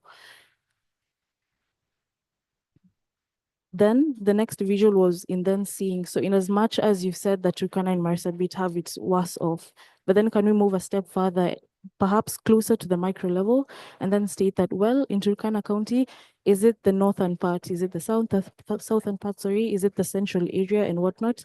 So we were able to integrate disaster data. And disaster data, that means flood occurrences, drought occurrences, or any other hazard event, and be able to have that interpolated to be able to visualize. And from the map, you can see that areas where we're having, so we have sort of red, or let's say green to red gradient. So where we're having green, we have little or low cases of food insecurity in the region in comparison to areas where we have red. So from the visual, perhaps that would be in both cases, central areas of both counties, with Marsabit heavily towards the southeastern part, when Turkana is mainly centralized. So the next step would then be to validate your findings. So you already have your risk map. This is where you already know areas where are at more risk than others. But then to validate that, as I mentioned, you can either use assessments that have been previously done, or for example, use Earth observation data. So we have the first map that I've already gone through. We have the second map, and now the third map, which is mean annual rainfall data. So the hypothesis here is that areas where we're receiving little to no rainfall should equally translate to high food insecurity. And the reverse should also be true. Areas where you're receiving moderate to high levels of rainfall, you expect that food security should be good. So if we just do a visual sort of accuracy assessment, so Turkana is to the left, Masabit is to the right. From our rainfall map, we have a gradient as well. So let's say that's red to purple. So areas where we're having minimized precipitation levels, that is red, you can see that it's equally centralized in the counties. If I relate that with areas where we're having the highest levels of food insecurity in map B, you can equally see that that is captured.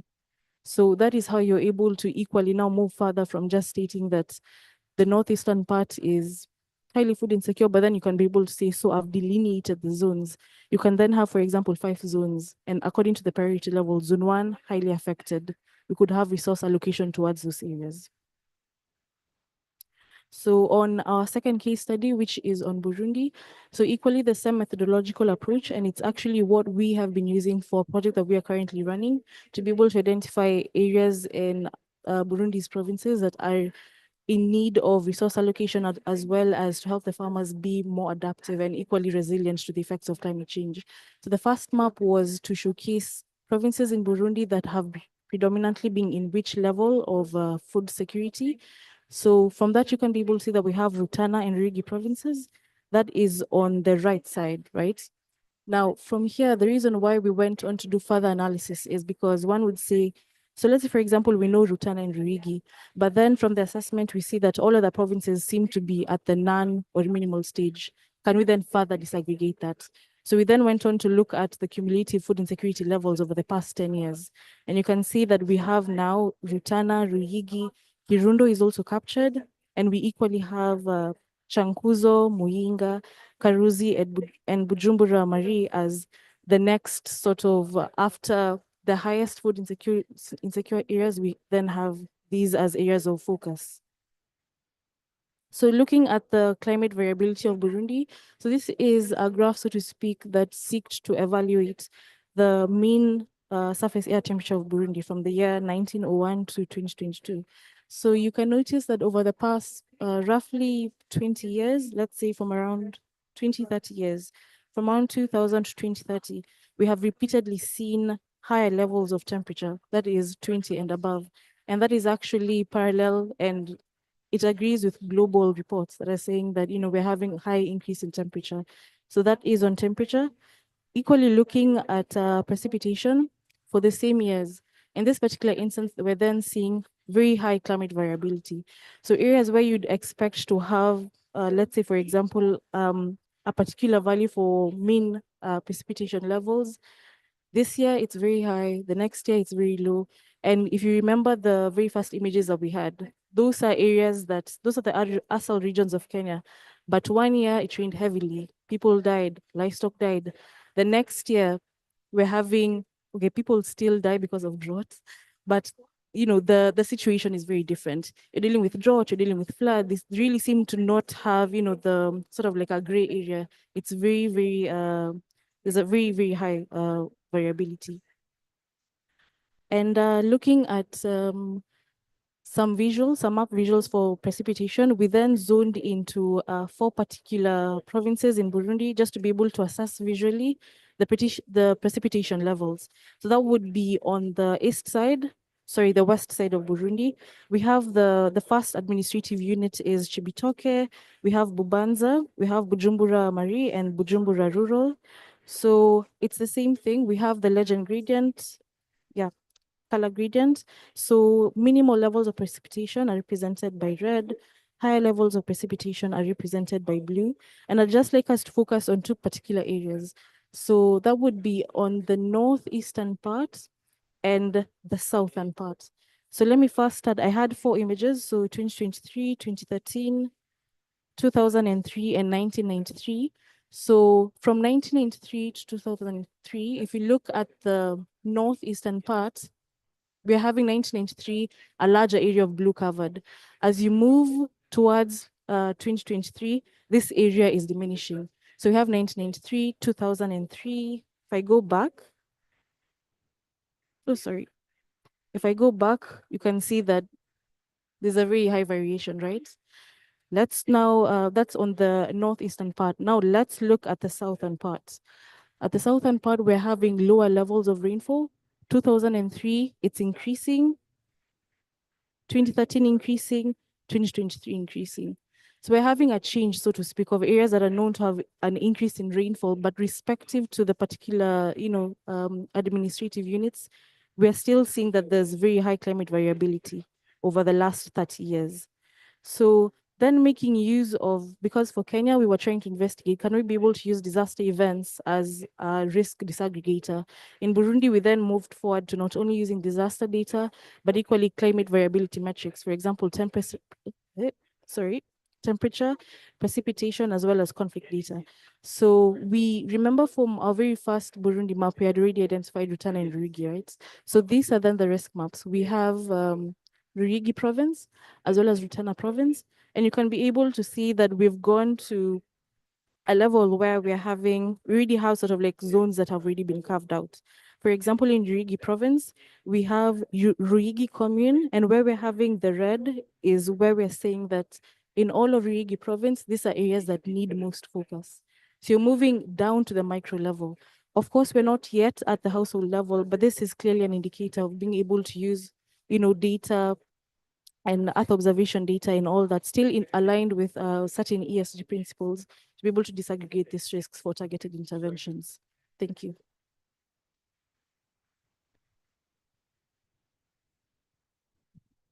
Thank you.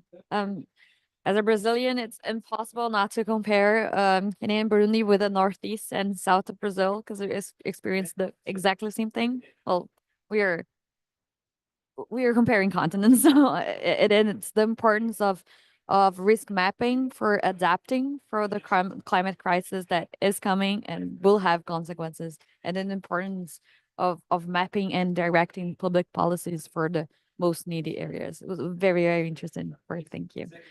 So our next panelist, last panelist, is Matthias Milbauer. Is it German? Then I'm allowed to not say it properly. He's the co-founder and COO of 1.5. Matthias. Thank you so much. Yeah, the name's a little challenging to pronounce, so no problem at all. I'm glad you tried. I know I'm the last presenter, so we'll try to go. I have more slides than I need, so I'll do a little bit more storytelling, less pointing at slides. But It's really nice how we have this nice corporate music party with all the headphones on. The first time on this side of the microphone at COP, so that's quite nice. We might do a quick little crowd participation just to get a sense of who's in the room and if you're listening. I'd love to hear how optimistic or pessimistic you are about climate in general. And so we'll do a 1 to 5 rating, 1 being very pessimistic, 5 being very optimistic. So I'm going to go through each of the numbers from 1 to 5, and if you can just raise your hand where you roughly are, just so I get a sense of how you feel right now. So for people that are 1, very pessimistic. That's good. That's why you're here. 2, somewhat pessimistic. Okay, we got some 2s and okay, no. Okay, 3 in the middle, you can't choose, and so you choose right down the center. Okay, this is the middle that can swing both sides. 4, relatively a little bit more optimistic. Okay, and then we have 5s, which there we go. Thank you, Nicole. Thank you so much. Alrighty, so when I do this poll, and I've done it a couple times, the nice thing is that for those that are pessimistic, focusing on action, implementation, and results really helps you understand and feel there is action that can be done, that you can get involved in action, and it starts to take away some of that pessimism, or so I hope. The first half of my brief presentation, I'm just going to go through a couple interesting sector level case studies, and then we're going to go into something a little bit deeper around the future of the workforce. Underlying is this idea of embedding sustainability. And I'm going to repeat that a couple times. The idea of embedding sustainability is not relying on your 5-person sustainability team for the entire organization's net zero strategy.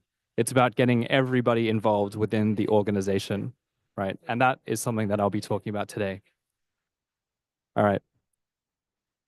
So Matthias Mühlbauer, as we covered earlier, I'm the co-founder and COO of 1.5. We are based in New York. And this is why we're here, right? I don't need to cover the background on this. We had a fantastic presentation just before my session going really deep into the data. But we're trying to get onto this 1.5 degree trajectory, and I hope you're optimistic that we will. The challenge that we often face is trying to help organizations cut through a lot of the noise to get to decarbonization. Often corporations have capacity constraints. They have expertise gaps within their team. They don't have the in-house training or in-house expertise to solve climate problems. There are so many solutions out there, and it's incredibly difficult to find the right one for you. And each company is different, right? And so they need really bespoke, tailored solutions. So our approach is tied to 100 net zero projects that we've done over the last 4 years. And the idea here is that we're aiming to get people onto this 1.5 degree pathway where we can decouple emissions with sustainable growth. All right, so let's talk a little bit about some of these sectoral case studies. So the good news is that businesses are already incorporating climate into long-term business strategy. This is a great thing. Right now, 1 in 4 companies have disclosed having a 1.5 degree aligned climate transition plan through the Carbon Disclosure Project, which we had some people involved in that process earlier on the panel. It's a 44% increase from 22% the year before. A further 36% are expected to create one by 25 as well. And so this is really good news and the right direction we need to go. The first example I'll give is that there are emission reductions and financial performance seen in organizations and sectors. A couple sectors that I'll call out here. Advanced industries, we have a case study here. This is all coming from McKinsey data. An automotive player, you can see here on the top in the light blue, we have a 5 to 10% production cost improvements. At the same time, we have a 10 to 20% emissions reduction of CO2 as well. If we do to the right, we see a global energy and materials company in the chemical space, a 10 to 15% reduction in production cost. At the same time, a 5 to 10 reduction in CO2 emissions as well. And if you go all the way to the right, we see that in other industries like healthcare, for example, we see 30 to 35% reduction in cost and a huge 30 to 40% reduction in CO2 emissions, right? These are happening with real companies, and both financial performance and reduction of emissions is possible.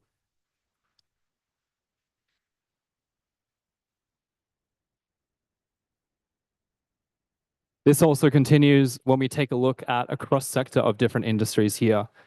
This chart is showing that we have an average of 20 to 40% abatement possible up till 2030, and cost-effective solutions do exist, right? And I think this gives us cause to be very optimistic that we can do both cost reduction as well as emissions reduction as well.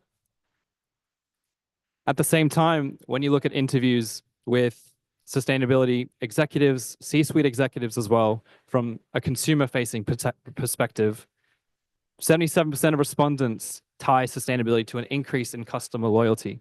63% of respondents tie sustainability to increases in revenue. That is more than the majority. This is fantastic news that we see this impact to the consumer perspective and as well as top line impact as well on revenue. We talked about this on some of the other panels as well. When we talk about reputation, there is something around the license to operate. And if that gets removed, we have a 70% potential negative impact of deprioritizing sustainability, 70% reduction in EBITDA. We see rising operating costs if you don't manage sustainability. And we see a 25% reduction in EBITDA. This is earnings before interest, taxes, depreciation, and amortization for those accountants playing at home. 25% reduction in your EBITDA potential through supply chain reduction, supply chain disruption.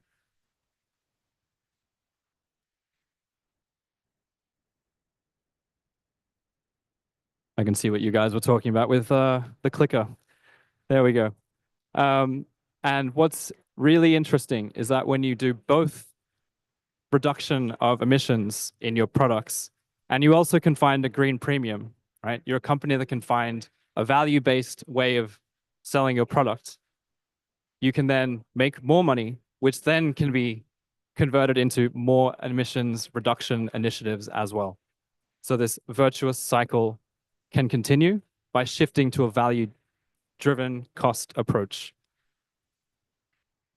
And then a couple examples here with some names that you might be familiar with. Focusing just on efficiency, General Electric have saved $300 million from reducing gas emissions and water usage since 2004 and 2006, respectively. Dow Chemicals, $9.8 billion, saving from reducing their wastewater and energy from manufacturing. This required a $2 billion investment, but you can see the entire return on sustainable investment in this here. And then Walmart, $100 million savings from reduced lighting energy consumption as well.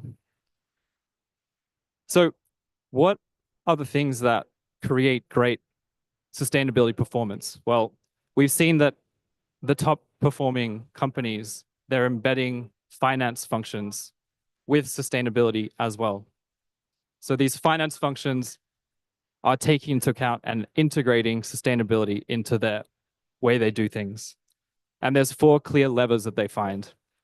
Those companies that measure and disclose emissions, the ones that are managing emissions from their value chain, the ones that are building strong stakeholder relationships, the ones that are embedding sustainability in capital investment costs, you see percentage over performance of these performers relative to their peers in their climate index as well.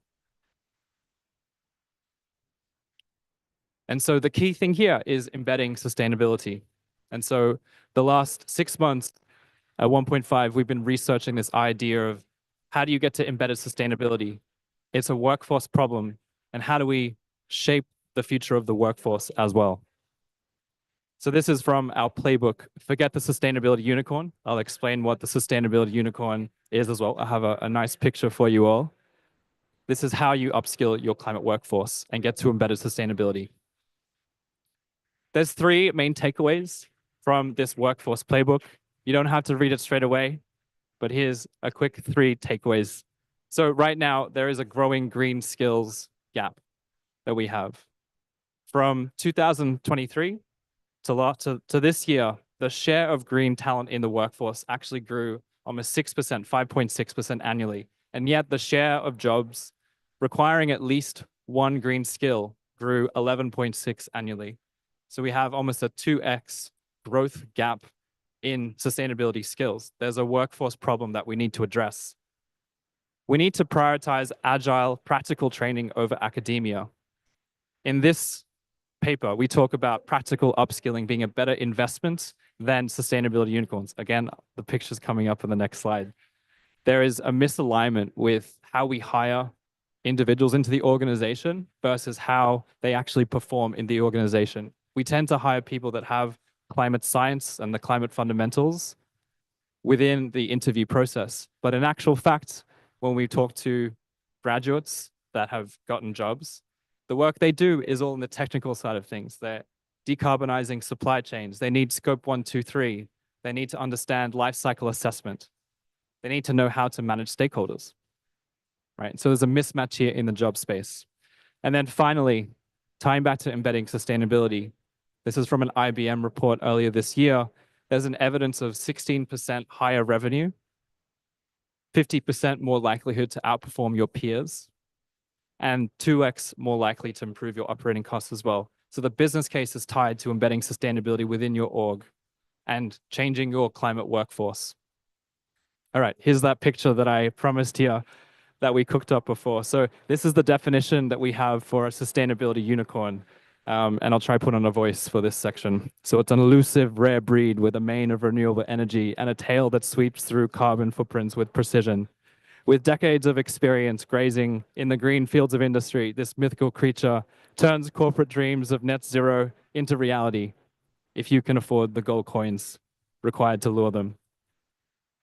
That's actually a quote from our playbook. We snuck that in there. I snuck it in there. Essentially, the sustainability unicorn is someone that has sustainability academic experience, sustainability industry experience, and they're the person that you absolutely want to have on your team to plug your flailing sustainability strategy. The problem is they're incredibly rare, like a unicorn, and they're incredibly difficult to actually capture, right? They probably don't want to work for you. They're doing their own thing, running their own business, whatever it is, becoming a high-level champion or something like that, right? So the idea that we talk about in this upskilling playbook is to focus not on the sustainability unicorn. Forget this sustainability unicorn. Instead, focus on skills and focus on upskilling your workforce as well. We've identified 3 buckets of categories of key skills for sustainability management. They are in 3 different buckets: broad climate fluency, understand the climate change fundamentals, build stakeholder coalitions, and be able to solve creative problems. On top of that, we have your general business knowledge applied into a sustainability context. Things like supply chain management, things like data collection and management, things like digital design and visualization, business intelligence, for example. And then finally, your specialized technical skills bucket. This is where you're understanding scope 1, 2, and 3. You're understanding how to manage your carbon. You're understanding the technical modeling and analysis that you need to make decisions from the data that you're looking at from a sustainability perspective. And we see this from bottom to top as an increasing technical level and specialization. We've got a 3-step process. I won't go into the detail for today, but this is what it might look like if you embed sustainability within your organization. Starting from the top, you have a seed of growth where you are building your embedded sustainability team from the beginning. You have someone that has the specialized technical skills, and perhaps you have some executives that also have some broad climate fluency, right? They're up with what's happening with the climate, for example. We then move to the second stage after you have brought leadership along, and you can start to flow embedded sustainability within your organization. Then you add your, on top of the broad climate fluency, you add your general business knowledge. And then on top of that, you start to build your specialized technical skills as well. And you get to the third part of this diagram here, where now you have people that know the context of climate. They understand, they have this fluency. They know how to use their own general business knowledge applied into a sustainability context. And for those really tricky technical areas where you need scope 1, 2, and 3 understanding, those people are there to support your organization as well. And your sustainability team can continue on this orchestration and strategic role, while the functional business units, like your supply chain, like your IT function, see some nodding over here, which is good. They can actually do the execution, right? And this is where we bring in, and this, you can take a look at the playbook, but you can take a look at how can you take your existing workforce individual profiles, upskill them within your organization, and get them to that level of broad climate fluency, general business skills, and the specialized technical skills, if relevant, to understand how to interface and execute on your sustainability strategy. Okay, thank you so much. I appreciate it. Thank you so much. Thank you so much, Michael, for the presentation and for the unicorn voice. That was that was a high point. Thank you. But I would like, before asking if anyone has some questions, I will just have like to do something different. The idea that as a chairperson, as a public policy researcher, scholar, as a CEO, as a program director, if you could have one word, I know it's hard, but one word to define ESG and sustainable development. It can be an adjective or the main point that you think that we need to look at when you think about ESG. Just one word that you think it's the most important. I know it's hard, I'm sorry, but I think it's interesting. I mean, just the one word, strategic business plan. It means for me. Self-responsibility. Intentionality. Embedded, which makes sense. Thank you so much. I liked it very much. Thank you. A further question? Yes. Thank you very much. We heard from the presenter from Nobel in the morning or a couple of hours back that whenever green technology is adopted, the cost goes up, and people do not prefer that product compared to product that does not have green technology. I understand sustainability and all that brings down the cost and increases your profitability. But when we start talking about, CSR and now ESG, and on top of that, ISO this, ISO that, ISO those, that all adds up to cost. And unless the government is regulating and enforcing all these onto all the companies equally, some companies will adopt them, the others won't. But the customer will always look at the bottom line, how much money I'm spending, and he will go with the ones who are not doing all these things. So how do you make business competitive in such an environment where, I understand in the developed world, people think a lot about these things, but in the developing world and the underdeveloped world, it's always the bottom line, people are not, they are worried about, climate or whatever, but the major problem is their pocket. They can't really afford all these technologies and everything. So how do you make, businesses sustainable in such an environment? Thank you. Thank you for your question, and this is very important to understand. The first thing I think I would say that knowledge is key. If you surround people with knowledge, if you make this knowledge very diffusion of the knowledge, then it's, I think this is key. Another thing is that we always talk about greenwashing, but marketing is very important. If you're doing the right thing, there is nothing wrong about marketing your product. So this is about knowledge. This is about marketing, saying why you are changing and why you are environmental friendly and doing what are the consequences for the whole community, for the country, for the client, and I mean, so for everybody, for all the ecosystem. So if you can explain this is very important. The other thing that I would say is the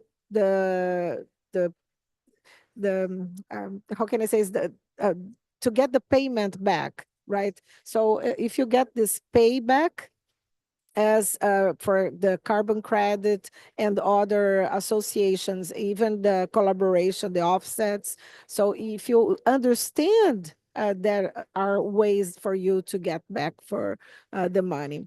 And to close this, I think the nudging technology, or the nudging technique would be understandable, and it could help. So if you just have the organizations, the public authorizations, the government, and even the society or the media to show why to choose this company that is doing different, but is doing in a way that is, as she was saying, right, intentionally better for the environment, why you should choose this one.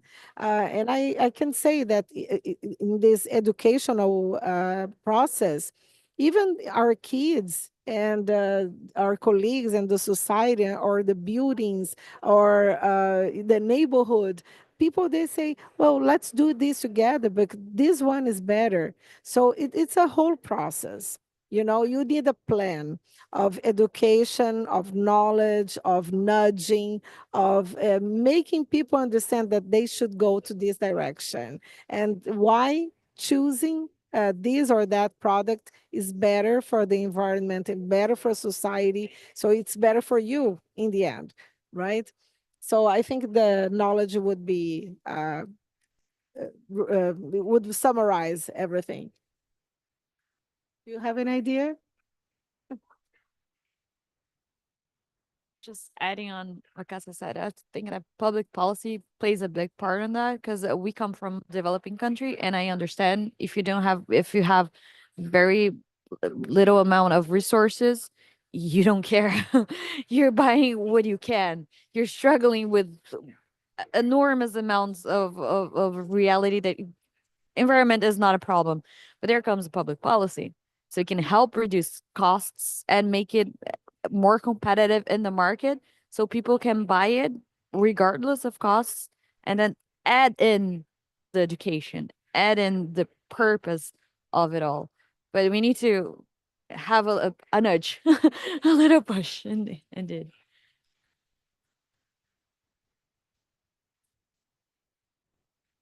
Yes, that's the best of the worlds. But if we don't have the public policy, until we don't have it, what should we do? So, any questions?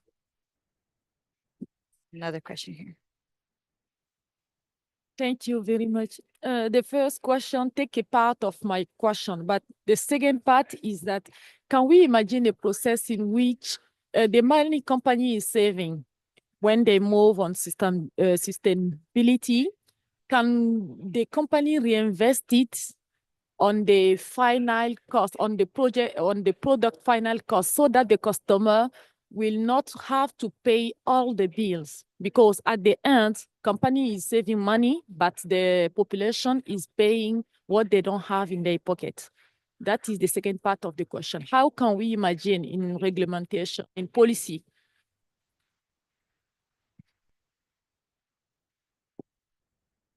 So just for me to understand what you were saying, you mean that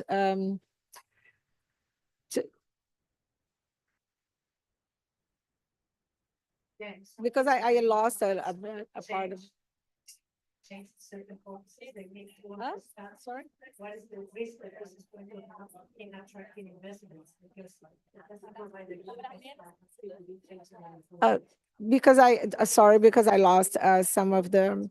So, but you were saying that if during the process, if you make some changes and you your process is less cost, right, instead of being more costly, and then yes, this is a strategy that you can have of reducing the price of your product and being more competitive, right? Is that yes, this is one of the things.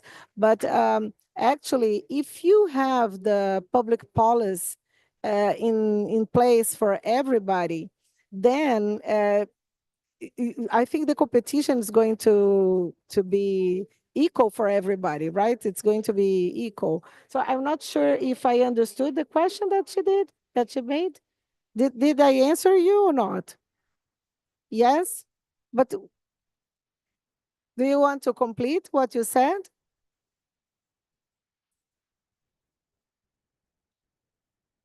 I'm come from a French-speaking country, so maybe it's my English. I said, when we talk about clean energy, sustainability, what we see is that the final product become more expensive than when we are not talking about that technology sustainability. Then when I hear for presentation of Matthias, I think, he said that companies are saving money when they move their process in sustainability. Okay, if they can save money, why the final product is going to be expensive? Because when you process and in your process you save money, the final product is supposed to get lower but not expensive. Got it now. Yes, yes. Thank you so much for explaining. But actually, this is not usually. That's not what happens. Sometimes you have. Sorry. So usually, that's not what happens. Usually, whatever change you do in your chain, in the production chain, is going to be costly because you are doing things regularly, and whatever you have to make as change, for instance, buy a new machine or have another supplier. So most of these times of these changes, they are making your product being more cost. There is going to be more cost. You're adding something has less demand than the usual way that you're making, right? So this is costly in the short run, the short term. In the medium or the long term, this can be because other people are going to make those changes as well, then the cost is going to be low. So usually the change is going to be costly for you. In some ways, you can invent or you can imagine a different process that is going to be have a shock, disruptive shock, and that is going to make lower the process, and then your product, and then you're competitive than other products. Okay. I think that is what he was saying, that sometimes you make changes in the process and in the way that you product, but sometimes the energy, the green energy is more expensive for in the short run. And then the product is going to be more expensive.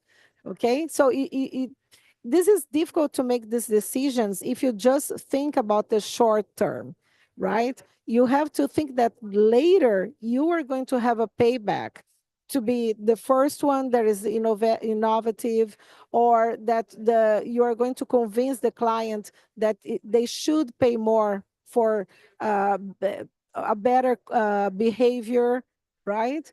So you have to look to all sizes and to the medium and long run as well. Okay. Want to add anything? No? I think you answered it pretty well. I think the time is the main concept here. There's an upfront investment, largely around infrastructure, to an example of energy, right? And you're looking to reduce your energy costs by switching from a fossil fuel-based source to solar, for example. Solar is much more efficient. There's less loss. You don't need to transport barrels of oil or coal or gas, right? And so you can generate that electricity at the source, right? And so there's some efficiency gains there. That becomes cheaper, right? So that's sort of one. In terms of solar, we've had 76% cost reductions for that specific type of technology. That's one example. Another example would be in the logistics space. So if we're expecting our shipments to be traveling by air, right, on planes versus shipping freight, you can switch your inventory and how it gets to your warehouse from from planes, right? And they're coming in 3 to 5 days, for example. They're using a lot of carbon, but they're also getting there quite quick on express, right? And you can switch to shipping freight. The problem is it takes a long time, 30, 60, 90 days. This is when you have a technology overlay that helps to bridge that gap in information asymmetry. So you then try to predict your demand ahead of time such that you know which is the right number of your orders in your inventory such that you can order the right amount when your customer orders it, right? And so that second example around logistics, you're getting a much better margin on your costs. The costs are going down. You're also improving your business as well. And you're also doing better from that business perspective. To address maybe the earlier question, companies need to do better to focus on what the customer wants, and they don't want to pay more money. But with marketing, as we talked about, and telling a better story, there's an opportunity to sell to more people for less. That might be one strategy, depending on the type of market segment that you're trying to sell to as well. Maybe they're very price sensitive. Yeah. So maybe that's my response. Yeah. Thank you. Great question then. I think we can wrap it up. Thank you. Thank you everyone for this great panel. Thank you for participating. Thank you everyone for the questions. Thank you everyone.